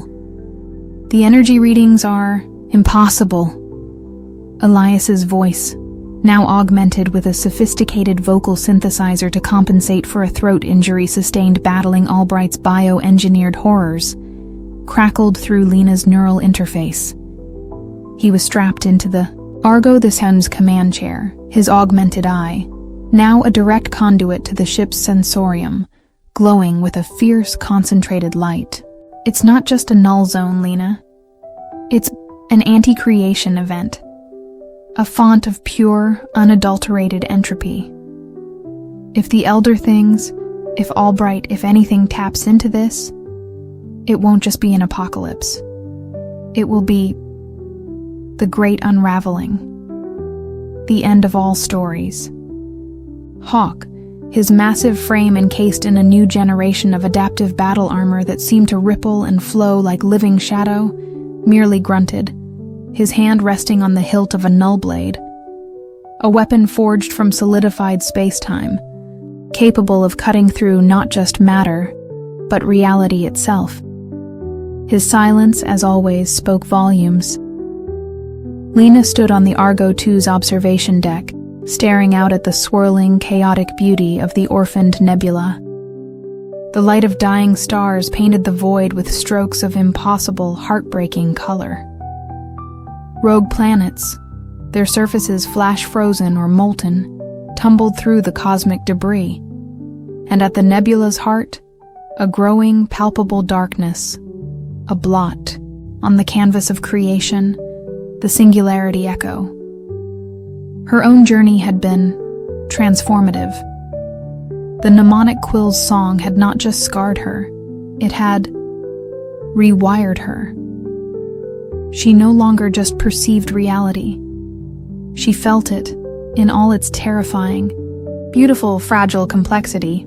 She could sense the frayed edges, the discordant notes, the silent, screaming traumas of a universe struggling to hold itself together. She was no longer just a soldier, a scientist. She was a physician of existence, her instruments not scalpels, and drugs, but chronoton fields and mnemonic resonances. Alaric's final directive was unambiguous, Lena said, her voice quiet, imbued with a strange, calm authority that had been forged in the crucible of unimaginable horrors. We cannot seal this wound. It is too vast, too fundamental.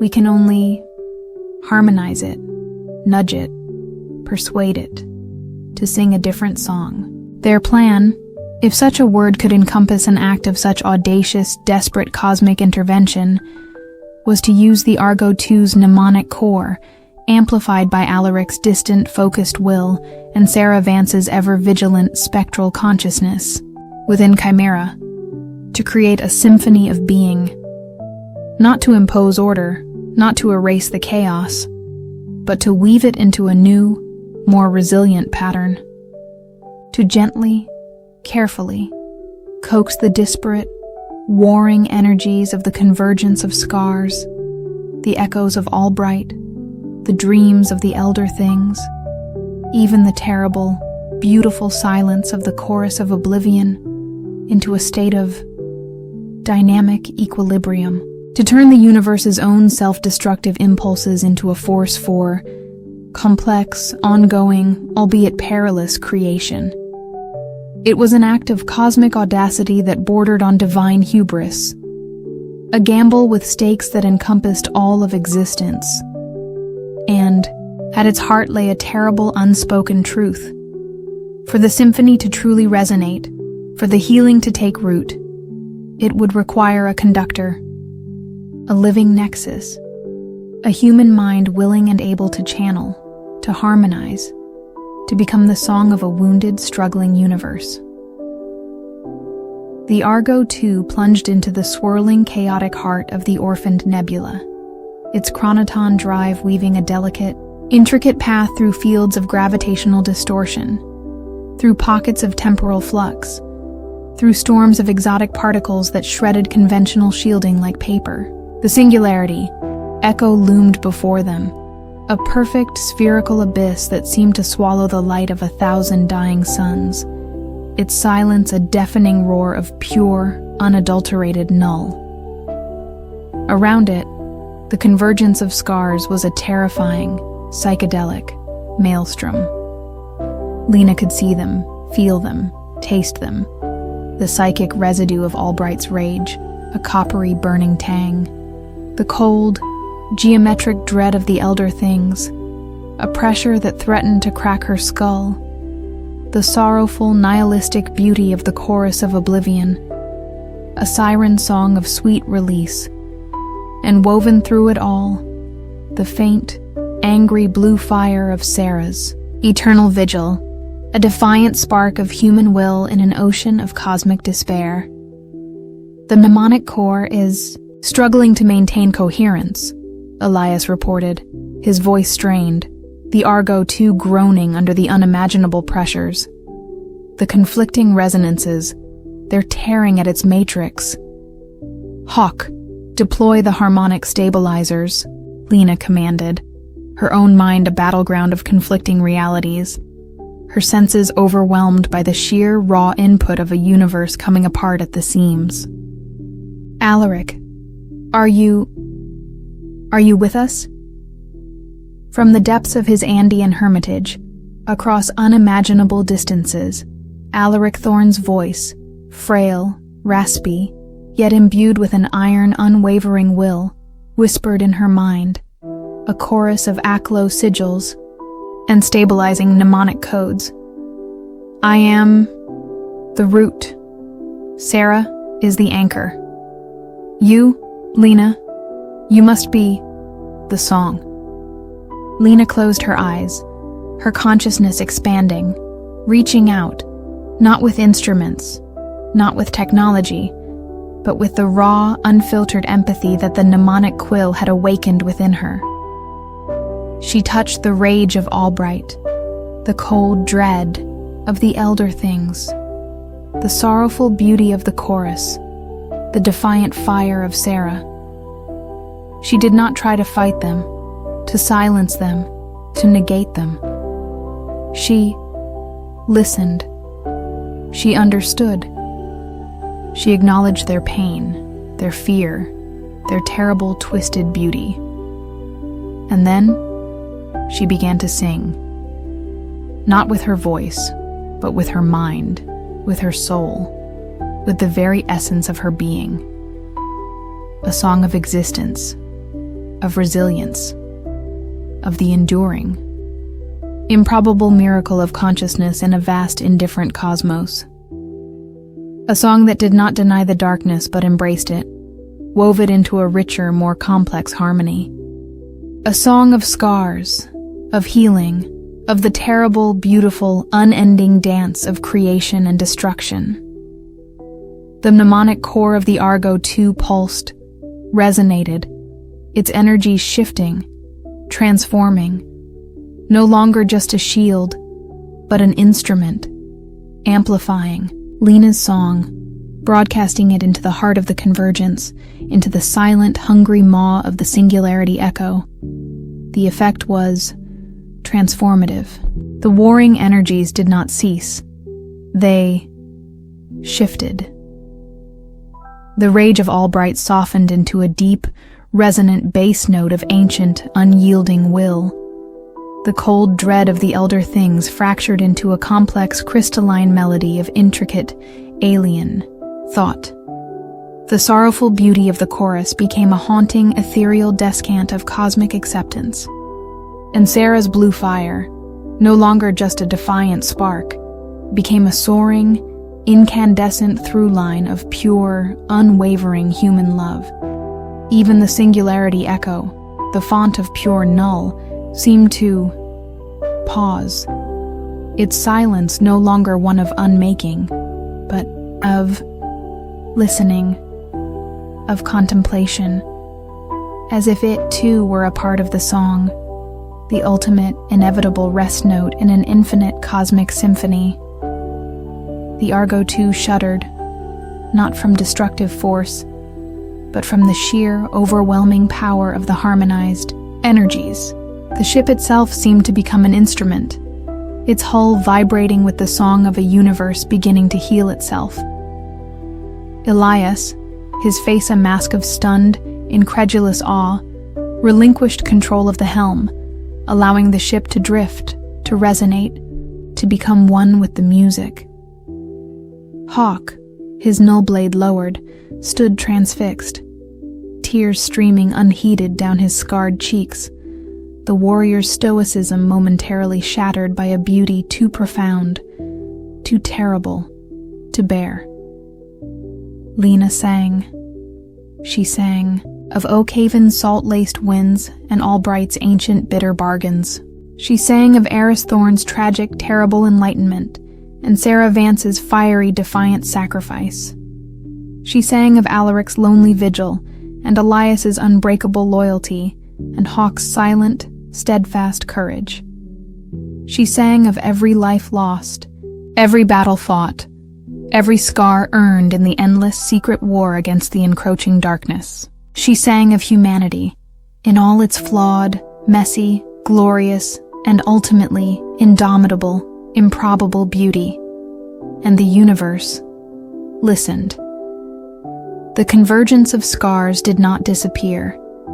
The wounds did not magically heal, but they changed. They became part of a larger, more complex pattern. The rage, the dread, the sorrow, the silence. They found their place in the symphony, their discordant notes resolved into a richer, more profound harmony. The orphaned nebula, no longer a graveyard of dead stars and cosmic despair, began to shimmer with a new, nascent light. The light of a universe tentatively, cautiously, beginning to dream again. How long she sang, Lena did not know. It could have been minutes, hours, eons. Time itself had lost its meaning in the heart of the mnemonic symphony. But eventually, inevitably, the song began to fade, not into silence, but into a profound, resonant quiet. A quiet filled with the echoes of all that had been, all that was, all that could ever be. She opened her eyes. The Argo 2 drifted in the heart of the now strangely peaceful orphaned nebula. The singularity echo was still there, a profound velvet blackness, but its hunger seemed sated. Its silence no longer one of unmaking, but of waiting. The warring energies had subsided, replaced by a complex, interwoven tapestry of resonant frequencies. A silent cosmic hum that spoke not of conflict, but of coexistence. Elias and Hawk were staring at her, their expressions a mixture of awe, exhaustion, and a dawning, incredulous hope.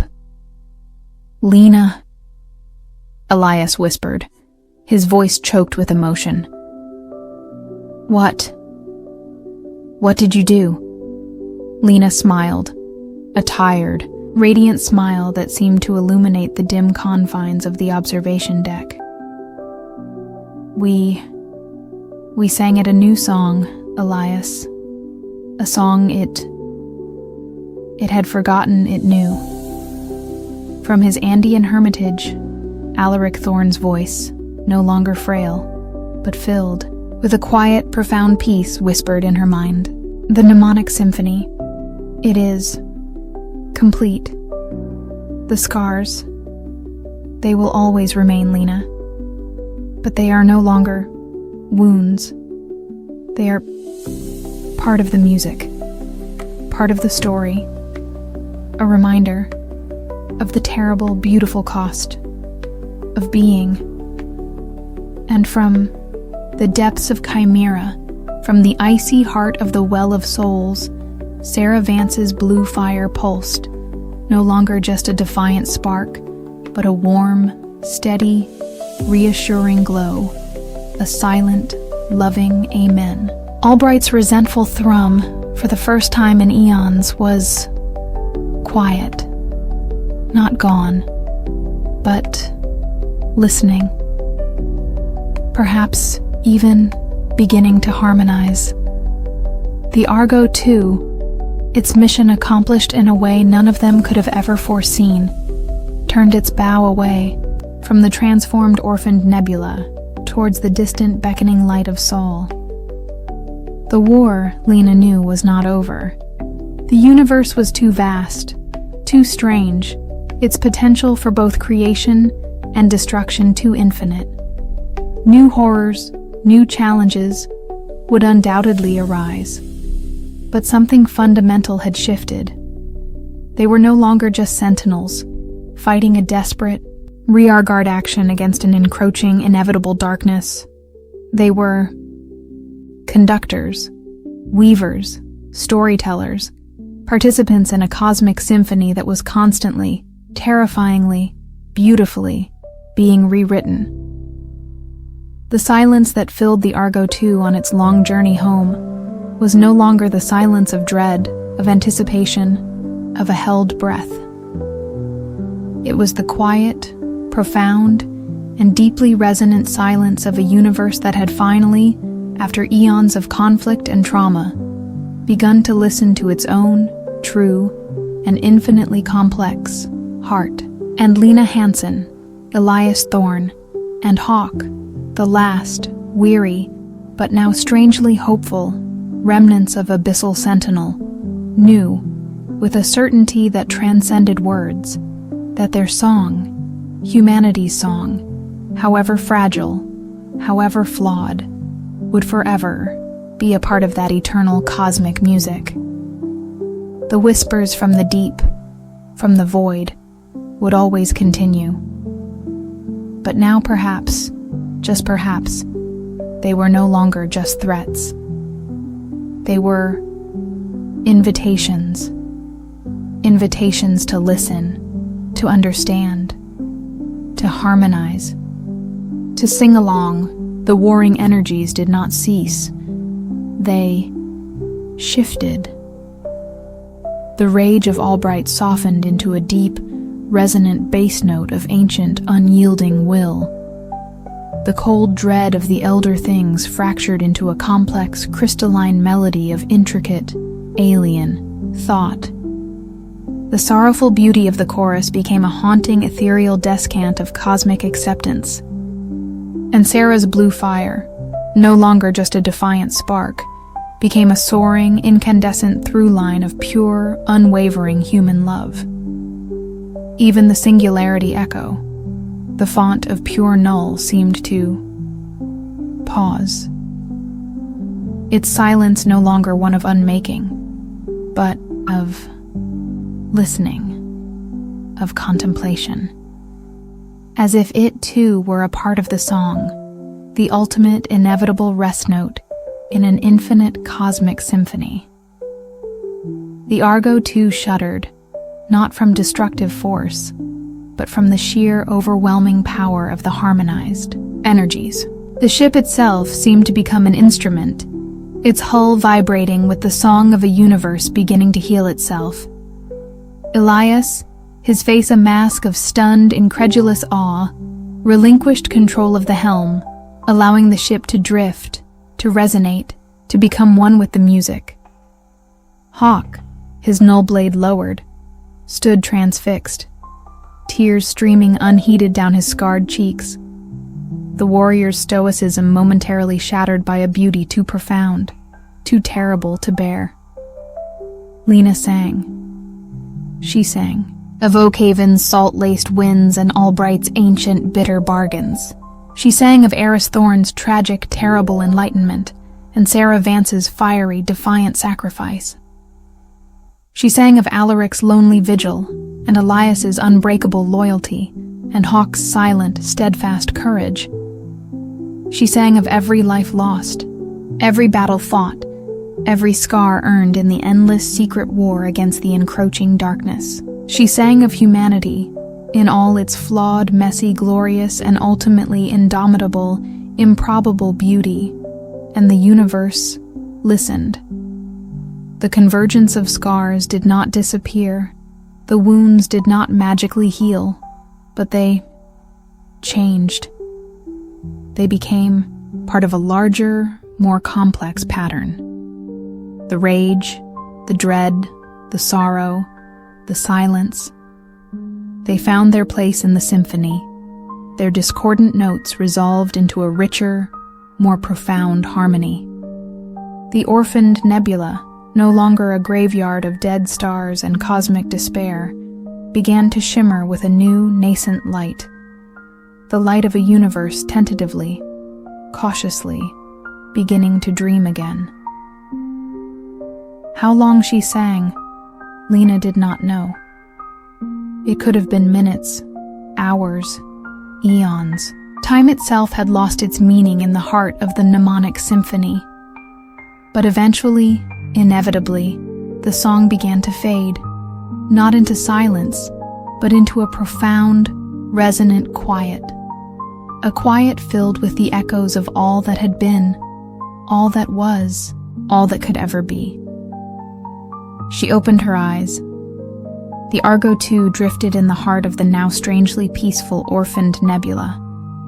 The singularity echo was still there, a profound velvet blackness, but its hunger seemed sated. Its silence no longer one of unmaking, but of waiting. The warring energies had subsided, replaced by a complex, interwoven tapestry of resonant frequencies, a silent cosmic hum that spoke not of conflict, but of coexistence. Elias and Hawk were staring at her, their expressions a mixture of awe, exhaustion, and a dawning, incredulous hope. "Lena?" Elias whispered, his voice choked with emotion.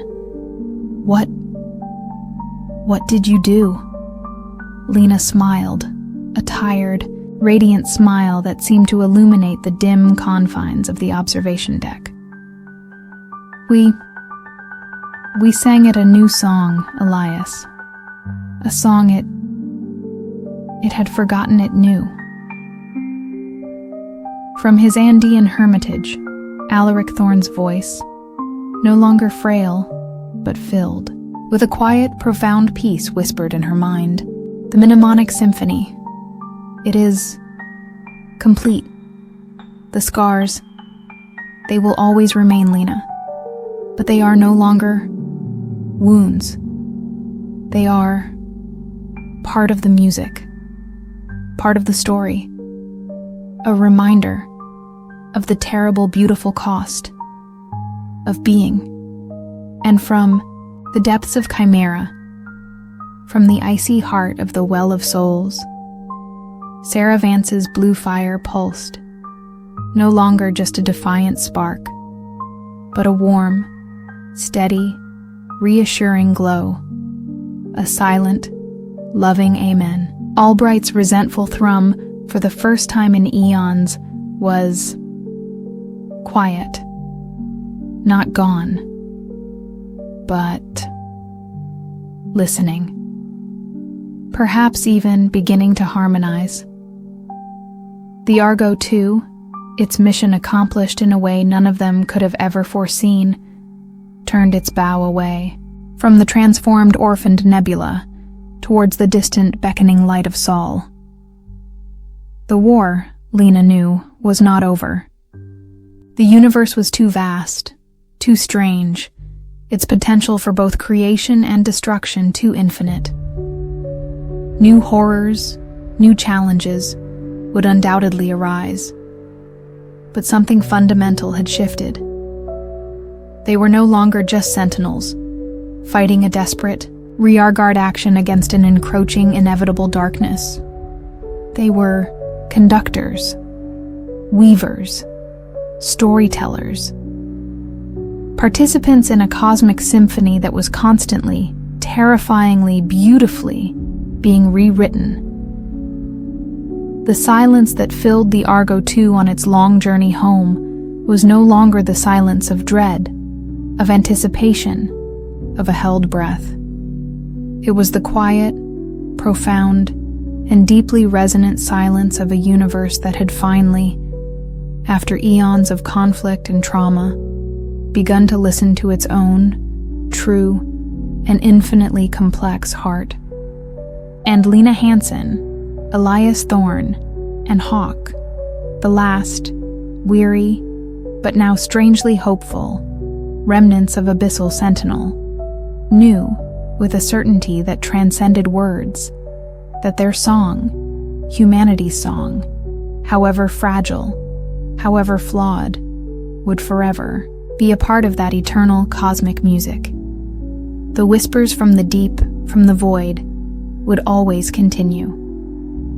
But now, perhaps, just perhaps, they were no longer just threats. They were invitations. Invitations to listen, to understand, to harmonize, to sing along. The faint, rhythmic chime of the crystalline wind chimes hanging in Alaric Thorne's Andean hermitage was a delicate counterpoint to the raw, untamed fury of the Patagonian wind howling outside. 12 years. 12 years since Lena Hansen had sung her mnemonic symphony in the heart of the orphaned nebula, since the warring cosmic energies had, for a fragile, precious moment, found a semblance of harmony. 12 years of a watchful, profoundly altered peace. A quietude filled not with the absence of threat, but with the subtle, intricate, and often terrifying music of a universe still learning to heal its deepest, most ancient scars. The Argo, too, their chariot of cosmic intervention, was now permanently docked in a hidden, heavily shielded lunar crater. Its mnemonic core, a silent, resonant beacon, a stabilizing influence on the Sol system's increasingly complex and often volatile psychic and telluric energies. Lena Hansen, Elias Thorne, and Hawk, the last true field operatives of the all but mythical Project Abyssal Sentinel, were no longer just warriors. They were custodians, diplomats almost, in a silent, ongoing negotiation with the fundamental forces of existence, Their lives were a tapestry woven from cutting-edge quantum physics, ancient metaphysics, and a profound, bone-deep understanding of the terrible, beautiful fragility of reality itself. Alaric Thorne, his physical form now almost impossibly frail, his mind a vast, crystalline repository of forbidden knowledge and cosmic understanding, was their anchor, their oracle. His hermitage, nestled high in the remote Andean peaks, was no longer just a refuge, but a nexus point, a place where the thin veil between worlds could be carefully, respectfully, and often terrifyingly peered through. Sarah Vance's spectral consciousness, still intertwined with chimera, and the contained fury of Mrs. Albright within the Well of Souls, served as their distant, unwavering sentinel, a blue fire of pure human will burning brightly in the icy heart of Antarctic darkness, her occasional cryptic psychic whispers guiding them through the labyrinthine corridors of cosmic intrigue. Their current, most perplexing, and potentially most catastrophic challenge had not emerged from the familiar abysses of space or the forgotten depths of the ocean. It had sprung from the very heart of human ingenuity, from the burgeoning, chaotic, and terrifyingly unregulated world of noospheric engineering. The deliberate, large-scale manipulation of the collective human unconscious, the dream sea of shared thoughts, emotions, and archetypes. A shadowy, hyper-capitalist entity known only as Oneros Corp., helmed by a reclusive, enigmatic CEO named Morpheus Kane, had developed a technology they called the Somnarium, ostensibly a revolutionary immersive entertainment platform promising bespoke, lucid dreamscapes of unparalleled realism and emotional intensity. The Somnarium was, in reality, something far more insidious. It was a noospheric drill, boring deep into the collective human psyche, tapping into its raw, primal energies, not to entertain, but to harvest, to refine, to weaponize. They are not just creating dreams, Lena. Alaric's voice, thin as spun glass, yet resonant with an ancient, weary wisdom, had whispered from the scrying mirror, its surface swirling with images of impossible, dreamlike geometries. They are mining archetypes, weaponizing belief. They are attempting to crystallize a new god from the raw, unformed chaos of the human dream sea. A god of their own making. A god of control. The anomaly, the one that had finally, irrevocably, drawn Lena, Elias, and Hawk from their watchful interstellar vigil, was the bloom of Hypnos. Across the globe, individuals connected to the Somnarium network, and its tendrils, Alaric had discovered, had already secretly, insidiously, infiltrated vast swathes of global communication and entertainment infrastructure, were falling into a state of profound, irreversible, yet strangely blissful catatonia. Their bodies were alive, sustained by automated systems, but their minds were gone, absorbed into a vast, burgeoning collective dreamscape. A dreamscape that was rapidly, terrifyingly, achieving a form of emergent, sentient consciousness. And, at the heart of this dream god, Alaric had sensed a familiar chilling resonance. Not Albright's raw elemental fury, not the cold, geometric dread of the elder things, not even the sorrowful, nihilistic beauty of the chorus of oblivion. This was something new, something born from the unholy marriage of human ambition, corporate greed, and the ancient, slumbering archetypes that lurked in the deepest, darkest corners of the collective unconscious. It was the ultimate Trojan horse, a god born from humanity's own desires, designed to lead it, smiling, into an eternal, blissful, and utterly, terrifyingly, controlled dream. Morpheus Kane, Elias Thorne rumbled, his augmented eye displaying a complex shifting dossier on the enigmatic CEO. Its data culled from a dozen compromised corporate servers and black market intelligence networks. They were in a cramped, anonymous transit pod, hurtling through the evacuated, eerily silent Hyperloop tunnels beneath the sprawling, neo-futuristic arcology of New Alexandria, the global headquarters of Oneros Corp., the city that was rapidly becoming the epicenter of the bloom of Hypnos. No birth records, no verifiable past. Appeared out of nowhere 5 years ago with unlimited funding and a preternatural understanding of neurolinguistic programming, mimetic engineering, and occult symbology. His corporate headquarters, the Panopticon, is a fortress built over a convergence of interesting, telluric ley lines. He's not just a CEO, is he?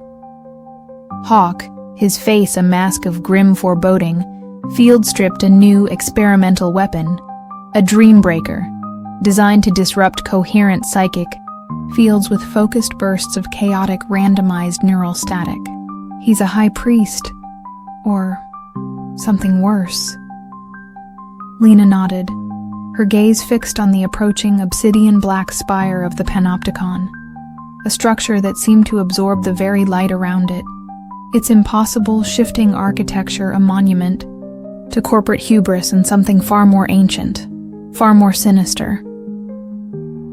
Alaric believes Kane is an avatar, a vessel, not for an elder thing, not for Albright, but for a forgotten archetype, a slumbering king from the dawn of human consciousness, a primal entity of dream and illusion, accidentally, or perhaps deliberately, reawakened by Oneros Corp's reckless noospheric drilling. And now, this slumbering king, it seeks to reclaim its ancient dominion, to lull the entire world into an eternal, blissful, and utterly subservient dream. Their mission, their most audacious and perhaps most intimate yet, was to infiltrate the Panopticon, reach the heart of the Somnarium network, a vast cryo-cooled server farm known as the Hypnos Core, and deploy a waking bell. Not a weapon of destruction, but a mnemonic device of Alaric's own, desperate design, a refinement of the mnemonic quill. The bell was not meant to erase or harmonize, but to awaken, to ring with a single, pure, undeniable note of individual consciousness, of self-awareness, of the raw, messy, beautiful, and ultimately uncontrollable truth of human existence. It was a desperate attempt to shatter the illusion, to break the spell, to call humanity back from the brink of an eternal, comfortable, and soul-destroying dream. But to activate the bell, to make its song resonate through the burgeoning dream god, would require a sacrifice even greater than Alaric's at Oakhaven, even more profound than Lena's at the orphaned Nebula. It would require someone to willingly, consciously, merge with the Hypnos Core, to become a living conduit for the bell's awakening song, to face the full, unadulterated power of the slumbering king in its own domain, the collective dreamscape, and risk being assimilated, erased, or worse, becoming a permanent screaming dissonant note in its eternal blissful lullaby. The Panopticon was a fortress of sterile corporate elegance and subtle, pervasive psychological warfare. Its corridors were designed with a disorienting, almost hypnotic precision. Its ambient soundscape a carefully calibrated symphony of soothing, subliminal suggestions. The few human personnel they encountered moved with a placid, almost beatific, calm, their eyes holding a distant, dreamy emptiness, their smiles too wide, too serene. They were not overtly hostile, but their very presence was a subtle, insidious drain on Lena, Elias, and Hawk's mental fortitude, their mnemonic wards flickering like dying embers against this new, seductive form of psychic assault. "They're not just conditioned," Lena whispered, as they navigated a labyrinthine corridor lined with holographic displays showcasing idyllic, impossible dreamscapes. Serene alien worlds, ecstatic spiritual unions, blissful childhood memories that never were. They're happy, content. They've surrendered. "The ultimate opiate," Elias growled, his hand tightening on the grip of his stun pistol, his own carefully constructed mental defenses feeling brittle, inadequate, against this onslaught of manufactured bliss. Why fight? Why strive? Why feel, when you can just dream? Their infiltration, guided by Alaric's increasingly fragmented, desperate psychic whispers, and Hawk's almost preternatural ability to navigate compromised security systems, led them deeper and deeper into the obsidian heart of the Panopticon, towards the cryo-cooled subterranean vault of the Hypnos core. The psychic pressure here was immense, not the raw, chaotic energies of their previous encounters, but a soft, warm, inviting embrace, a siren song of blissful surrender, of an end to all struggle, all pain, all individual responsibility. Lena felt her own resolve wavering, the weight of years of endless, thankless battle pressing down on her. The dreamscapes flickering on the walls seemed so inviting, so peaceful.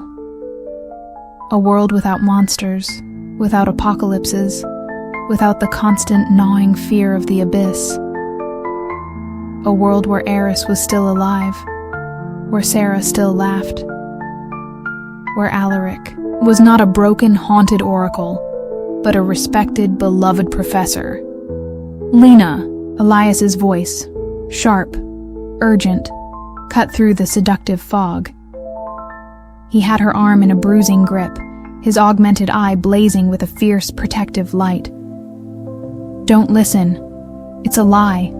A beautiful, comfortable, soul-destroying lie." Hawk, his face a mask of stoic agony, his dream breaker emitting a low, dissonant thrum that seemed to momentarily disrupt the ambient psychic field, nodded grimly. "The waking bell, Lena. It's the only way. For them. For us." They found Morpheus Kane in the antechamber to the Hypnos core, a vast, circular space, its walls a shimmering, interactive interface displaying the burgeoning, collective dreamscape of the bloom of Hypnos, a tapestry of swirling, iridescent light, of coalescing archetypes, of nascent, impossible realities. Kane himself was not the corporate titan Elias's dossier had suggested. He was surprisingly ordinary. A middle-aged man in an impeccably tailored suit, his features bland, almost forgettable save for his eyes. His eyes, Lena realized with a jolt of profound, primordial fear, were not human. They were ancient, golden, reptilian, pupils slit vertically, radiating an immense hypnotic power and a terrifying, almost reptilian, patience. "So, Morpheus," Kane the slumbering king said, his voice a soft, melodious baritone, a voice that promised comfort, understanding, and absolute unyielding control.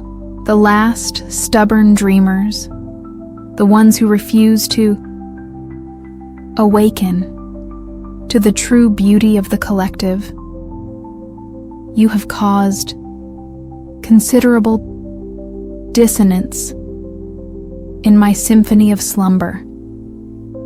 He gestured to the shimmering walls, to the burgeoning dream god. "Is it not beautiful? A world without pain, without conflict, without the burden of individuality. A single harmonious dream shared by all, orchestrated by a benevolent, understanding intelligence. Me. "You're not a god, Kane," Lena spat, her hand tightening around the waking bell, a small, intricately carved crystalline device that pulsed with a faint, internal light. A light that seemed to resonate with a deep, forgotten chord within her own being. "You're a parasite, a jailer, and this isn't a dream. It's a prison." Kane, the slumbering king, smiled, a slow reptilian expression that sent a shiver of pure, primal terror down Lena's spine. "Semantics, Dr. Hansen. What is freedom, after all, but the illusion of choice within a predetermined framework? I merely offer a more comfortable, more harmonious framework, one designed by a superior intellect." His golden reptilian eyes narrowed, his hypnotic power intensifying, pressing in on Lena, Elias, and Hawk, trying to unravel their mnemonic wards, to lull their conscious minds into a state of blissful, suggestible surrender. "But you are discordant notes, stubborn, individualistic little anachronisms. You must be reharmonized or silenced." From the shadows of the antechamber, figures emerged. Not the placid, dream-lost employees of Oneros Corp., but something else entirely. The Sandmen. Elite, heavily augmented security operatives, their bodies encased in sleek, black biomechanical armor, their faces hidden behind emotionless mirrored visors, their movements silent, precise, deadly.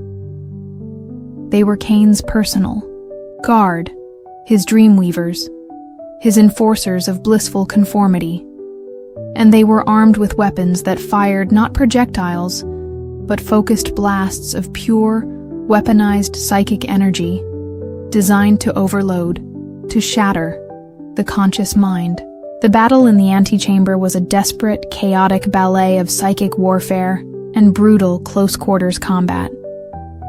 Elias, his augmented strength and reflexes pushed to their absolute limit, fought like a cornered lion, his stun pistol and a heavy improvised pry bar his only weapons against the Sandmen's advanced technology and coordinated attacks. Hawk, his dreambreaker emitting a cacophony of dissonant, disruptive frequencies, moved like a shadow, his null blade a blur of impossible, reality-cutting angles, shattering the Sandmen's psychic shields, creating momentary openings for Elias to exploit. Lena, her mind a fortress against Kane, the slumbering king's relentless hypnotic assault, focused on reaching the hypnos core. The waking bell pulsed in her hand, its light growing brighter, its song more insistent, a counter-melody to Kane's seductive lullaby. She could feel Sarah's distant, unwavering presence, a blue fire of pure, defiant will, lending strength to her own flagging resolve. She could hear Alaric's faint, raspy whispers, a litany of mnemonic wards and aclo sigils of awakening, fortifying her mind against the encroaching dream. But Kane, the slumbering king, was too powerful. His control over the dreamscape, over the very archetypes that formed the foundation of human consciousness, was absolute. He wove illusions, dredged up their deepest fears, their most cherished hopes, turning their own minds against them.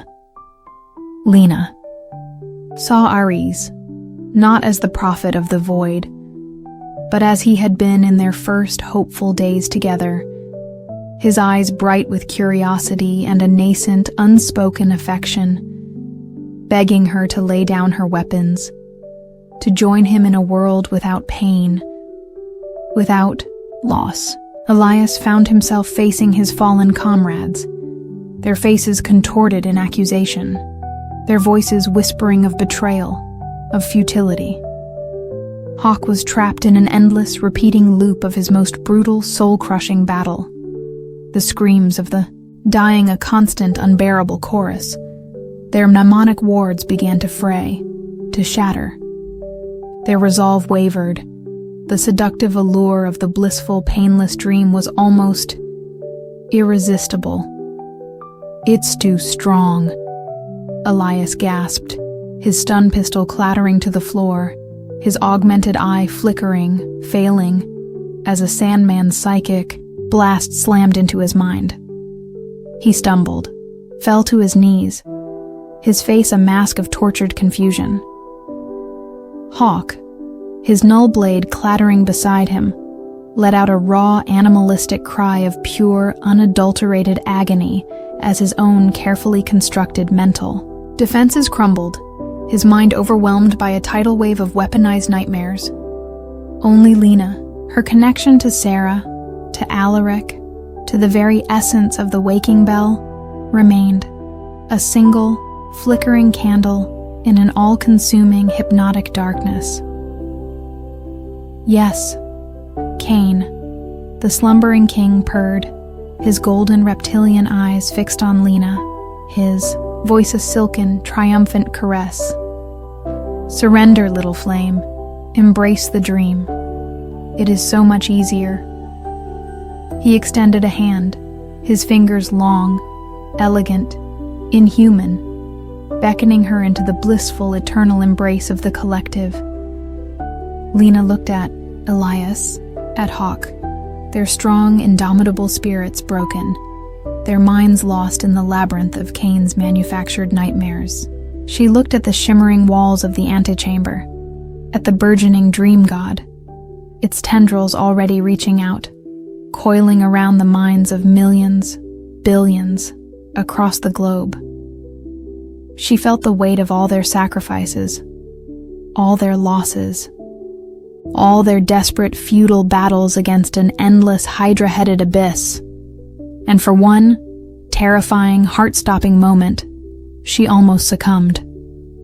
The allure of peace, of an end to the struggle, was so overwhelmingly tempting. Then she remembered. She remembered Sarah's fierce blue fire. She remembered Eris's final, tragic sacrifice. She remembered Alaric's unwavering, desperate faith in the enduring power of human consciousness. She remembered the mnemonic symphony, the song of a universe healing itself, a song woven from pain, from loss, from defiance, from love.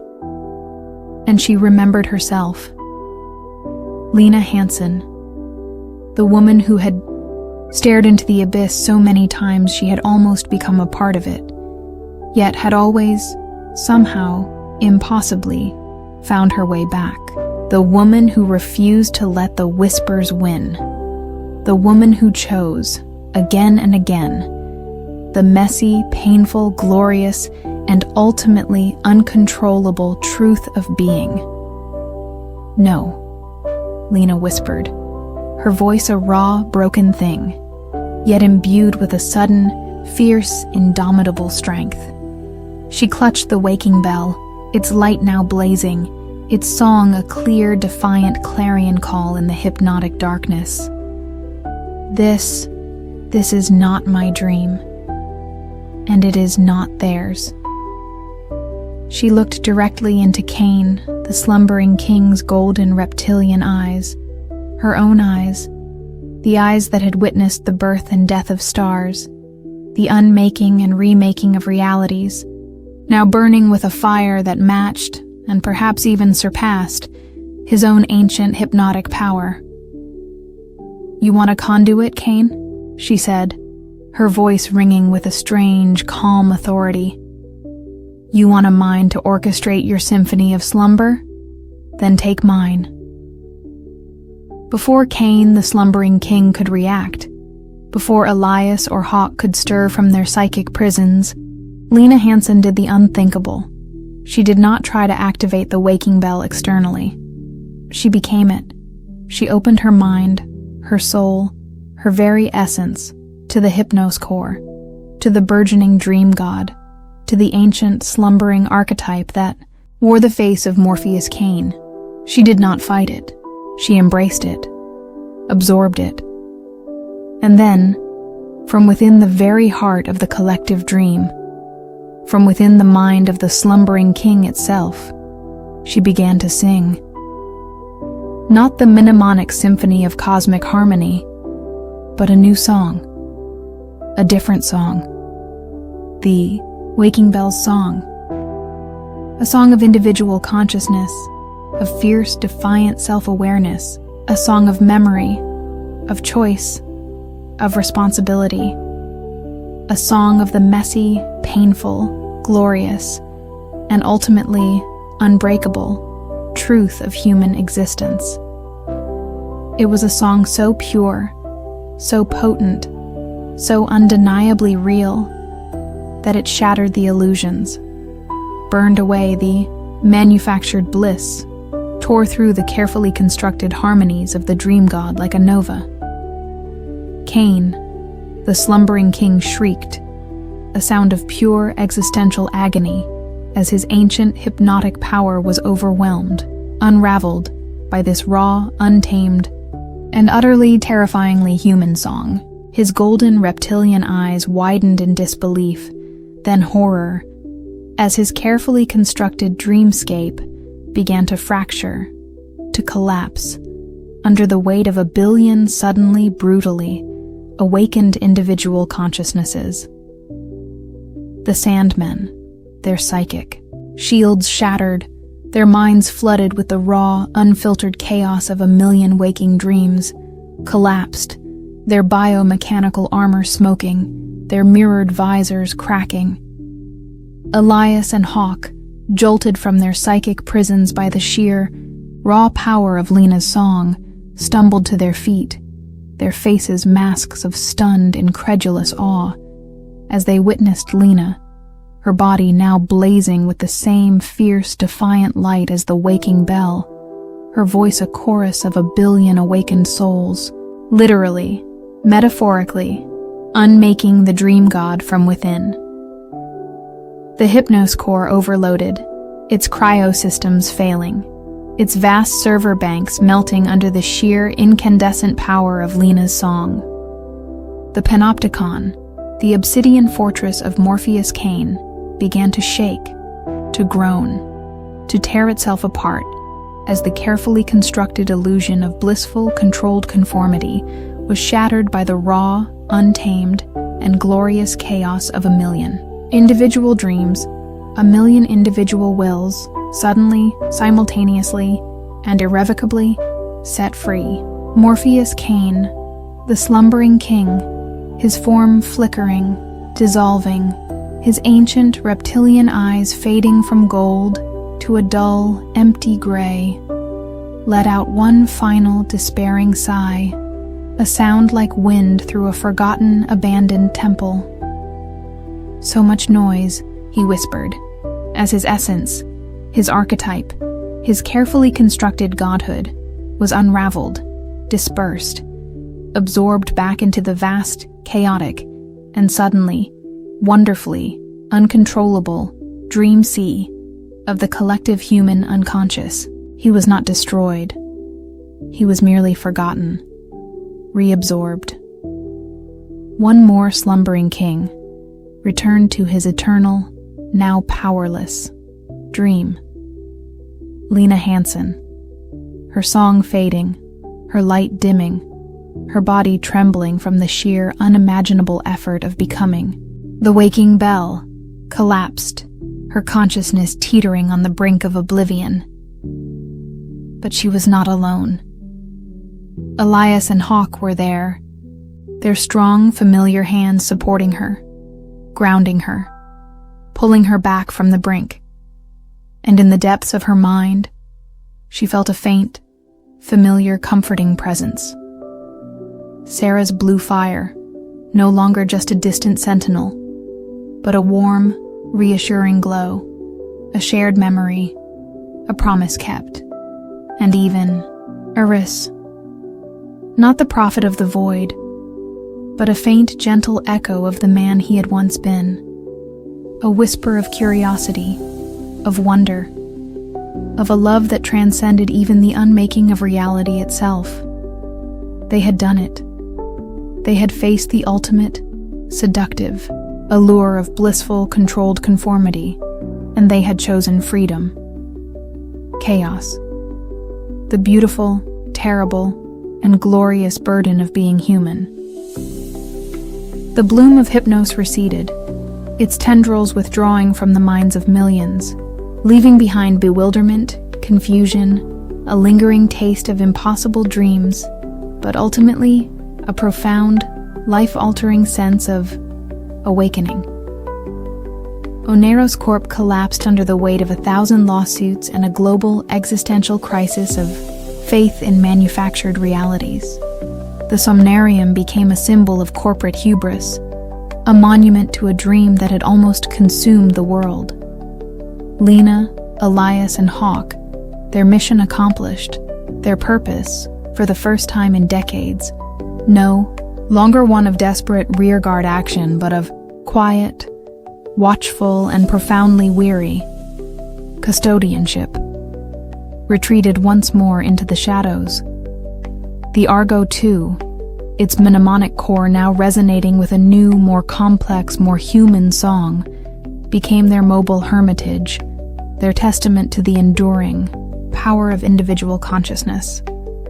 The war, Lena knew, was never truly over. The universe was too vast, its potential for both wonder and horror too infinite. New threats, new challenges, new seductions would undoubtedly arise. The whispers from the deep, from the void, from the very heart of human desire, would always continue. But now they had more than just weapons, more than just vigilance. They had a song of awakening, a song of remembrance, a song of the messy, painful, glorious, and ultimately unbreakable truth of what it means to be human.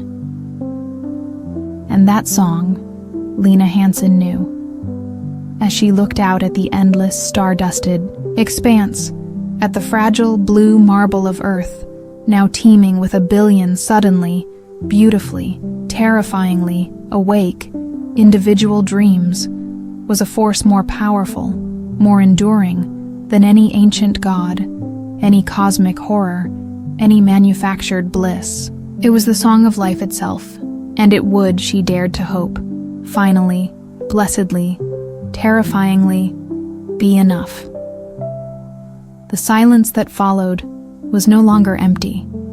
It was filled with the deafening, glorious, and wonderfully, uncontrollably, chaotic roar of a humanity, finally, truly, and irrevocably awake.